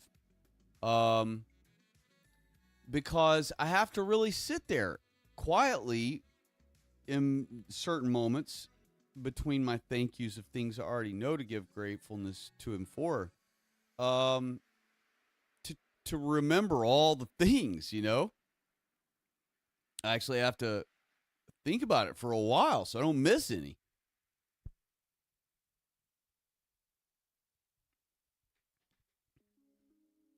But, in doing that, it makes you, start becoming drowsy over time, and you're in a comfortable position, or I am anyway, on my knees at my bed. And my bed is low to the floor. I don't like being way up off the floor. I have my bed low to the floor, so it's easy for me to be on my knees and pray. And I've just always hated beds way up off the ground. I don't like having a bed at like thigh level. It's always, my whole life I had my beds that way. And as soon as I grew up, I got rid of the frame that put it up off the ground like that. I just did not like that at all. And I like being able to fall onto my bed. You know, when I'm tired, I want to come home and I want to just fall onto my bed. But when it's at like thigh height, you're just kind of like laying down over across it. You're not really getting to fall down on it, you know. Not that I do that or anything. That's not how I get in bed, just fall down on it. But, you know, I don't know. It's just always felt comfortable and more comfortable for me to get down onto my bed and then just get right back up from it. Maybe they started off doing it that way because other people have a hard time getting up off the floor or off from lower position than if you had a typical height bed. But I just don't like mine normal height. And so when I'm sitting there saying my prayers, it's very comfortable for me to be sitting there on my knees, you know, carpet floor, so padded carpet floor, so I'm sitting there on my knees, and then I just, you know, I lay my torso on the bed while my knees are on the floor. And it's really great for that. I can just lay there like that on the bed and go through all of my list of things that I'm grateful for and make sure I don't forget any of them and stuff. And it is meditative, you know. Now I realize meditative prayer as a definition, and as people who are into that stuff, who are not Christians or whatever, they would say, no, there's scientific mechanics behind it, and you got to do it this amount of seconds per time and stuff like that. But none of that's really the case. It's just the fact that when you're still and you're trying to revisit your memory and remember all the things that you're grateful for, it causes you simply to remember more things that you were like, oh yeah, I haven't mentioned that I'm grateful for that. And I certainly am. And just overall prayer in general, it reconnects you with God. You know, God wants to talk to you. God wants to hear from you. Jesus Christ wants to talk to you. He'd love to hear from you. I chat with them all the time as though they're sitting right beside me. I know they can hear me, and they know that I know they can hear me. So there is no issue. And I don't mind that the Jews can hear me too, doing all their spy work. As long as God acknowledges that he hears me, I'm totally fine. Hyperborean Dream said it's also because they're pathologically nepotistic. They have no issue breaking every law in the books if it means they can take over our companies, fire everyone that isn't them, and hire more of them. Yes, that's totally true. And, you know, and I mean, they're just, I know that all of you have been through the same frustration, but I sit with people that I'm trying to uncuck, and I go over all the basics, just so basic. It's like, I'll explain to them, okay, if America was 100% white people and did not allow any non-whites in our country at all, who would be picking our crops? Who would be doing the jobs that no one wants to do? Who would be maintaining all of our infrastructure, keeping it running as it already does, uninterrupted? And of course, everyone knows the answer to all of those questions is the white man.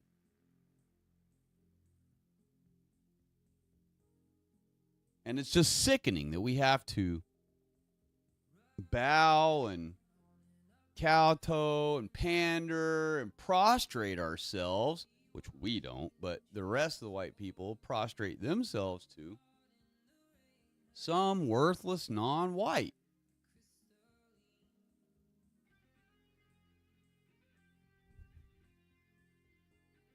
Or any group of them for that matter.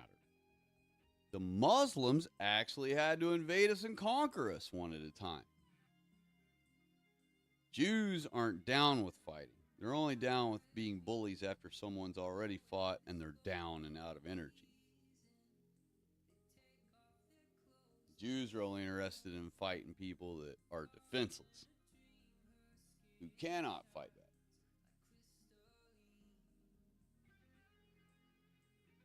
But I think I've bitched enough about them for one evening. And I know that Monday night is, that it's incredibly late for anyone for a Monday night to be online. And I appreciate all of you who visit in the middle of the week.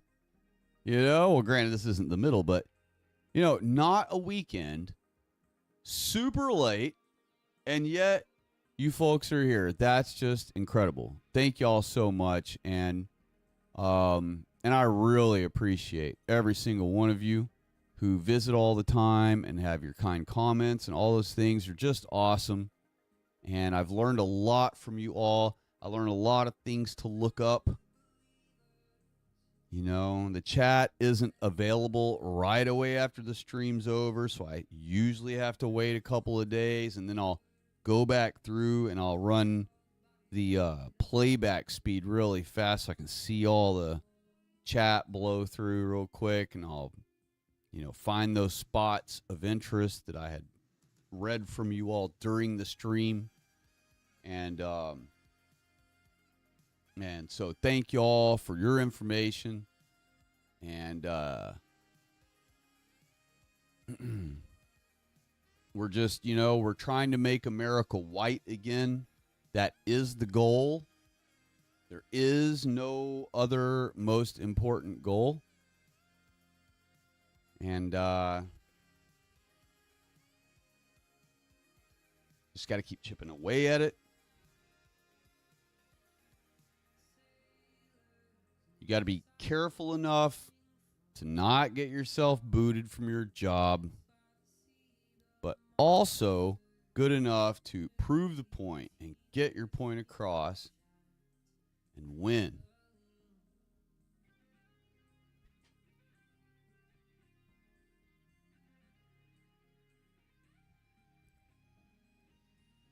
And as far as what Hyperborean Dream had said about breaking every law in the books if it means they can take over our companies, well, they've what's crazy is not only is that a Jewish thing, but what's funny is that's just capitalism, and I feel so, I'm still cucked about capitalism. I feel dirty when I talk negative about capitalism, because we've spent all our lives, not all our lives, but we've spent a huge portion of our lives after we woke up to all the nonsense. A lot of people, even when they were half awakened to what's really going on, would repeat that. And I'm just like, what? That is fucking dumb. And I never did figure that one out. It's always so stupid to me. And then, of course, whenever they get in, they just don't even want to hire their own. Yes, it's been a horrible phenomenon about them forever. And I can't wait to get rid of the non-whites, just specifically because of that. Let's see. John Connor asked, so what's the end of this whole Iran thing? What's going to end it? Oh, man, what a good question that one is, because who freaking knows? Trump says, oh, it's open, and Iran replies 30 minutes later, no, it ain't. It's closed, tight as a drum. And then Trump will get back on. We closed it. We closed it. That's why nothing's going through, because we closed it. Iran will chime in half an hour later. No, it's because we're occupying it right now. You can't come in the airspace. So, or it's, no, you're afraid to fly over our stuff because we have lower technology detection equipment, and it actually works on your shit. That's a good example of the not as high tech as the cuck truthers believe. Is well, I had it on the tip of my tongue and it just kind of slipped away. And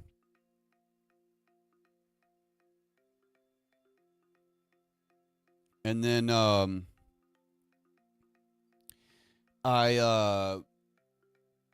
was talking about the dadgum non-whites hiring them their own, and how that's aggravating as fuck. And then we'd segued into I don't remember. It'll come to me in a minute, maybe. But yeah, I just wanted to get on here tonight and say hello to all of you and say thank you to all of you and God bless you to all of you. And I hope that we just stay in this fight together all the way to the end. We only have 7 years to go, y'all. And really, you know, we've done far more in far less time than 7 years. So be in the fight. Be on our side. Be in the win. In the winnings, in the end, it's going to be all worth it. You're going to be called up to the clouds in the sky. You're going to be floating in the sky, face to face with Jesus Christ, while his whiteness radiates so bright onto the earth that it is exterminating all of the non-whites and Jews while you're nearing him in the clouds. You're going to look down, and the non-whites are going to litter the earth like dung, our Holy Bible says. You ever seen a bunch of non-whites laying on the ground from the sky? That's what they'll look like. Have you ever seen rat droppings? They look like little cylinders, little brown little cylinders. That's what non-whites are going to look like from the clouds when we look down on the earth from above with Christ.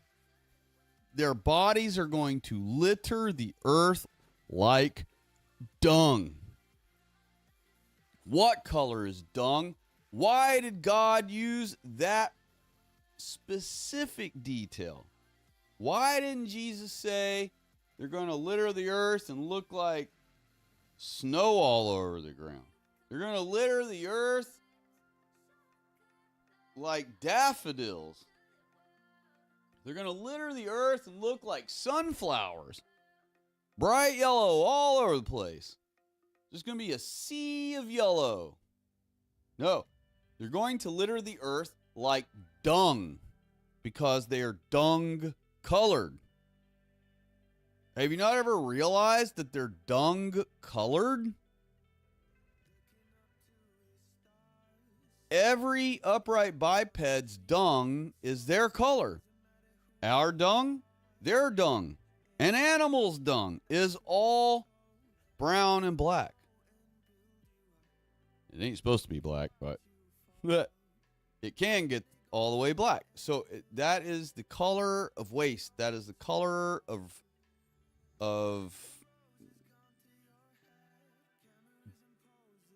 you know,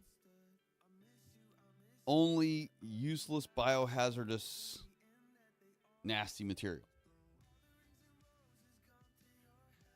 And so when Christ calls us up in the clouds and we look down, that is what we're going to see. It's going to look like rat droppings all over the earth.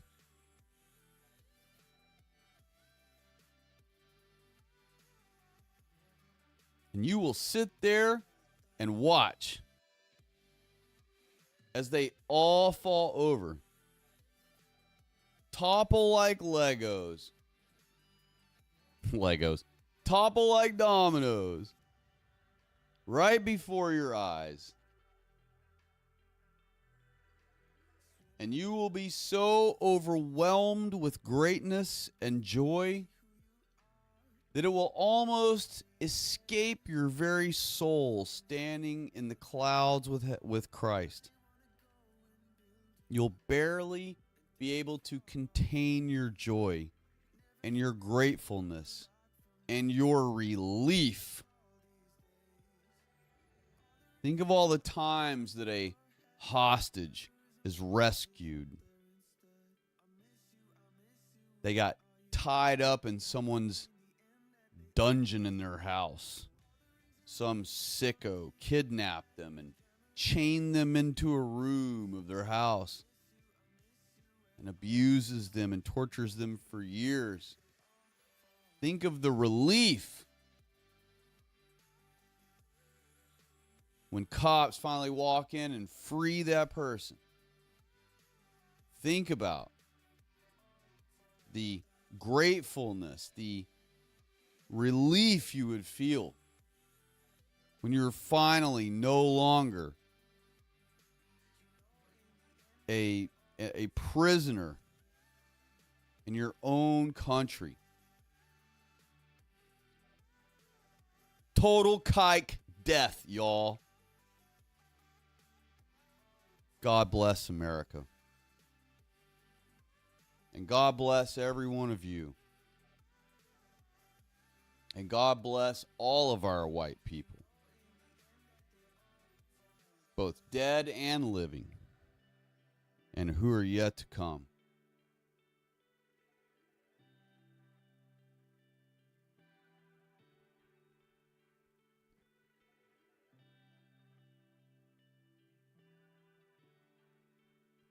And I hope all of you have a wonderful week.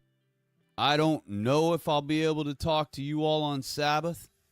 If I can, I absolutely will. And there is a chance because I may not have to work on Sabbath.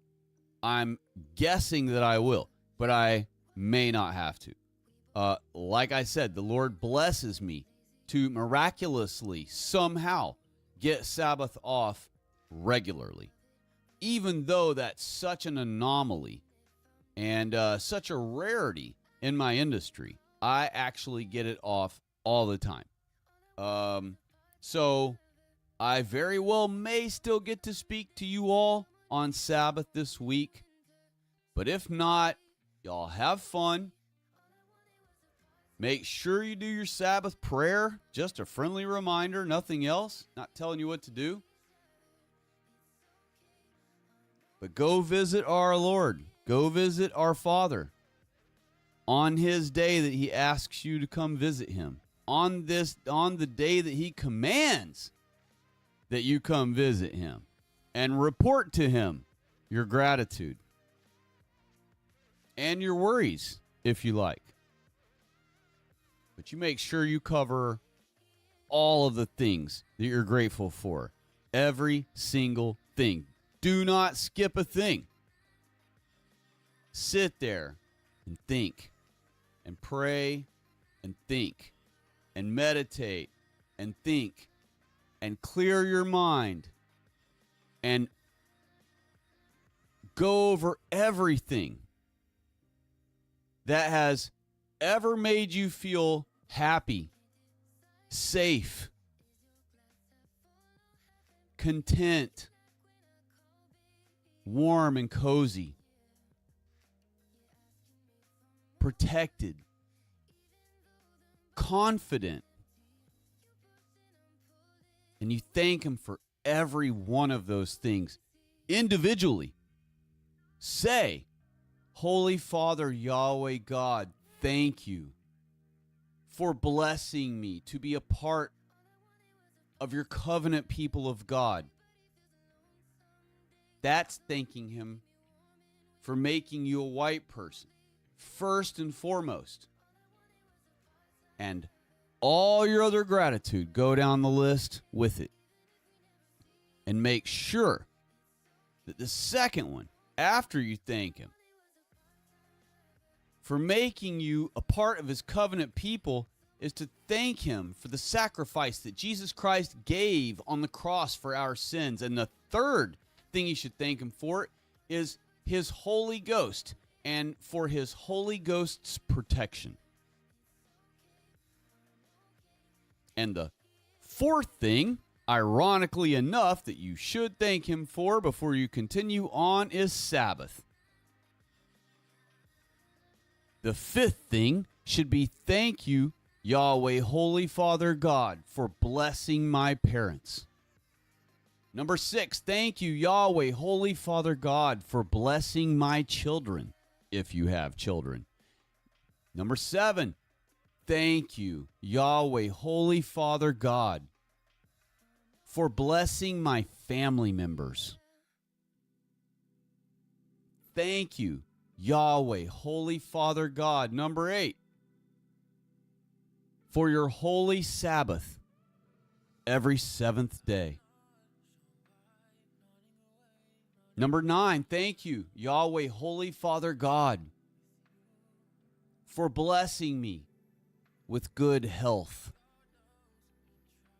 Thank you, Yahweh, Holy Father God, for blessing me to have all of my limbs and all of my senses intact and functioning correctly. Thank you, Yahweh, Holy Father God, for blessing me to have all of the truth given to me by you so that I'm not lost. Thank you, Yahweh, Holy Father God, for blessing me to be made in the colors of Jesus Christ, if you were born blonde hair, blue-eyed. Thank you, Yahweh, Holy Father God in heaven, for blessing my children to be born in the colors of Jesus Christ.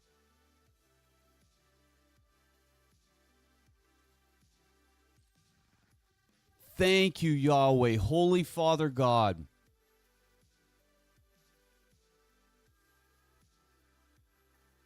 for blessing my income. Thank you, Yahweh, Holy Father God, for blessing my home. Thank you, Yahweh, Holy Father God, for blessing my transportation.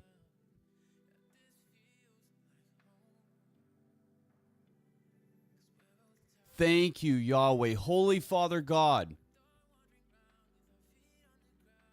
for blessing my animals. They bring me much joy. Thank you, Yahweh, Holy Father God, for every day of peace that you give me. For every breath I take without pain. Every minute that goes by that I don't suffer in agony. Thank you, Father, Yahweh, Holy God in heaven. Thank you, Father, Yahweh God, for the love of my life, if you have one. And please bless everyone we love, Lord, if it pleases you to do so. In your holy and perfect names. And in all of your Son, Jesus Christ's holy and perfect names. And in all of your Holy Ghost's holy and perfect names. I'm grateful to you forever, Father. Thank you.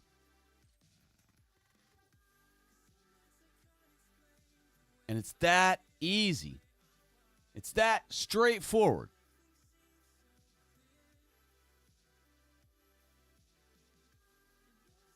And if you do that every Sabbath with our Father,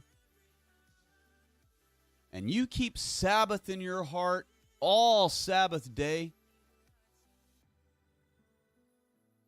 you will be pleasing our God and he will notify you that he is well pleased with you.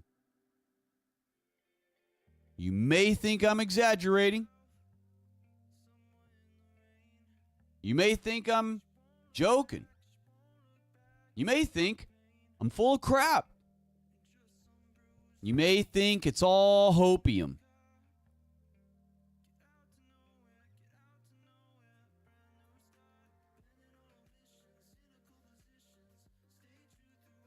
And to that I would say, try me. Try me. See if I'm bullshitting you or not. Are you not a Sabbath keeper? Try it. Try God and see if he doesn't respond to you. God wants to respond to you. God wants to bless you. God wants to give you love. But his love is conditional. He tells you over and over and over and over in the Holy Bible, if you will. It's all on you. God already keeps Sabbath. He's wondering where you're at. He's sitting at his dinner table, tapping his foot, looking left, looking right. Where is Erica? That's probably a bad word to use since we got the whole Erica thing with TPS USA, but where is Julie? Julie's bag's got Jew in the name. Where is Jennifer? We'll use Jennifer. Is there a Jennifer that's done anything bad lately? We'll use that name. Jennifer.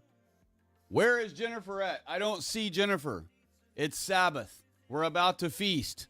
Where is my girl Jennifer? Where is she? Oops. Jennifer don't care about Sabbath. Jennifer thinks I can have whatever day I want as Sabbath. I do Wednesday as Sabbath. I do Sunday as my Sabbath. Well, God doesn't.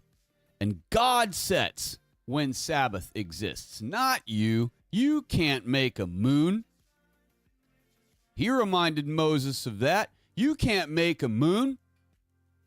Until you can make a moon like that up in the sky and hang it there, then you don't question me. You don't question my established things. I established Sabbath millennia before you were ever conceived, Moses. And my Sabbath will continue on far after you have perished. So you don't worry about why I picked Sabbath. You don't worry about why I want you to come meet me and why I want it to be Sabbath. You just do so. And he wasn't saying that to Moses in his scalding. I'm just saying that like God told Moses that he can't make a moon, you can't either. So you have no business trying to modify or adjust. Your life is not a car. Your life is not a car that you can upgrade with a sound system and wheels that aren't the manufacturer's original intended equipment. You can't drive a car sideways. Why? Because the manufacturer didn't design it to do that. Now you could argue, oh, there's people that drift. Okay, but they're purposely using the car not as it's intended. The creators did not have that in mind.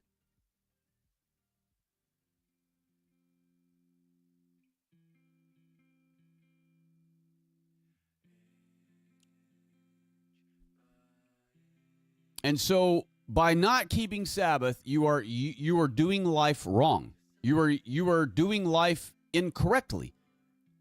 You're utilizing it improperly. And that's what this channel's for, to set all of us right. To get all of us to understand that we all need to be on the straight and narrow, single file line headed right to heaven. We don't need to get off on all these little side paths and worry about if everyone's really a man or really a woman in drag. And whether or not, who makes the most, in all the stock insider trading. We have white people to worry about. And we have our souls to worry about. Step 1, make sure you are saved. What good's it going to do you to convince all these other people to get themselves saved and then you don't make it? God forbid.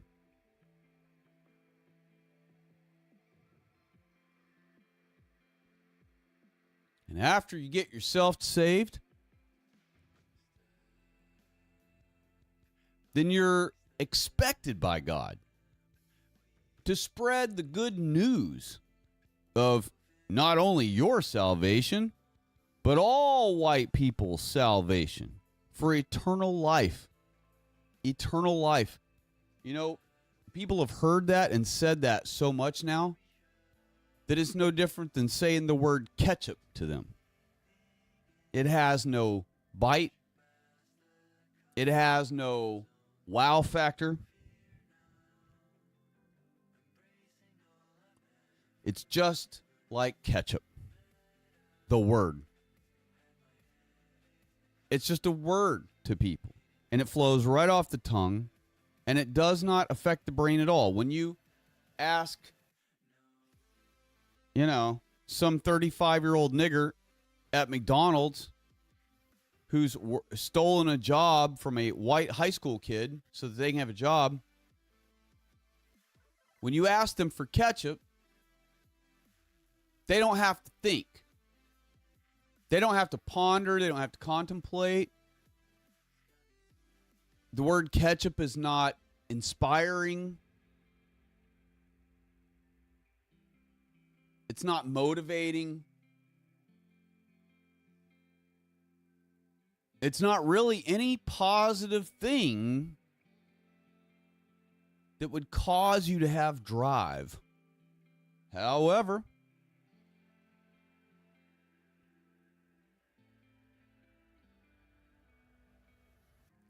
eternal life is such a big deal. It's beyond incredible what the term eternal life means. It means never growing tired. It means never, ever, ever, ever experiencing one smidgen of pain ever again. It means never having to absorb and swallow horrifically bad news.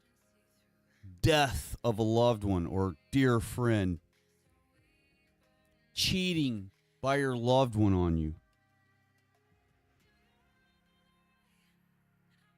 A family member disowns you because you're trying to stand up for your own kind.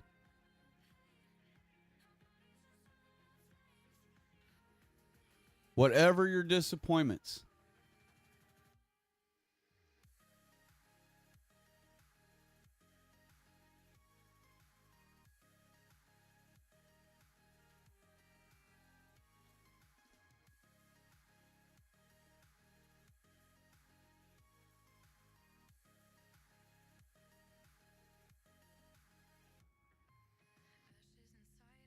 and we're not going to have all the answers, but we have enough answers.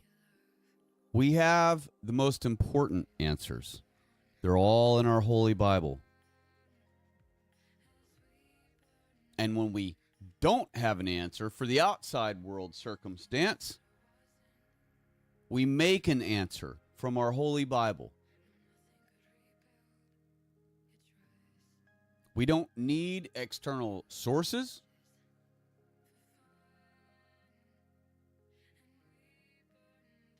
We don't need dung hut wisdom.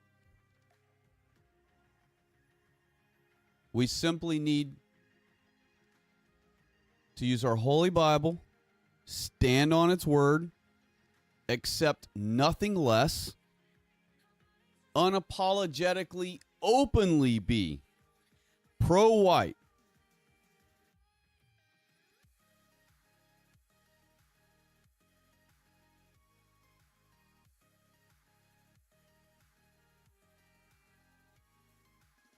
And by pro-white, I really mean pro-white. You advocate for white people's well-being. You advocate for white people's interests.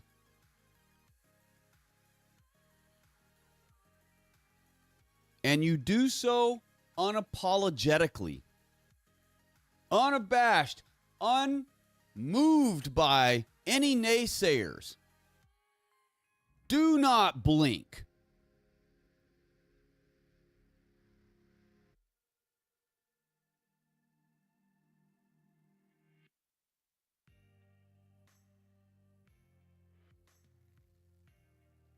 I'm so excited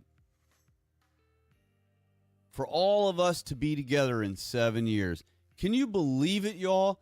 All of this struggle and all of this heartache, it's going to be over in an instant, in a flash. And all of the struggle you ever went through will have all been worth it. All of it.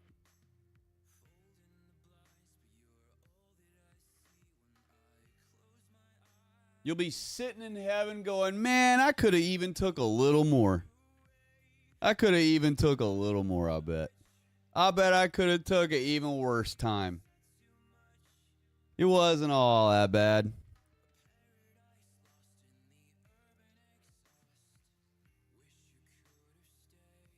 Our holy God's yoke is easy. He said so.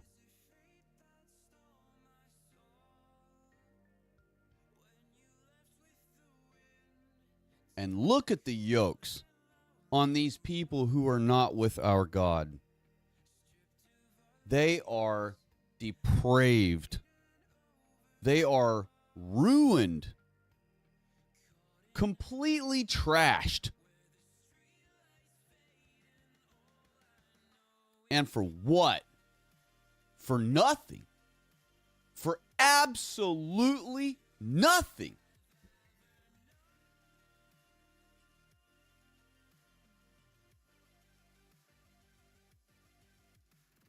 And it's worse than nothing.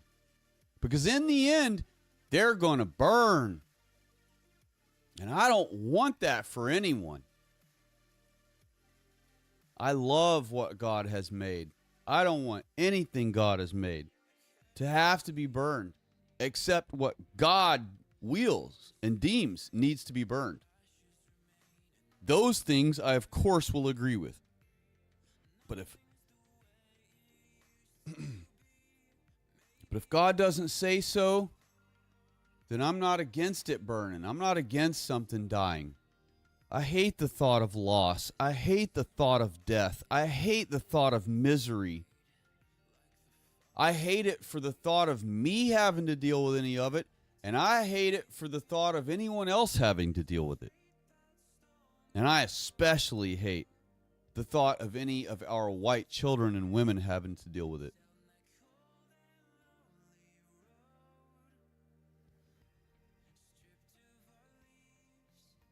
And someday, this will all be over. 7 more years, y'all. Just 7. You know, I was saying earlier, I wish I had a countdown I could tell you to look forward to of when we're finally going to rise up. But in a weird way, I do have one. Because the real, actual physical rising up is coming in 7 years. We have the time. We are doing the countdown. And that's the real rising up. We're going to get called into the clouds. You can't rise up more than rising physically off the freaking earth.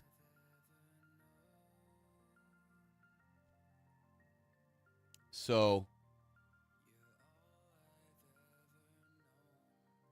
y'all just push, do your thing. Don't get yourself in any kind of trouble. But we have to push our boundaries. We have to be bold. What are Jews doing right now? They're pushing their boundaries. They're pushing their borders further out. They're pissing people off, but they're doing it. They're getting their way. It's time for us to get our way. Guess how we're going to do it? The only way possible. The exact same way they're doing it. We're going to take it back. We're going to take, without permission of non-whites and Jews, we're going to take our shit back. We're going to take our jobs back. We're going to start manufacturing shit here again. Will it be Ford? Will it be Whirlpool? No, it'll be us. Fuck them. As we win more and more people over, eventually wealthy white people will be a part of our group. Wealthy people who want to start businesses, who want to start industry.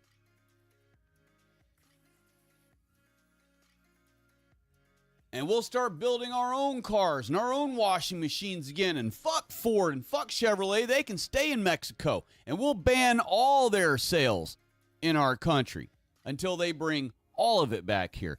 And they will have to fire all non-whites, and they will have to remove all Jews from their board of directors, and they will put in all white people and hire only white people, and our country will be corrected.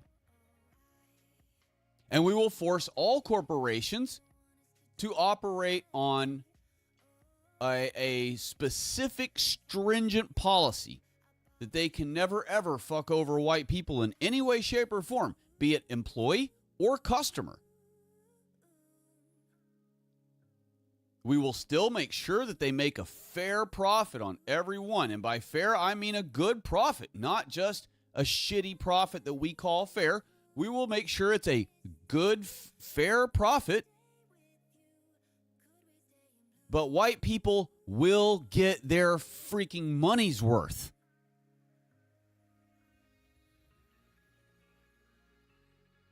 It's no big deal for white people to pay $30,000 for a truck, as long as it can last 60 years and pass on to the next generation or two and be repaired. And the parts are available. And it's not cumbersome to repair, so the average guy can do it at home. That's real Americana. That used to exist. It was taken from you. If you're young, it was taken from you before you were ever born, so you've never even got to live it. We're trying to help you have it. We're trying to get you to enjoy or get America back for you so you can enjoy it the way it's intended to be. For now, you're totally hosed. You live in a third world shithole that was formerly America. It is not America right now. This is not America right now. We live in a dumpster fire is what we live in. You were born, if you're not Generation X or older, you were born into a dumpster fire. Like, in other words, to get you out of the dumpster fire from right where you were born, they literally had to flip the lid from the inside of the dumpster while they're engulfed in flames to flip the lid open and out of the way so they could then climb up out of the dumpster. That's where you were born. That's our world.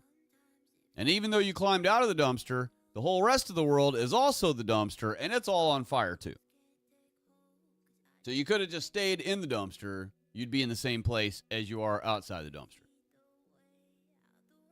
And we really have been a third world shithole since the 1990s. I mean, it literally began in the 90s. It started in 1990. And by 1994, 1995, we were quickly on a steady decline.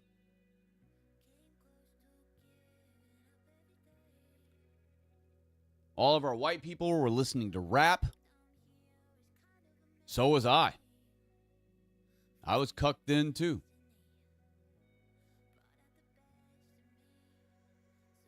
And thank you, God, I managed to shed all the cuckery from my life so long ago.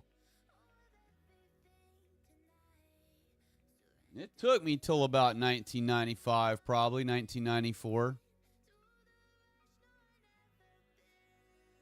But I got it done. And I've been uncucked ever since. I never plan on going back. And I plan on bringing all of you along with me.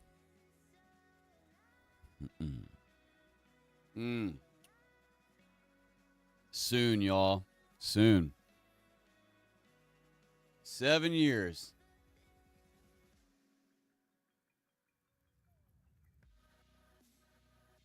And this will have all been worth it.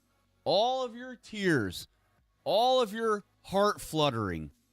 All of the times when you sobbed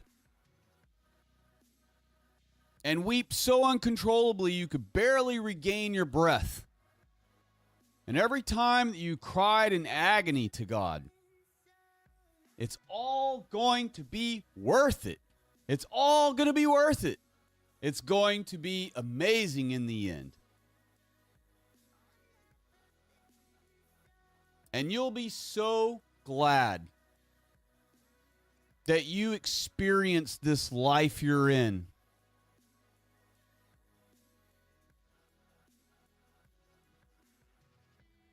None of us know what we're doing. Not the rich, not the powerful, not even the Jews. None of us know what we're doing. We were born into this world not knowing what to do. Some people put on a good show as though they really got it going on. They really got everything figured out. Some people put on a better show than others. Some people put on a really good show. Some men can do incredible things that are just mind-blowing. But that man is still a boy that doesn't really know what he's doing in the world. None of us do. We're all just trying to fumble our way through. And even if you have purpose, and even if you have goals, and even if you are achieving those, and even if you're striving for them, and you're busting ass, and you're on the grind, we're all still here just winging it. All of us. The most gorgeous, classy woman you've ever seen. The most studly alpha male you've ever seen. The wealthiest, most conniving Jew you've ever seen.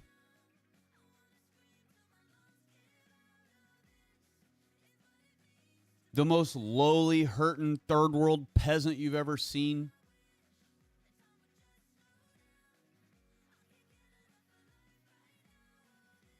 We come out of the womb just in this race, just in this flow with the river. And some swim and some don't.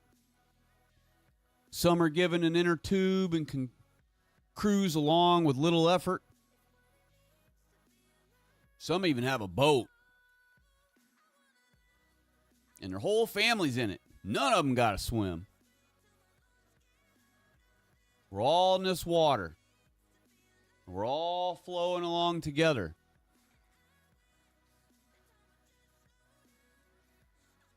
And since so many of us don't have a boat, so many of us don't have a raft, we all need to be good swimmers. We all need to be able to flow through this life and go with its ebbs and flows and its currents, with our faith held high, up in the air, with our morals directly beneath it, and with our actions directly beneath that, and with our heart all encompassing it, so as to keep it all together for our race. And we will, in 7 years, look back at all of this suffering and all of this struggle. And Arena will be standing there. And Austin Metcalf will be standing there.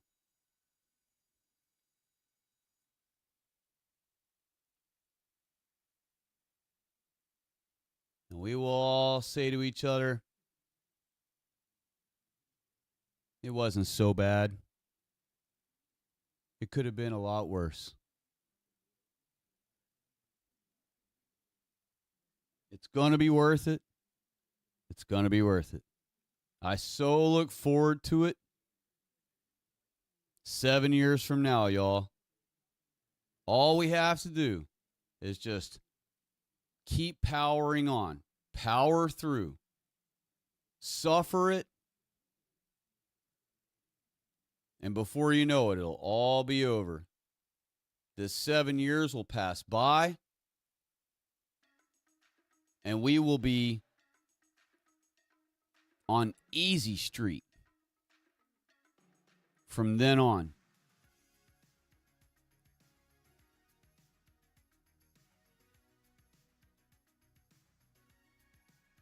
You'll be so glad you did. You'll be so glad.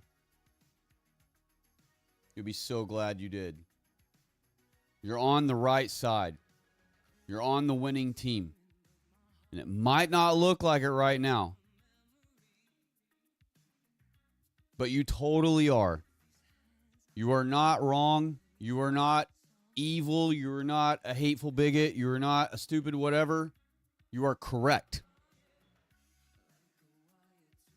And there is an entire world with a 97% population where the bulk of it wants your things and wants you dead. They don't care if you're dead, but they want all your things, which would leave you for dead.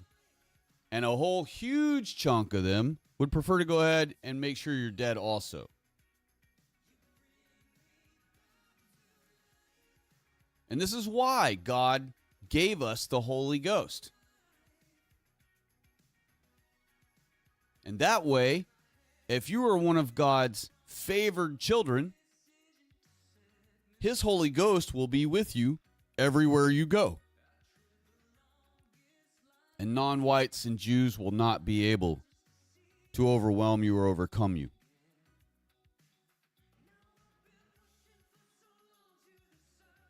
So, that's my message for tonight. Gosh, I really drug it out. But I love it. And I love talking to you all. And I'm so grateful. And you know what? 5 hours isn't all that bad. Well, it's 5.5 hours.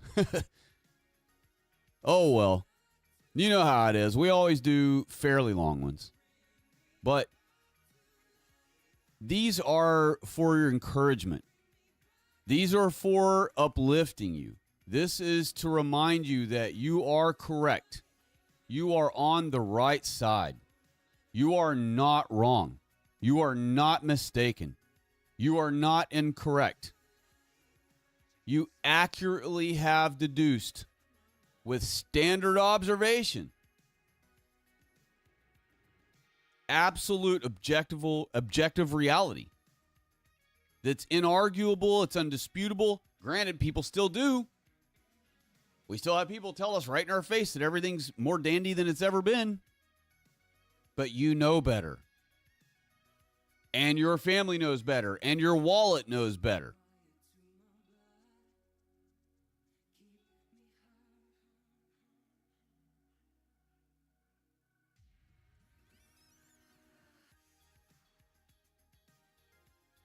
So I hope I see all of you again this Sabbath coming up. But if it doesn't get to happen on Sabbath, I will certainly do one next night available I can do.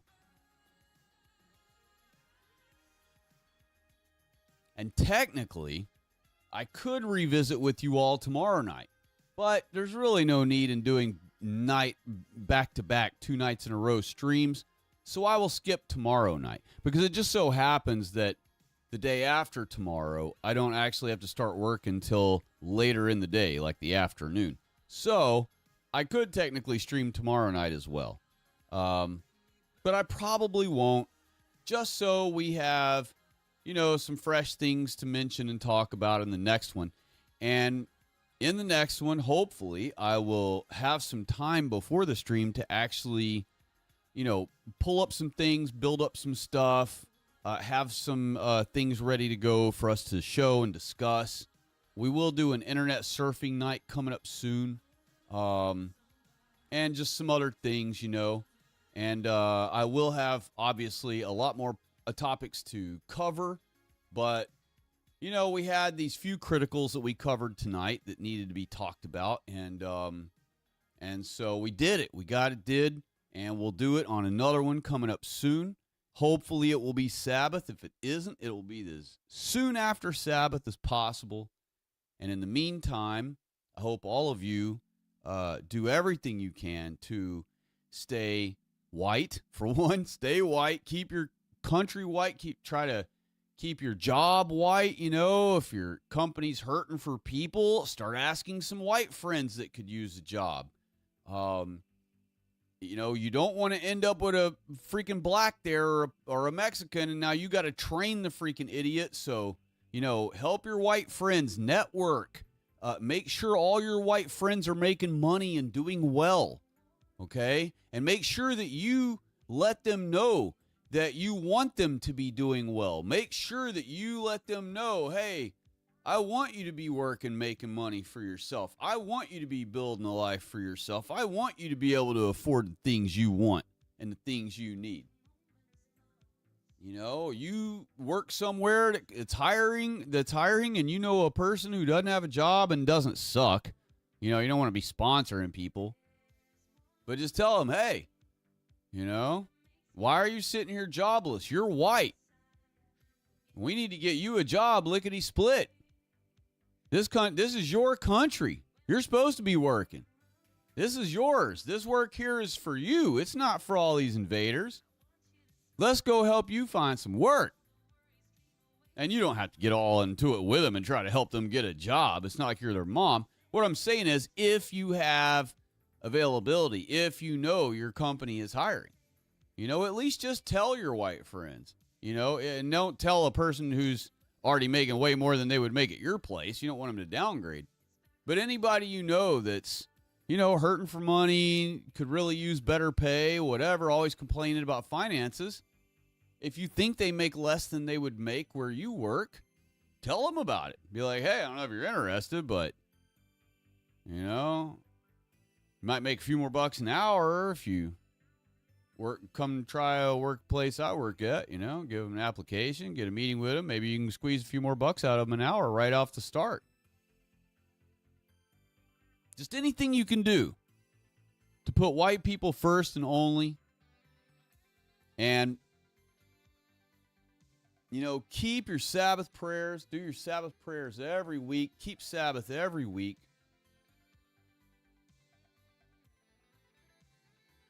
And I'll talk to all of you soon. I love you all, and God bless you all. And y'all have a happy Sabbath if I don't get to talk to you. All right? God bless. Take care.